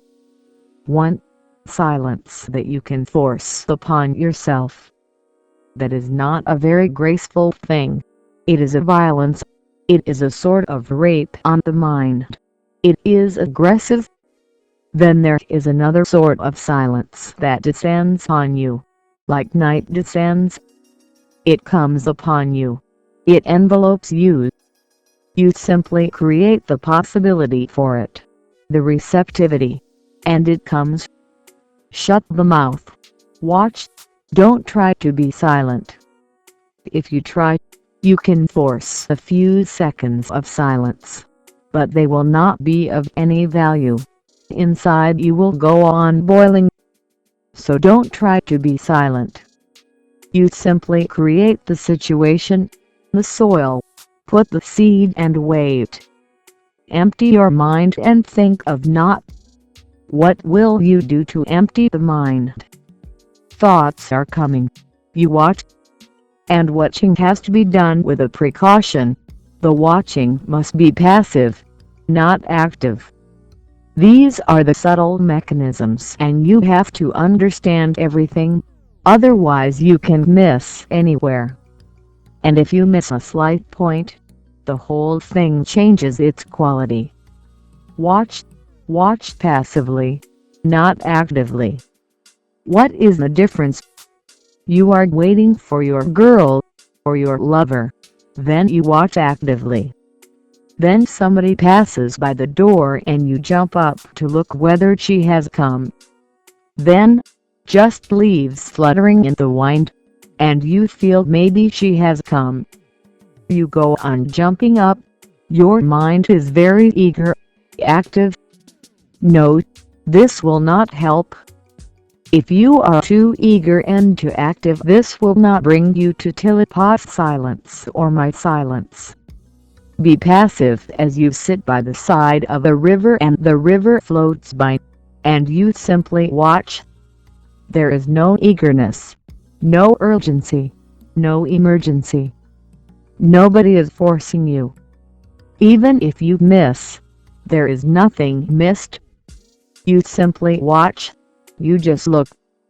Even the word watch is not good, because the very word watch gives a feeling of being active. You simply look, not having anything to do. You simply sit by the bank of the river, you look, and the river flows by. Or, you look in the sky and the clouds float, and passively. This passiveness is very essential. That is to be understood, because your obsession for activity can become eagerness, can't become an active waiting. Then you miss the whole point. Then the activity has entered from the back door again. Be a passive watcher. Empty your mind and think of not. Tantra the Supreme Understanding 56 Osho. Chapter 4. Be like a hollow bamboo. This passivity will automatically empty your mind. Ripples of activity, ripples of mind energy, by and by, will subside, and the whole surface of your consciousness will be without any waves, without any ripples. It becomes like a silent mirror, like a hollow bamboo. Rest at ease with your body. This is one of Tillot's special methods. Every master has his own special method through which he has attained, and through which he would like to help others. This is Tillot's specialty, like a hollow bamboo. Rest at ease with your body. The bamboo, inside completely hollow. When you rest, you just feel that you are like a bamboo, inside completely hollow and empty. And in fact this is the case. Your body is just like a bamboo, and inside it is hollow. Your skin, your bones, your blood, all are part of the bamboo, and inside there is space, hollowness. When you are sitting with a completely silent mouth, an active tongue touching the roof and silent, not quivering with thoughts, mind watching passively, not waiting for anything in particular, feel like a hollow bamboo, and suddenly infinite energy starts pouring within you. You are filled with the unknown, with the mysterious, with the divine. The hollow bamboo becomes a flute and the divine starts playing it. Once you are empty, then there is no barrier for the divine to enter in you. Try this. This is one of the most beautiful meditations, the meditation of becoming a hollow bamboo. You need not do anything else. You simply become this, and all else happens. Suddenly you feel something is descending in your hollowness. You are like a womb and a new life is entering in you. A seed is falling. And a moment comes when the bamboo completely disappears. Like a hollow bamboo. Rest at ease with your body. Rest at ease. Don't desire spiritual things. Don't desire heaven. Don't desire even God. God cannot be desired. When you are desireless, He comes to you. Liberation cannot be desired because desire is the bondage. When you are desireless, you are liberated. Buddhahood cannot be desired, because desiring is the hindrance. When the barrier is not, suddenly Buddha explodes in you. You have the seed already. When you are empty, space is there, the seed explodes. Like a hollow bamboo. Rest at ease with your body. Giving not nor taking. Put your mind at rest. There is nothing to give, there is nothing to get. Everything is absolutely okay, as it is. There is no need for any give and take. You are absolutely perfect as you are. This teaching of the East has been very much misunderstood in the West, because they say, "What type of teaching is this?" Then people will not strive, and then they will not try to go higher. Then they will not make any effort to change their character, to transform their evil ways into good ways. Then they may become a victim of the devil. In the West, improve yourself is the slogan, either in terms of this world, or in terms of the other, but improve. How to improve? How to become greater and bigger? Tantra, the Supreme Understanding 57 Osho. Chapter 4. Be like a hollow bamboo. In the East we understand it more deeply, that this very effort to become is the barrier, because your being you are already carrying with you. You need not become anything, simply realize who you are. That's all. Simply realize who is hidden within you. Improving whatsoever you improve, you will always be in anxiety and anguish because the very effort to improve is leading you on a wrong path. It makes future meaningful, a goal meaningful, ideals meaningful, and then your mind becomes a desiring, you miss. Let desiring subside, become a silent pool of non-desiring, and suddenly you are surprised. Unexpectedly it is there, and you will have a belly laugh, as Bodhidharma laughed. And Bodhidharma's followers say that when you become silent again, you can hear his roaring laugh. He is still laughing. He has not stopped laughing since then. He laughed because, what type of joke is this? You are already that which you are trying to become. How can you be successful if you are already that, and you are trying to become that? Your failure is absolutely certain. How can you become that which you are already? So Bodhidharma laughed. Bodhidharma was just exactly the contemporary of Tilapak. They may have known each other, maybe not physically, but they must have known each other, the same quality of being. Giving not nor taking. Put your mind at rest. The Mahamudra is like a mind that clings to not. You have achieved if you don't cling, nothingness in your hand, and you have achieved. The Mahamudra is like a mind that clings to not. Thus practicing, in time you will reach Buddhahood. What is to be practiced then? To be more and more at ease. To be more and more here and now. To be more and more in action, and less in activity. To be more and more hollow, empty, passive. To be more and more a watcher, indifferent, not expecting anything, not desiring anything. To be happy with yourself as you are.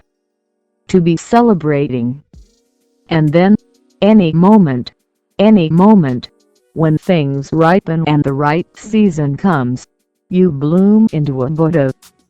Tantra, the Supreme Understanding. 58. Osho. Chapter 5. The Innate Truth. February 15, 1975, in Buddha Hall. The song continues. The practice of mantra and parama, instruction in the sutras and precepts, and teaching from the schools and scriptures, will not bring realization of the innate truth. For if the mind when filled with some desire should seek a goal, it only hides the light. He who keeps tantric precepts, yet discriminates, betrays the spirit of ASSISTIVE. Cease all activity, abandon all desire, let thoughts rise and fall as they will like ocean waves. He who never harms the non-abiding, nor the principle of non-distinction, upholds the tantric precepts. He who abandons craving and clings not to this and that, perceives the real meaning given in the scriptures. The Tantric attitude is the very being of Tilapak. You must understand first what the Tantric attitude is. Only then it will be possible for you to comprehend what Tilapak is trying to say. So something about the Tantric attitude. The first thing, it is not an attitude, because Tantra looks at life with a total vision. It has no attitude to look at life. It has no concepts. It is not a philosophy. It is not even a religion. It has no theology. It doesn't believe in words, theories, doctrines. It wants to look at life without any philosophy, without any theory, without any theology. It wants to look at life as it is, without bringing any mind in between, because that will be the distortion. The mind then will project, the mind then will mix, and then you will not be able to know that which Island 59. Chapter 5. The Innate Truth. Tantra avoids mind and encounters life face to face, neither thinking, "This is good," nor thinking, "This is bad," simply facing that which is. So it is difficult to say that this is an attitude. In fact, it is a no attitude. The second thing to remember, that Tantra is a great yes-sayer. It says yes to everything. It has nothing like no in its vocabulary. There is no negation. It never says no to anything, because with no the fight starts. With no you become the ego. The moment you say no to anything, you have become the ego already. A conflict has come in. Now you are at war. Tantra loves, and loves unconditionally. It never says no to anything whatsoever, because everything is part of the whole, and everything has its own place in the whole, and the whole cannot exist without anything missing from it. It is said that even if a drop of water is missing, the whole existence will thirst. You pluck the flower in the garden, and you have plucked something out of the whole existence. You harmed a flower, and you have harmed millions of stars, because everything is interrelated. The whole exists as a whole, as an organic whole. The whole exists not as a mechanical thing. Everything is related to everything else. So Tantra says yes unconditionally. There has never been any other vision of life which says yes without any conditions. Simply yes. No disappears. From your very being no disappears. When there is no no, how can you fight? How can you be at war? You simply float. You simply merge and melt. You become one. The boundaries are there no more. No creates the boundary. No is the boundary around you. Whenever you say no, watch, immediately something closes in. Whenever you say yes, your being opens. The real atheist is one who goes on saying no to life. His saying no to God is just symbolic.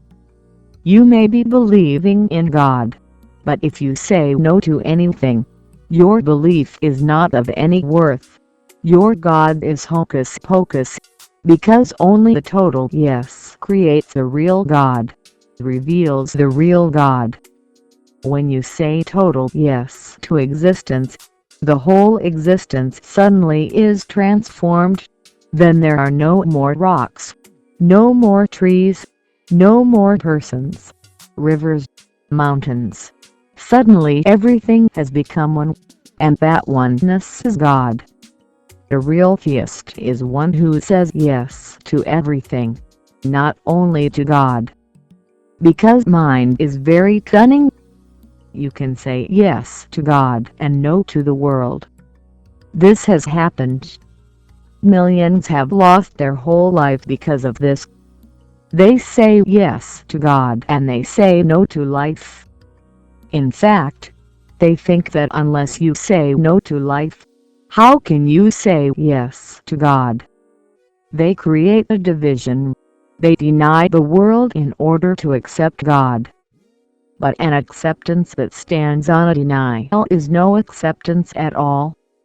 It is false. It is a pretension. How can you accept the Creator without accepting the creation? If you say no to the creation, how can you say yes to the Creator? They are one. The Creator and the creation are not two things. The Creator is the creation. In fact, there is no division between the Creator and the creation. It is a continuous process of creativity. On one pole the creativity looks like the creator. On another pole the creativity looks like the creation. But they are both the poles of the same phenomenon. Tantra says that if you say yes, you say simply yes. You don't posit against some note. But all the religions have done that. They say no to the world and yes to God. And they say no to the world. Tantra, the Supreme Understanding 60 Osho. Chapter 5. The Innate Truth. Forcibly, so that their yes can become stronger. Many so-called saints have said, God, we accept you, but we don't accept your world. But what type of acceptance is this? Is this acceptance? You are choosing. You are dissecting the existence into two. You are putting yourself above God. You say, this we accept and that we deny. All renunciation comes out of this. One who renounces is not a religious person. In the view of Tantra, one who renounces is an egoist. First he was accumulating things of the world, but his attention was on the world. Now he renounces, but his attention is again on the world and he remains the egoist. The ego has subtle ways of fulfilling itself and coming again and again, in spirals. Again and again it comes back, with a new face, with new colors. It happened. I was staying in my village and Mullah Nasruddin came to visit me. He, in those days, used to live in New Delhi, the capital, and he was so full of the capital that he was almost blind. I took him to the small fort of my village. He said, "What? You call this a fort? You should come to New Delhi and see the Red Fort. This is nothing." I took him to the river, and he says, "What? You call this a river? I have never seen such a thick and thin river in my life." And this happened everywhere. Then came the full moon night, and I thought that at least with the full moon he will be happy and he will not bring this small village in. But no, I was wrong. I took him to the river. It was a beautiful silent evening, and then the moon came up, very big, simply wonderful. And I looked at Nasruddin and said, "Look! What a big moon!" He looked at the moon, shrugged his shoulders and said, "Not bad for a small village like this." This is the mind. It persists. It comes in spirals, again and again to the same thing. You can renounce the world, but you will not become otherworldly. You will remain very worldly. And if you want to check, you go to the Indian monks, sadhus. They remain very worldly, rooted in the world. They have renounced everything, but their focus is on the world. Their focus is on renouncing. Their focus is ego-centered, ego-oriented. They may be thinking that by renouncing they are nearing God. No. Nobody is ever reached to the divine by saying no to anything. This is the vision of Tantra. Tantra says, you say yes. You say yes to everything. You need not fight. You need not even swim. You simply float with the current. The river is going by itself. On its own accord, everything reaches to the ultimate ocean. You simply don't create any disturbance.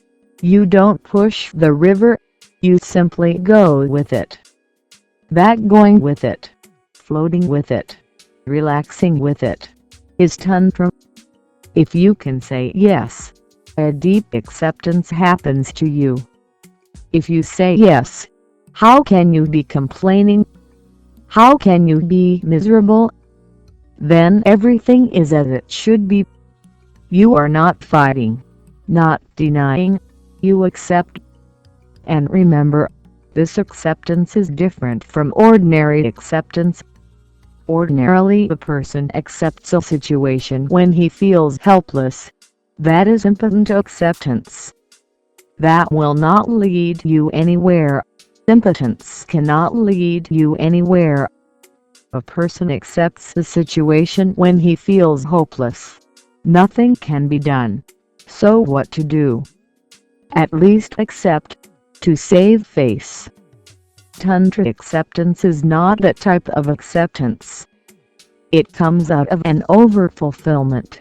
It comes out of a deep contentment, not out of hopelessness, frustration, helplessness.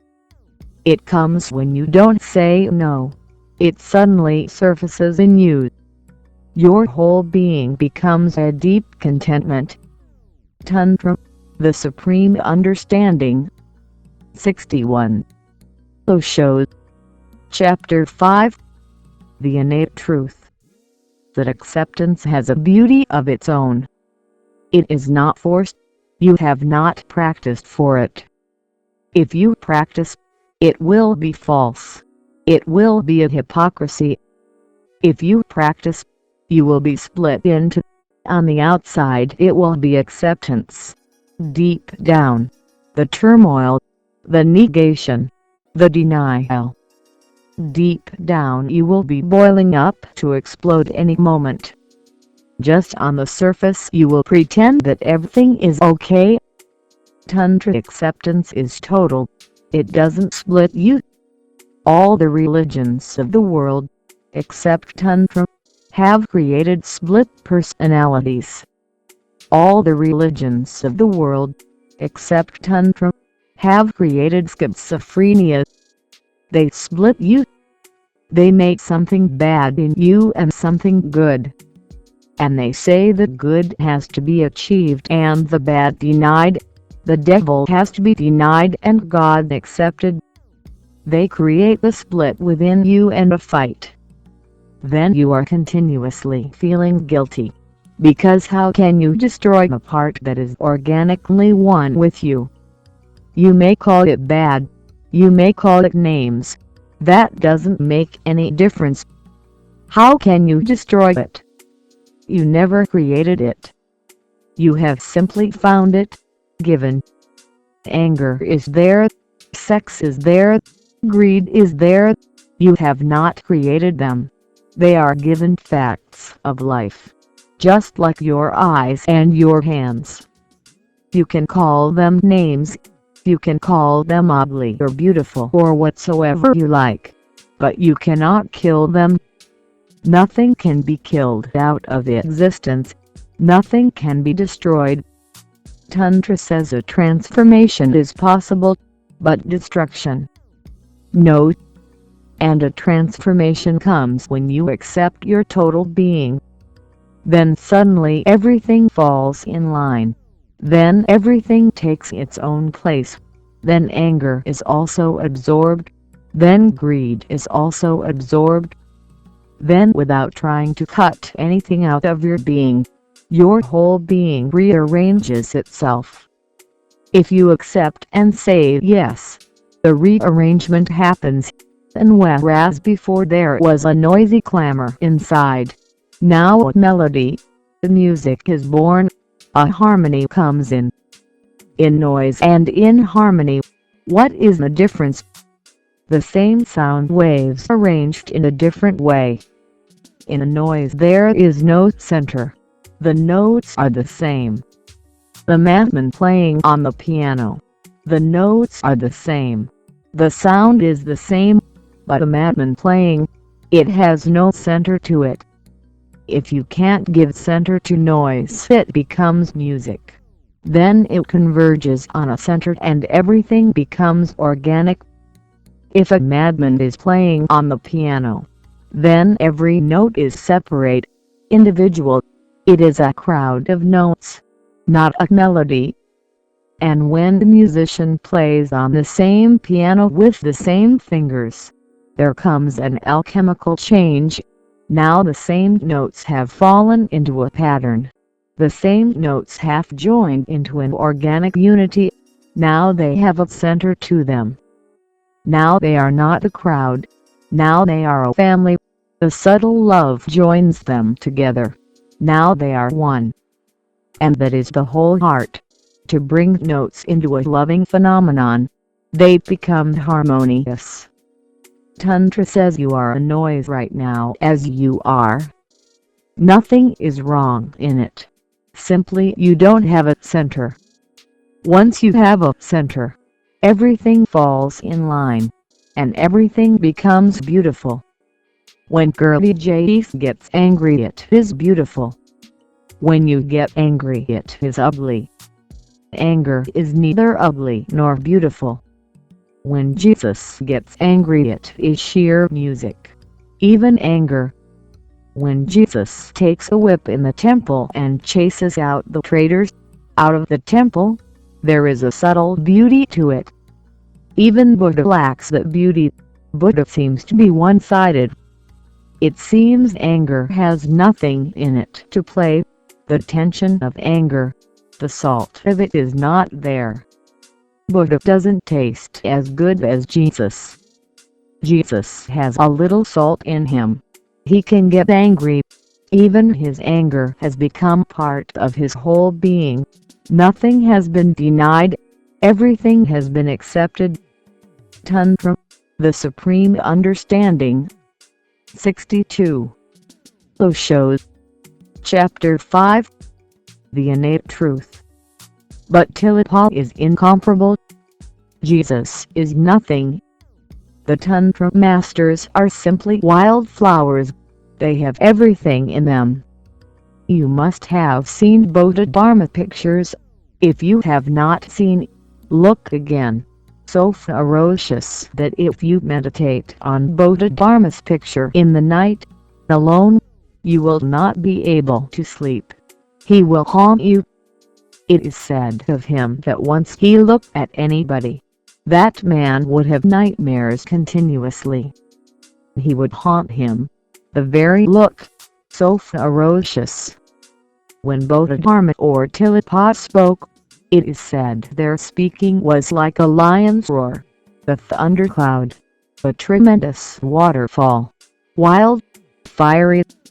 But if you wait a little and don't judge them too soon, you will find within them the most loving of all hearts. Then you will feel the music, the melody in them. And then suddenly you will realize that they have not denied anything. They have absorbed everything, even ferociousness. A lion is beautiful. Even its ferociousness has a beauty of its own. You take the ferociousness out of a lion and he is just a stuffed lion, dead. Tantra says everything has to be absorbed, everything. Remember, without any condition. Sex has to be absorbed, then it becomes a tremendous force in you. A Buddha, a Tilapa, a Jesus, they have such a magnetic force around them. What is that? Sex absorbed. Sex is human magnetism. Suddenly you fall into their love. Once you come across their path, you are being pulled to a different world altogether. You are torn from your old world, and you are being pulled to something new, something that you never even dreamt about. What is this force? It is the same sex which has become transformed. Now it has become a magnetism, a charisma. Buddha has anger absorbed. That very anger becomes compassion. And when Jesus takes the whip in his hand, it is because of compassion. When Jesus talks in fire, this is same compassion. Remember this, that Tantra accepts you in your totality. When you come to me, I accept you in your totality. I am not here to help you deny anything. I am here only to help you to rearrange, to get a center of all your energies, to converge them to a center. And I tell you that you will be richer if you have anger absorbed in it. You will be richer if you have sex absorbed in it. You will be richer if you have hatred, jealousy, absorbed into it. They are the spices of life, and you will taste. You will not become tasteless. You will have an enrichment to your taste. You need a little salt. And anger is exactly in the same amount as it is needed. When it overpowers you, then it becomes ugly. If you eat only salt, then you will die. Salt has a proportion, and in the proportion it is needed, absolutely needed. Remember this. On the path you will meet many people who would like to cripple you, to cut you, to dissect you. They will say, "This hand is bad. Cut it off. This eye is bad. Throw it out. Anger is bad. Hate is bad. Sex is bad." They will go on cutting you, and by the time they have left you, you are simply paralyzed, the crippled one. You have no life left. That's how the whole civilization has become paralyzed and crippled. Unless Tantra becomes the foundation of the whole human mind, man will not be complete, because no other vision accepts man in his totality. But the acceptance, remember again, is of overflowing, it is not of impotence. One lives one's life, one goes through it, each shade of it has to be lived, and each taste of it has to be tasted. Even the wandering, even going astray is meaningful, because if you never go astray you will not achieve to an enriched enlightenment. You will never be simple. You may be a simpleton, but you will never be simple, and a simpleton is not simple. Tantra, the Supreme Understanding 63.0 Show. Chapter 5. The Innate Truth. Simplicity needs a very deep and complex experience behind it. A simpleton is simply without experience. He may be a fool, but he cannot be a sage. A sage is one who has lived all the sins of life, who has not denied anything, who has not called anything a sin, who has simply accepted whatsoever has happened, who has allowed it to happen, who has moved with every wave, who has drifted, who went astray, who fell down to the very hell. Somewhere Nietzsche says, if a tree wants to reach to the sky, its roots need to go to the very hell. He's right. If you want a real flowering into the sky, your roots will need to go to the deepest hell in the earth. When a sinner becomes sage has a beauty. When sage is simply sage, without becoming ever a sinner, he is just a simpleton. He has missed life. And no virtue can come out unless there has been a wandering away, going astray. There is a beautiful parable Jesus tells. One father had two sons. The younger son asked for his heritage, took it away, wasted it in the city with wine and women, became a beggar. The other son remained with the father, worked hard in the farms, accumulated much wealth. And then one day, the beggar's son, the son who had gone astray, informed his father, "I am coming back. I was a fool. I wasted your wealth. Forgive me. Now I have nowhere to go. Accept me. I am coming back." And the father said to his sons, "Celebrate this occasion. Kill the fattest sheep. Make many delicious foods. Distribute sweets to the whole town. Find out the oldest wine for him. This is going to be a feast. My son who had gone astray is coming back." Some people from the village went to the farm, and they told the other son, "Look, what injustice! You have been with your father. You served him like a servant. You never went astray. You never did anything against him. But a feast was never given in your honor. It was never celebrated. And now that vagabond, that beggar, who has wasted all your father's money and who has lived in sin, is coming back.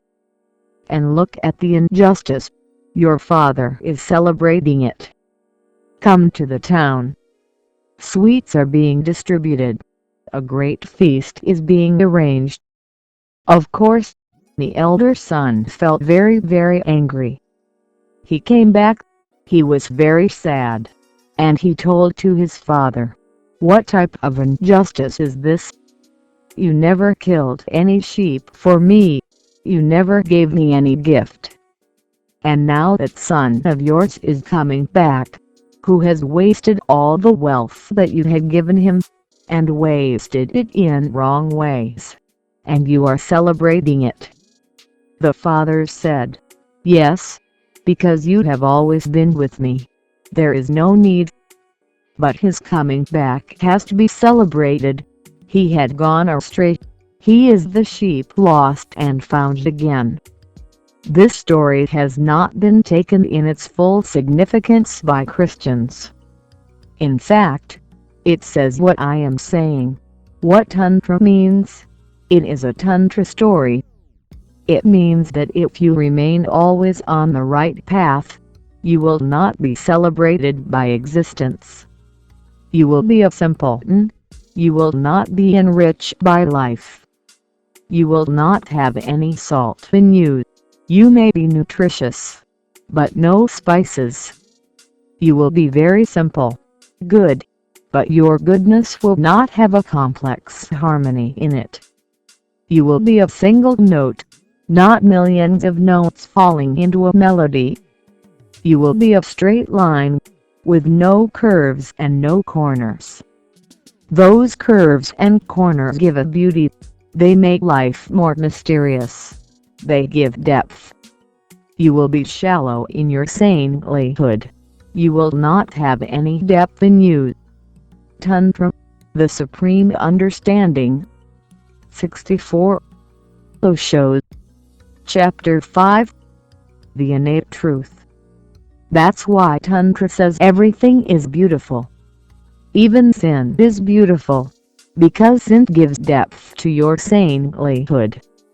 Even going astray is beautiful, because coming back becomes more enriched. This world is needed for you to move into it deeply so that you forget yourself completely, and then a coming back. People ask, why does this world exist if God is against it? Then why does he throw us into the world of karmas, sins, wrongs? Why does he throw us? He can simply redeem us. That is not possible. Then you will be shallow, superficial. You have to be thrown to the farthest corner of the world, and you have to come back. That coming back has something in it. That something is the crystallization of your being. Tantra accepts everything, lives everything. That's why Tantra never could become a very accepted ideology. It always remained a fringe ideology, just somewhere on the boundary, outside the society, civilization, because civilization has chosen to be shallow, good, but shallow. Civilization has chosen to deny, to say no to many things.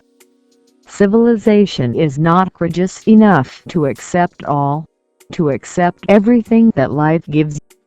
The greatest courage in the world is to accept all that life gives to you. And this is what I am trying to help you towards, to accept all that life gives you, and accept it in deep humbleness, as a gift. And when I say this, even those things which society has conditioned you to call wrong and bad, except sex, and then there will come a flowering out of it. A brahmacharya will come, the purity, An innocence will come, a virginity will come out of it, but that will be of transcendence. Through experience one transcends. Moving in the dark valleys of life, one's eyes become trained, and one starts seeing the light even in darkness. What beauty is there if you can't see light while there is day? The beauty is there when there is the darkest night, and your eyes are so trained into darkness that you can see the day hidden there.